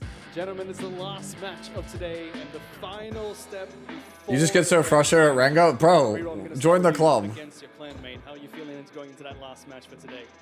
I'm stressed as fuck, sorry. Oh, yeah, yo, this man, but find him, bro. He used a curse word. Going into this one? Maybe not, because I'm good against Revelations. All right, well, let's see if that pans out. Best of luck, gentlemen. Please proceed to the stage. How are you feeling? I'm stressed as fuck, he says. I'm excited. That was fun. On! Well, congratulations, Vulcan. The Aussie wasn't the first person to swear on stream, so I think you might have. This is going to be a really big one. You know, That's too funny. That's too funny, dude. Congratulations, Vulcan. The Aussie wasn't the first one to swear on stream. So I'm interested to see how this goes, but I'm feeling confident. Yo, Caster's actually W. Caster's W. Faster than reroll, and he managed to get it over there. The one thing is that Yeah, yeah. You only now realize that it's Vulcan. Sometimes you don't realize it's Vulcan because he doesn't have the trademark baseball cap. The counter play. So we have to wait and see. But Damn, definitely boy. sounds like reroll is a little bit nervous judging off his it's gonna. Yeah, he definitely feels like he's. The moment I cut my hair, you're gonna forget what I look like. Oh, is he a League of Legends caster? Sick. A blinder versus Young Yo, like a draft absolutely on point. You know, literally as you mentioned, played one round with 3 units. I mean, you know, his ungeared base level Yang did nothing that game realistically, apart from I think a defense. Yo, yeah, dude, him winning the 3v4 was just like. This is the final game of the day, guys. Here we go. Yo, look at this man drafted Fangus. That's what dude, I want to see the Born from reroll. Surprise moments as well for you on stream. We're going to jump into that ban phase. You can see reroll and hand some of their favorite units on screen here. I like hit my microphone. My bad, guys. Yeah, definitely. And like I said, you know, Han felt like the underdog at the start, but he showed just what he can do. And I'm super keen to see if he can actually pull off that same type of performance in this one again. So we'll see what the bans are going to be. We're looking for the pre-bans at the moment to see what both players are prioritizing. This is what's reroll. Well, this is what's on reroll's mind. Let's get down to business. To defeat the Han. Not his favorite player character to play, so definitely makes sense why he is going for that option. All right, we're going to see. Where are these guys going to go with the draft? Plenty of first pick options on the table. We've got Tsukiyomi open. We've got Doki Doki open. We've got Lily open. It is going to be Tsukiyomi open, getting locked in here for Han. So again, a very threatening Animus. We know what they can do. Time for you to be a man. Play up to their next turn. Lily and Kazi the Reverie. That not surprising. Like the 3 broken openers now that Mia's off the table. Fast, and then Han probably trying to pick that Tsukiyomi. Probably, you know, if you have it, you probably Doki's still on the table. Anyway as backup, but also counter picking it. Oh, Yan Lingluo. 3rd pick ban protection. As we've seen from Hoyan in this tournament already, she is fantastic. And then protected. Who bans Yang? Those that run Yang with Revelation will know. But then also heal up for the late game is very important. So that's why we do have 6 hits on Revelation? That's a dead unit. Reroll, obviously, Hoyan probably difficult to ban though because you've got Tsukiyomi. That used to be my my old card game team. That was what we would play before every major tournament. Was the you know, be a man. Just because of that line. Let's get down to business. Like as soon as you get the training camp, it was like my team leader. That was like his thing, dude. He would play it on his phone. We'd all get together at the. Oh, there's the Born. Yo, let's go. But yeah, we would get to the testing house, and the first thing he'd call the team meeting, and that would be what it was. He would just play the song. maybe Brazil doesn't have a Messiah to lock in. I'm not too sure, but we do have essentially 2 counters to that Hoyan coming in because Born can also. Ooh, I really like Han's team. Going to stop the Soul Ward coming out for the Hoyan. Look at this though. Yeah, you either ban Tiamat or you ban Hoyan. Messiah? No, Freya. No, Freya. So he's kind of going more down that bruiser Okay. and trying to be a bit more anti-revelation. You mentioned how many lighthouses he has on his team as well. Yeah, definitely. And then I think, I think you ban. I think it's Obel ban for reroll. is the Tiamat getting banned from Hans. It's Lily ban for Han. Getting banned from reroll, so trying not to get outsped. Yeah, it's probably yeah. That Freya is as well. So What was that? how this pans out There you go. There we go. Yep, Lily ban. Very fast Tiamat Freya, ban. that is for certain. It is a fast Freya. It's a It fast- is a fast team. fast It's a Born. fast It is team. a fast Heinrich, and it is. Wow, his whole team outsped. His whole team outsped. His whole team outsped. All right, well, whoa. Too much damage. Hoyan still. That Hoyan is going to get the revenge in. So Yeah. massive damage, as we've seen. And we do get the lighthouses. coming in. Lighthouses we pop do get that up. thing load cutting in front thanks to that All right, we lighthouse. got an Able to go S3 ahead and here. heal up and get those immunities back on as well. Going to put on a bunch of those whale prayers as well, which is something additional that we All have right, to get S3 stripped. Now, we do on have Obel. Guru strippers coming Yep, up as on well. Obel, yep. Both the Heinrich, but we also have Born with the ability to strip as well. We are going to go ahead and Yep, boost our S3. Obel out, and now we can Were they go on Strive? as well. So fantastic that No, Lighthouse Lighthouse Lighthouse, pushes yeah. you up, so far. I think. Now we get the Hoyan. Yeah, I'm gonna pull up the exact text on Lighthouse in a second. I actually haven't played with it. Yo, is Lighthouse like? See the rest? No, okay. And just gets to choose whoever he wants, and there you go. The Heinrich just getting Oh my absolutely dropped. God. Love seeing those plays from the Hoyan. She's such a pivotal character when you don't have the counter, and Heinrich being that counter, getting deleted. Silence on the Born. Wow. Yep, the Codex It's magic. over. Yeah, like I said, I thought the Obel was the ban. Another AoE. Everybody keeps prioritizing the outspeed, and I'm like, guys, like, it doesn't really matter if he outspeeds you. If he like, because like, what's the worst that happens? He deletes one character with Hoyan, and then your Born deletes his Hoyan. No, we can't. This should be able to finish it off with the skill 1, I would say. But if not, if the dot lands, it's definitely going to finish it off. So there we go. There The it dot is. does land, and that is going to be enough. For the Okay, Codex. Revelation, Born That's a Codex. Yeah, S3. he's a single hitter, so we do have the Codex. He does have the strip. Some big damage on that one as well. kill. But once again, he does ignore passives. Just keep in mind, we do need to Yeah, heal it's that Hoyan Lighthouse. back up Lighthouse because he pushes could you actually up. snipe that Hoyan, Yeah. but she's back. All right, time to get a billion lighthouses. All right. That's the plan. That's how you beat the meta, guys. Just farm a billion lighthouses. Tries to get the damage down onto Obel, but this is looking pretty good for Han in this first game. I think that's just about all you can do. We do have another skill 3 to come out on the Born, but I don't think it's going to be enough to do anything because it's not going to get Hoyan into kill range. And if it doesn't get the Hoyan into All kill right, range, it's looking reroll's looking kind of against the let's see ropes. how this one goes. Where do we go here? Big damage. Oh, it does take the Yo ball, but that It's not enough, though. It's not enough. But no revelation. We've desynced from the revelation, so we're not going to be able to get that in there. I got excited. Yeah, no. But we do still have the threat of the because we do have self healing on the skill 1 from the Born, so it's still definitely a threat. Yeah, it is Lighthouse. It's Water's Origin. The skill 3 is what he Yo, Lighthouse. Oh, yeah, that is Water's Origin. It's literally Water's Origin. Yeah, Lighthouse is actually stupid then. Holy. If you take more than 25% of your health in a Play safe, get rid of the Born, that's game. get your Obel back, and that is a Yeah, really top right. clean game coming out there from Han. Yo, Han is doing work right now. Hey, underdog story. Clever, he thinks about these picks and bans, and yeah, a great strategy from him. Definitely, he did say before the game he does have a good play for against the Revelation, so he's showing that in this one. He's 3 from 3 against Revelation so far in this tournament. Yeah, and obviously, speaking to Keka, he thinks the reroll is the fastest in the tournament. So if he's able to, I don't think there's one bad shell, not gonna lie. Yeah, the shells are surprisingly well balanced. The only one that it feels like it. You know, a lot of people will look at. The only two that feel like they should probably get nerfed are Revelation, because I do think it does a bit too much damage. It does make it too easy mode to cleave, and once people get better gear, it's going to become even more powerful. And then the other one is Codex and Magic. I just fundamentally think that skill should not be in the game.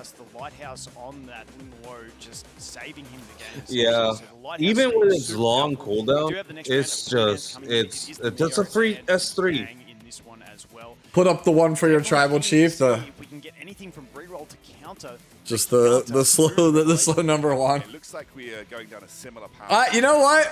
I'm gonna say it. I missed the tribal chief storyline.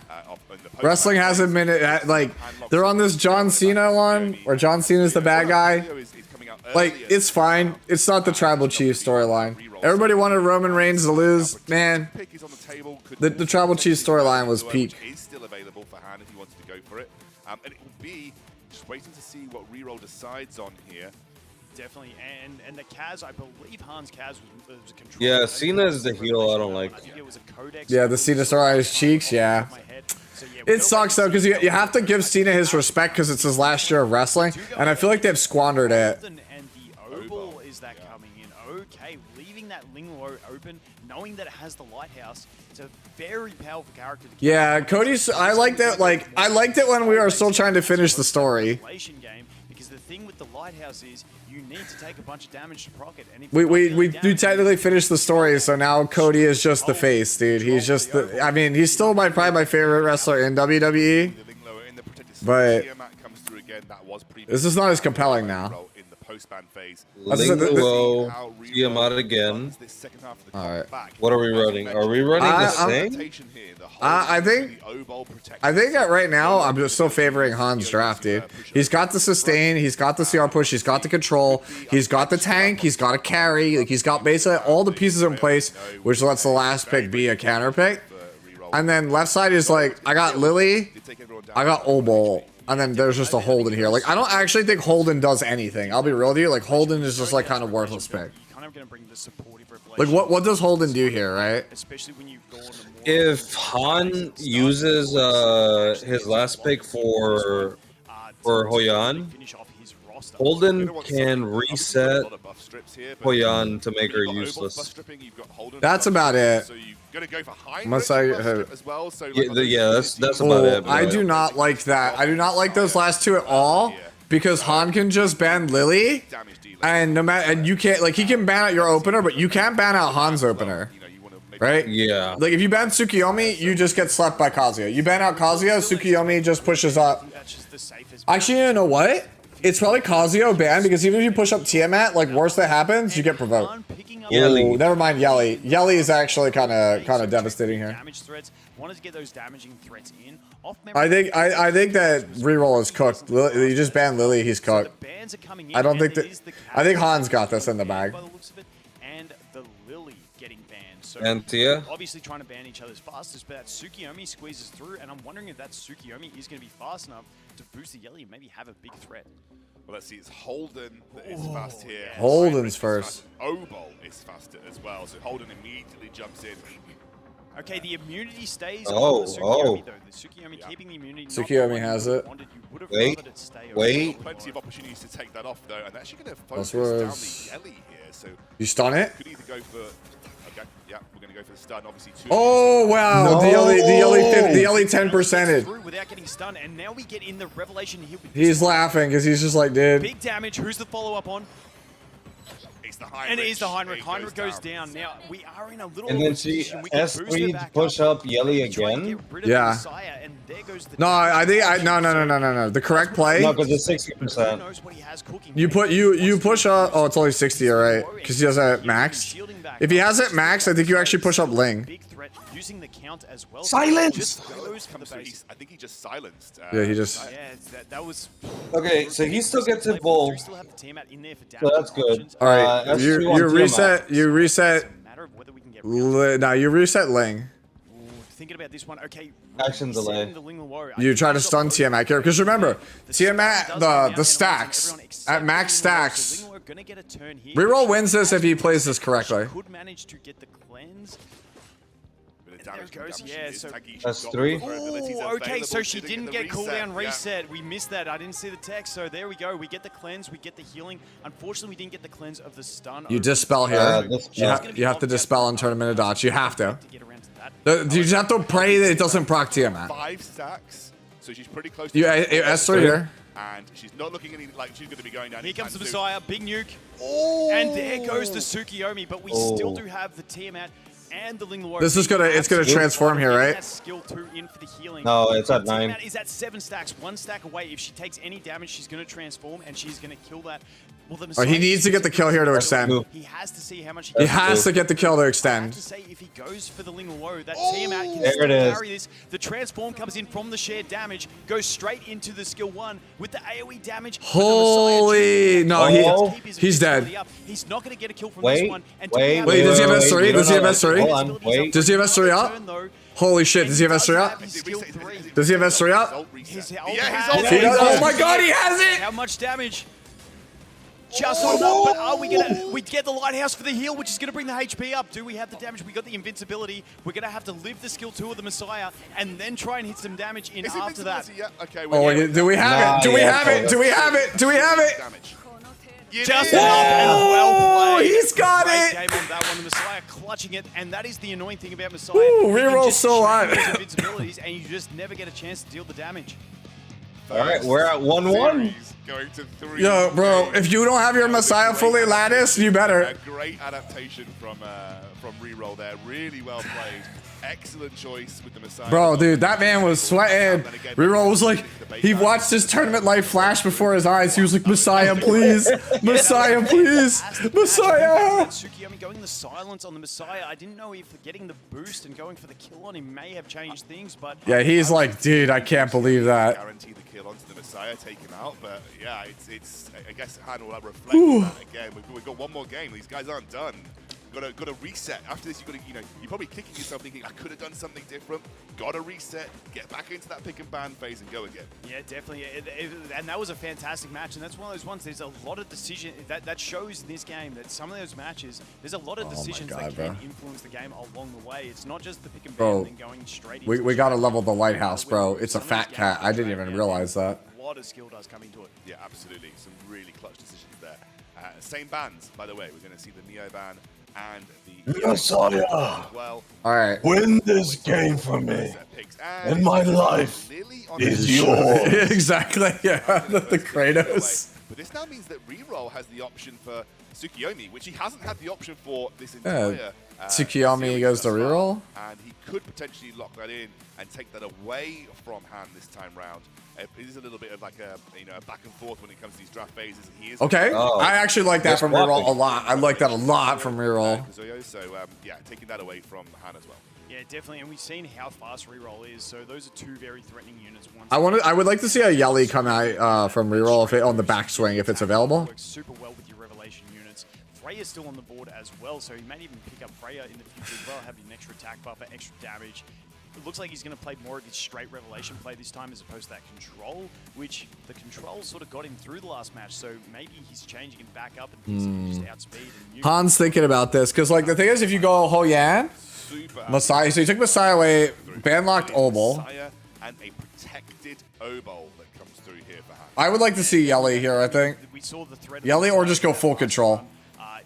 You're already faster. You go full control. I think you go full control. I can't remember which one his was, but you know, Messiah being a massive threat nonetheless in this one. Okay, so Obol Obol's out. Massive turnout from Obol in this tournament. Kraken? Do we have Kraken? Starting with Keko all the way in the first match and coming through into this match as well. The stuns, the dots, and the strip, all fantastic strategies. Obol been a real pickup for most players in this tournament thus far. Just a very, very. I really think that this is You don't need just SSR. Holden Freya. He's just an SR, just a standard. Well, we know Holden can outspeed. That's why he's taking Holden. Holden has shown he's faster and everything. So that's actually not a bad pick. Normally, I would say Holden, not super good, but the way he has Holden built, we already know it's faster than everything Han has, so he's got his pick of the litter on the reset. And then Freya, obviously, Revelation. Let's see what Han chooses here.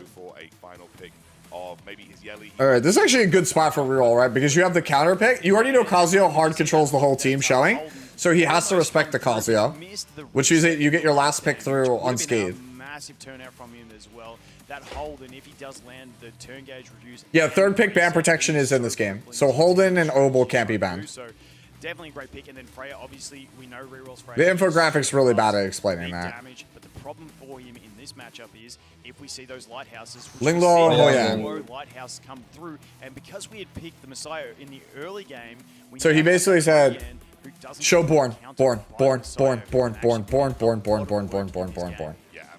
This is something that was so clutch for Han in the previous round was his basically single-handedly won one of the matches for him. And reroll Veronica here. Okay. He's looking to gap and get those the buffs. All right, so Lily is banned. Hondo, right? Soul Ward, so honestly, You banned Kazuya here. No, I mean for reroll. I think he bans Lily, but I think that what Han has to ban Kazuya. Not banning Kazuya is just GG's. Because Holden just strips your Kazuya, your Ling, and then you just get hard control. Is getting banned from Rerol's team. And we know that there is a fast. Faster than the Lily.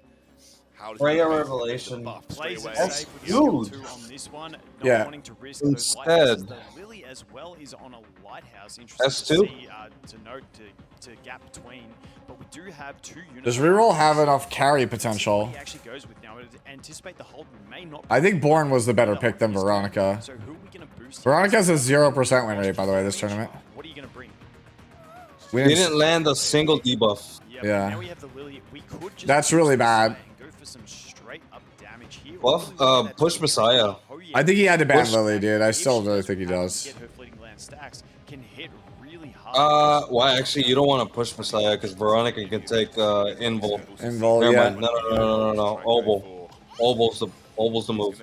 Obul's the move. He picked Messiah. You reset Obol here. Oh, he's got immunity. You can't. Debuff push back.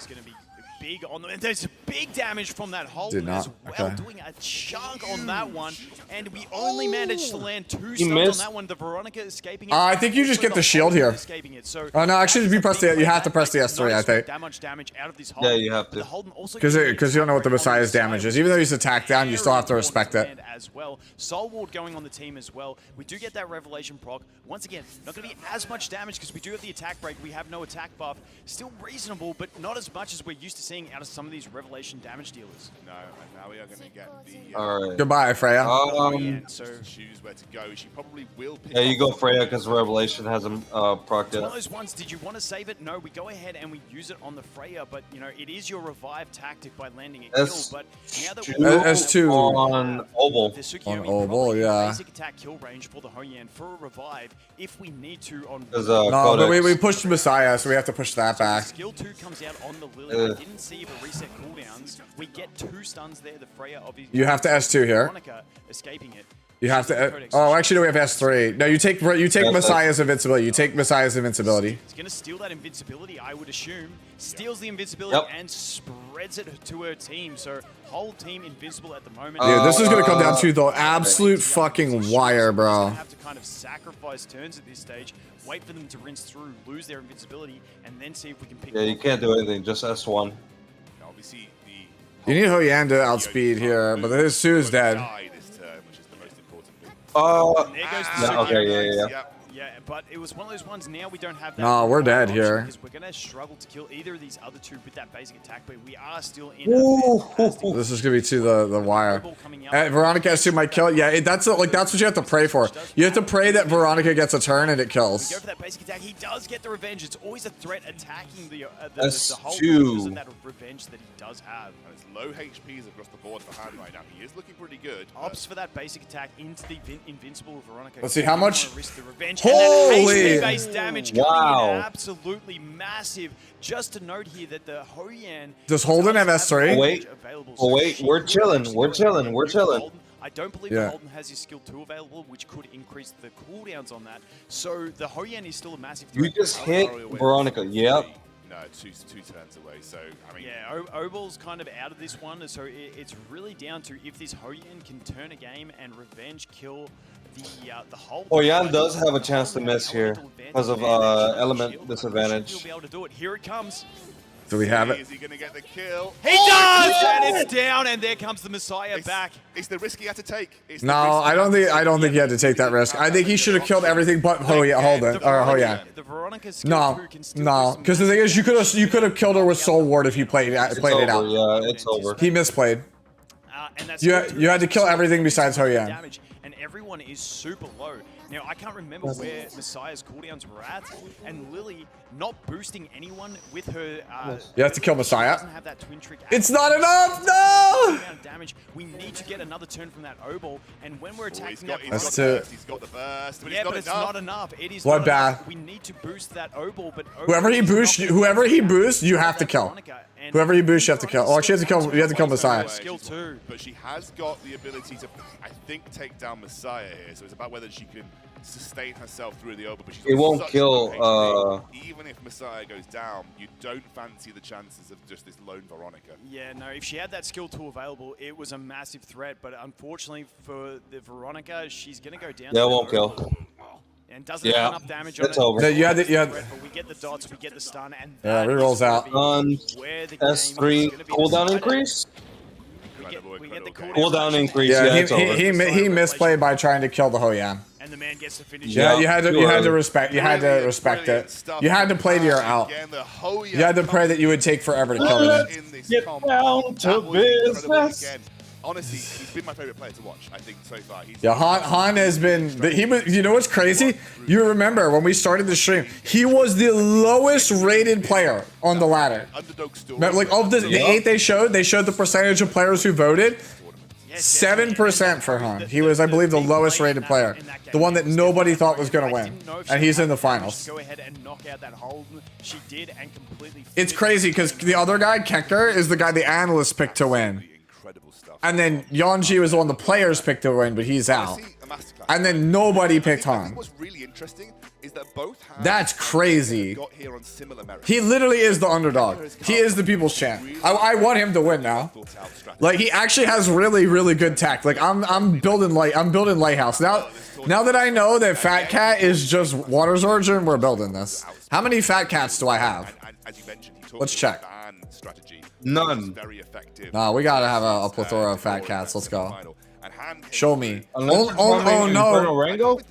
Oh, only 4. No. No. Rengo. We have to farm Rengo for it. Yup. No. Inferno Rango. Get that team ready. Yeah, Hoyan is the one, dude. We're building this Hoyan. Let's go. Direct counter pick and counter play to these revelation users, but as we saw from Kekker Fat early Cat on, Farm just he's not just a subscribed. revelation user, he Cisco has his underscore counter to these CWF gifted a tier 1 I would sub to have Fat say Cat that for Farm. Kekker, They have I given think the person who 23 would rather gift play subs in in this the match channel. between Thank you, Cisco, again for the gifted to Fat Cat Farm. against Han, so getting the option that I would imagine he All right, guys. So the plan is just to level the Hoyan, right? which was going to counter him. So I'm looking forward to this grand final. That is hilarious. I actually think we might have. All right, I'm gonna hold off until I can fully do the whole thing, in case like they just decide, oh, bro, here's a new broken character. Oh wait, I have the ability to 6-star a character, bro. Hold up. Do we just 6-star the Hoyan? Picks that are really important. We are tomorrow. It's either that or the Viper. I think you're gonna have something really fun here to watch between Kekker and Han. Now, Hey, Cisco. Nah, bro, we go for the Hoyan. full best of 3. Good stuff on those gifted subs. That's hilarious. Dude, Cisco is the best.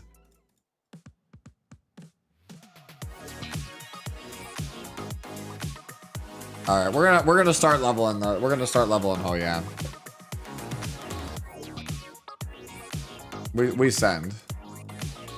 You got. I've seen enough. I've seen enough. The Hoyan is enough.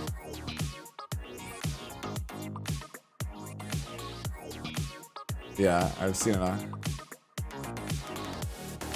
This tournament has convinced me not to reset my Hoyan. My gear just sucks.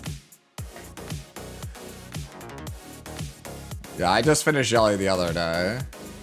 Like, for latticing, not gear. This gear is just whatever we had laying around. Largely because that was... You know what? What? With your Hoyan leveled up, now you can farm Inferno Terror without Sonya? Shadow Sonya. Yeah. That's the other reason I'll level her up. So I can move away from that strat. Yeah, I hate that. I hate using Lily. I hate using Shadow Sonya. Yeah, because then people ask, like, how do you beat this without blank? And you're like, you don't. Because there's no resources to build anything else to explore it. We saw the massive revive at the end too. And even still, you know, oh look, oh yeah, and then you gotta invest. Yeah. No, yeah, It's rough. Just get Lily, bro.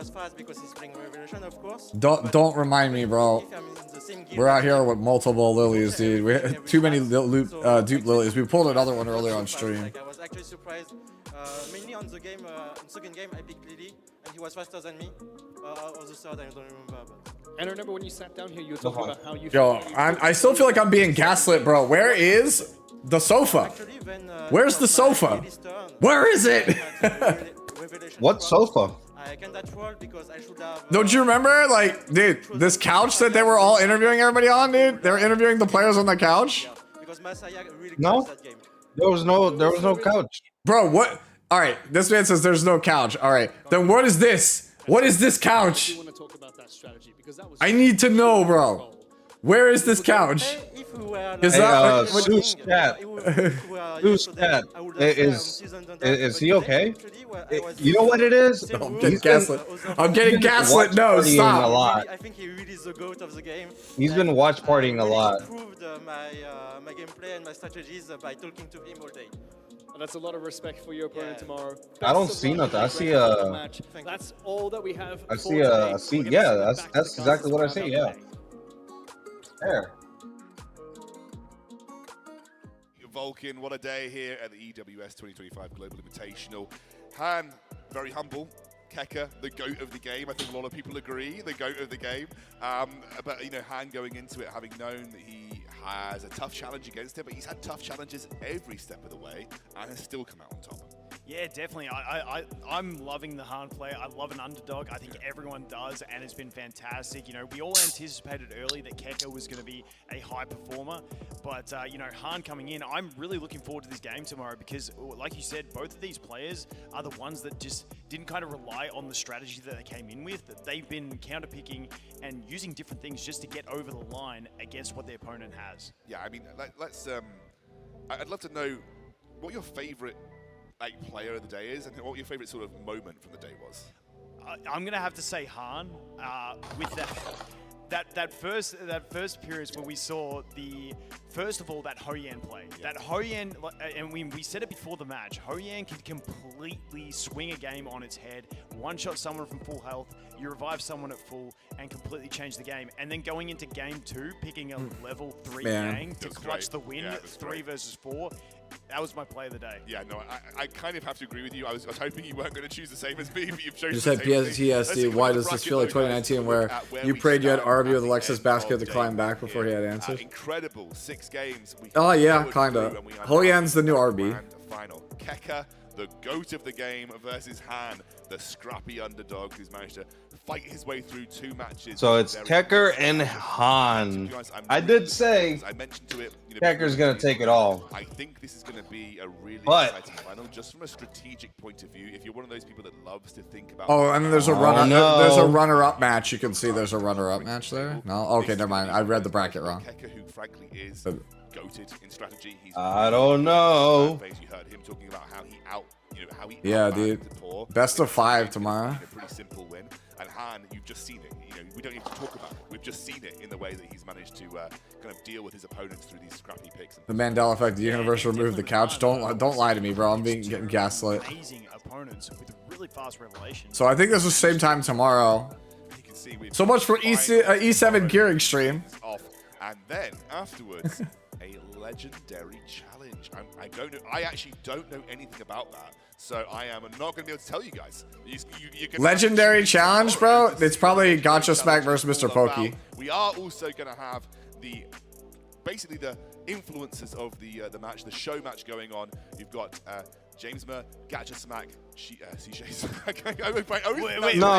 Gotcha Smack, Gotcha! Mr. Poke, YDBC and Limaloo. So yeah, going to be a really, really awesome match between those guys. Obviously, Mr. Poke. Why does Papa Smack look like he's a lost kid in the back of a milk carton? No. Incredible day, Vulcan. Any closing thoughts?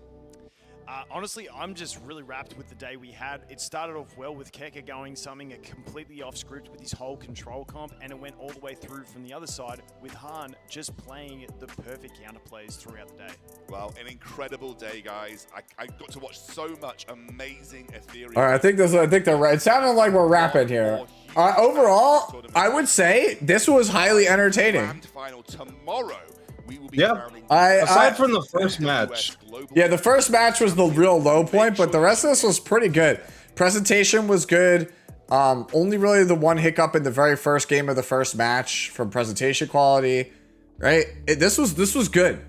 Like, again, Etheria is not perfect, but so far the guys running this game have shown me that they are making adjustments. I have to kill that. They're making the necessary adjustments, right? To make to get it right. Just, I wish they would do things a little bit in a more timely fashion. All right. Now, if we could just get some damn, like, better gold lattice acquisition, I think everyone here, I would agree, things would be a lot better. The economy. Yeah, just fix the economy, man. Like, just make gold lattices, like, 50% easier to get. Like, just, like, if they increase the game by, like, 50%, give or take, it might even need to be more than that, because, like, at the rate we're going, we get like 3 to 4 a week, and it takes 15 to max a character. So like realistically, you're just not you're doing less than a character. You're doing a character like every 2 months. So like they need to get 12. You need 12 to max. 12 a max, yeah. Okay, it's 12. That's right. So, and you're getting like 3, so it takes about a month to max one character. It needs to be like 3 weeks, like 2 to 3 weeks to max a character, right? Like that's where it's at in E7. That's the rate E7's at. And like, it feels stressful where like, you feel like you don't have enough and you feel compelled to like spend, which is obviously what they want, right? We as players don't want that, but that's what players want, right? Yeah. People feel compelled to spend, but like, if you show a little patience, you'll still be fine. So it's not the end of the world. Right now, if you show patience, you feel like you're just, you have no hope versus spenders. Like you're just so far behind. So like that needs to get fixed.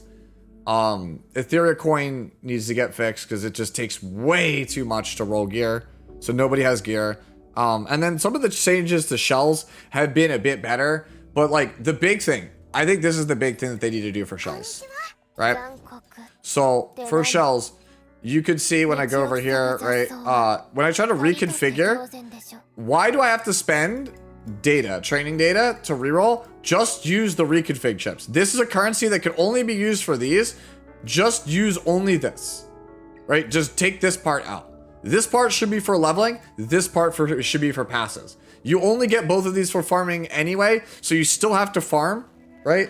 But like the training data should not also like, it's supposed to be a sink. I get it, a resource sink to gate you, but like leveling and upgrading and stuff and imprinting, you can just make that be the thing that costs training data and leave the reconfig only as the reconfig chips. Like this resource is only used here. Facts just subscribed. Cisco_CWF gifted a tier 1 sub to spitting_facts. They have given 24 gift subs in the channel. Thank you, Cisco, for the gifted sub to spitting facts. I should just do a small video on this about like things that still need to be fixed, I think. Oh yeah, we'll do that. We'll do it after the Invitational is over. Like, because I want to talk about like my thoughts on the Invitational and the state of the game, right? I think I'll just do it as like a total package video. I think that'll be something to do. Probably do that like Tuesday, give or take. Monday is usually a pretty rough day for me to get anything done. And obviously I want to wait until we're done everything tomorrow. Anyways, the actual official broadcast is over, as you could see. Thanks for watching. So I think this is about the time, Rev, where I'm gonna pack it up. I'm gonna go to the store. I'm gonna get some stuff. I'm gonna cook up some dinner. And then I'm gonna get ready to be back here in 3 hours with Tristan Wolf, Anyo, Byako, and Redos for our E7 WC Worlds watch party. Same time tomorrow? Yeah, I'll be back for this also tomorrow for Etheria. Yeah, same time, homie.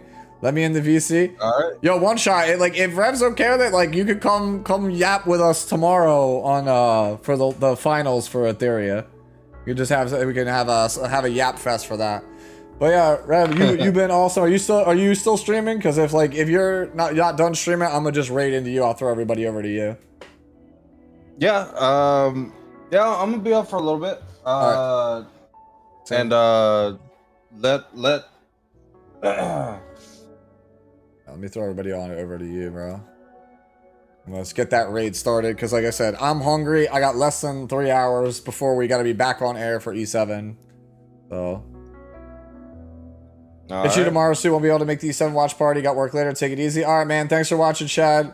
As for everybody else, oh yeah, dude, I need to make sure we gotta get popcorn again, bro, because if we have another Cougar match like last night, dude, I'm gonna need it. All right, Rev, I'm out of here. Take care, homie.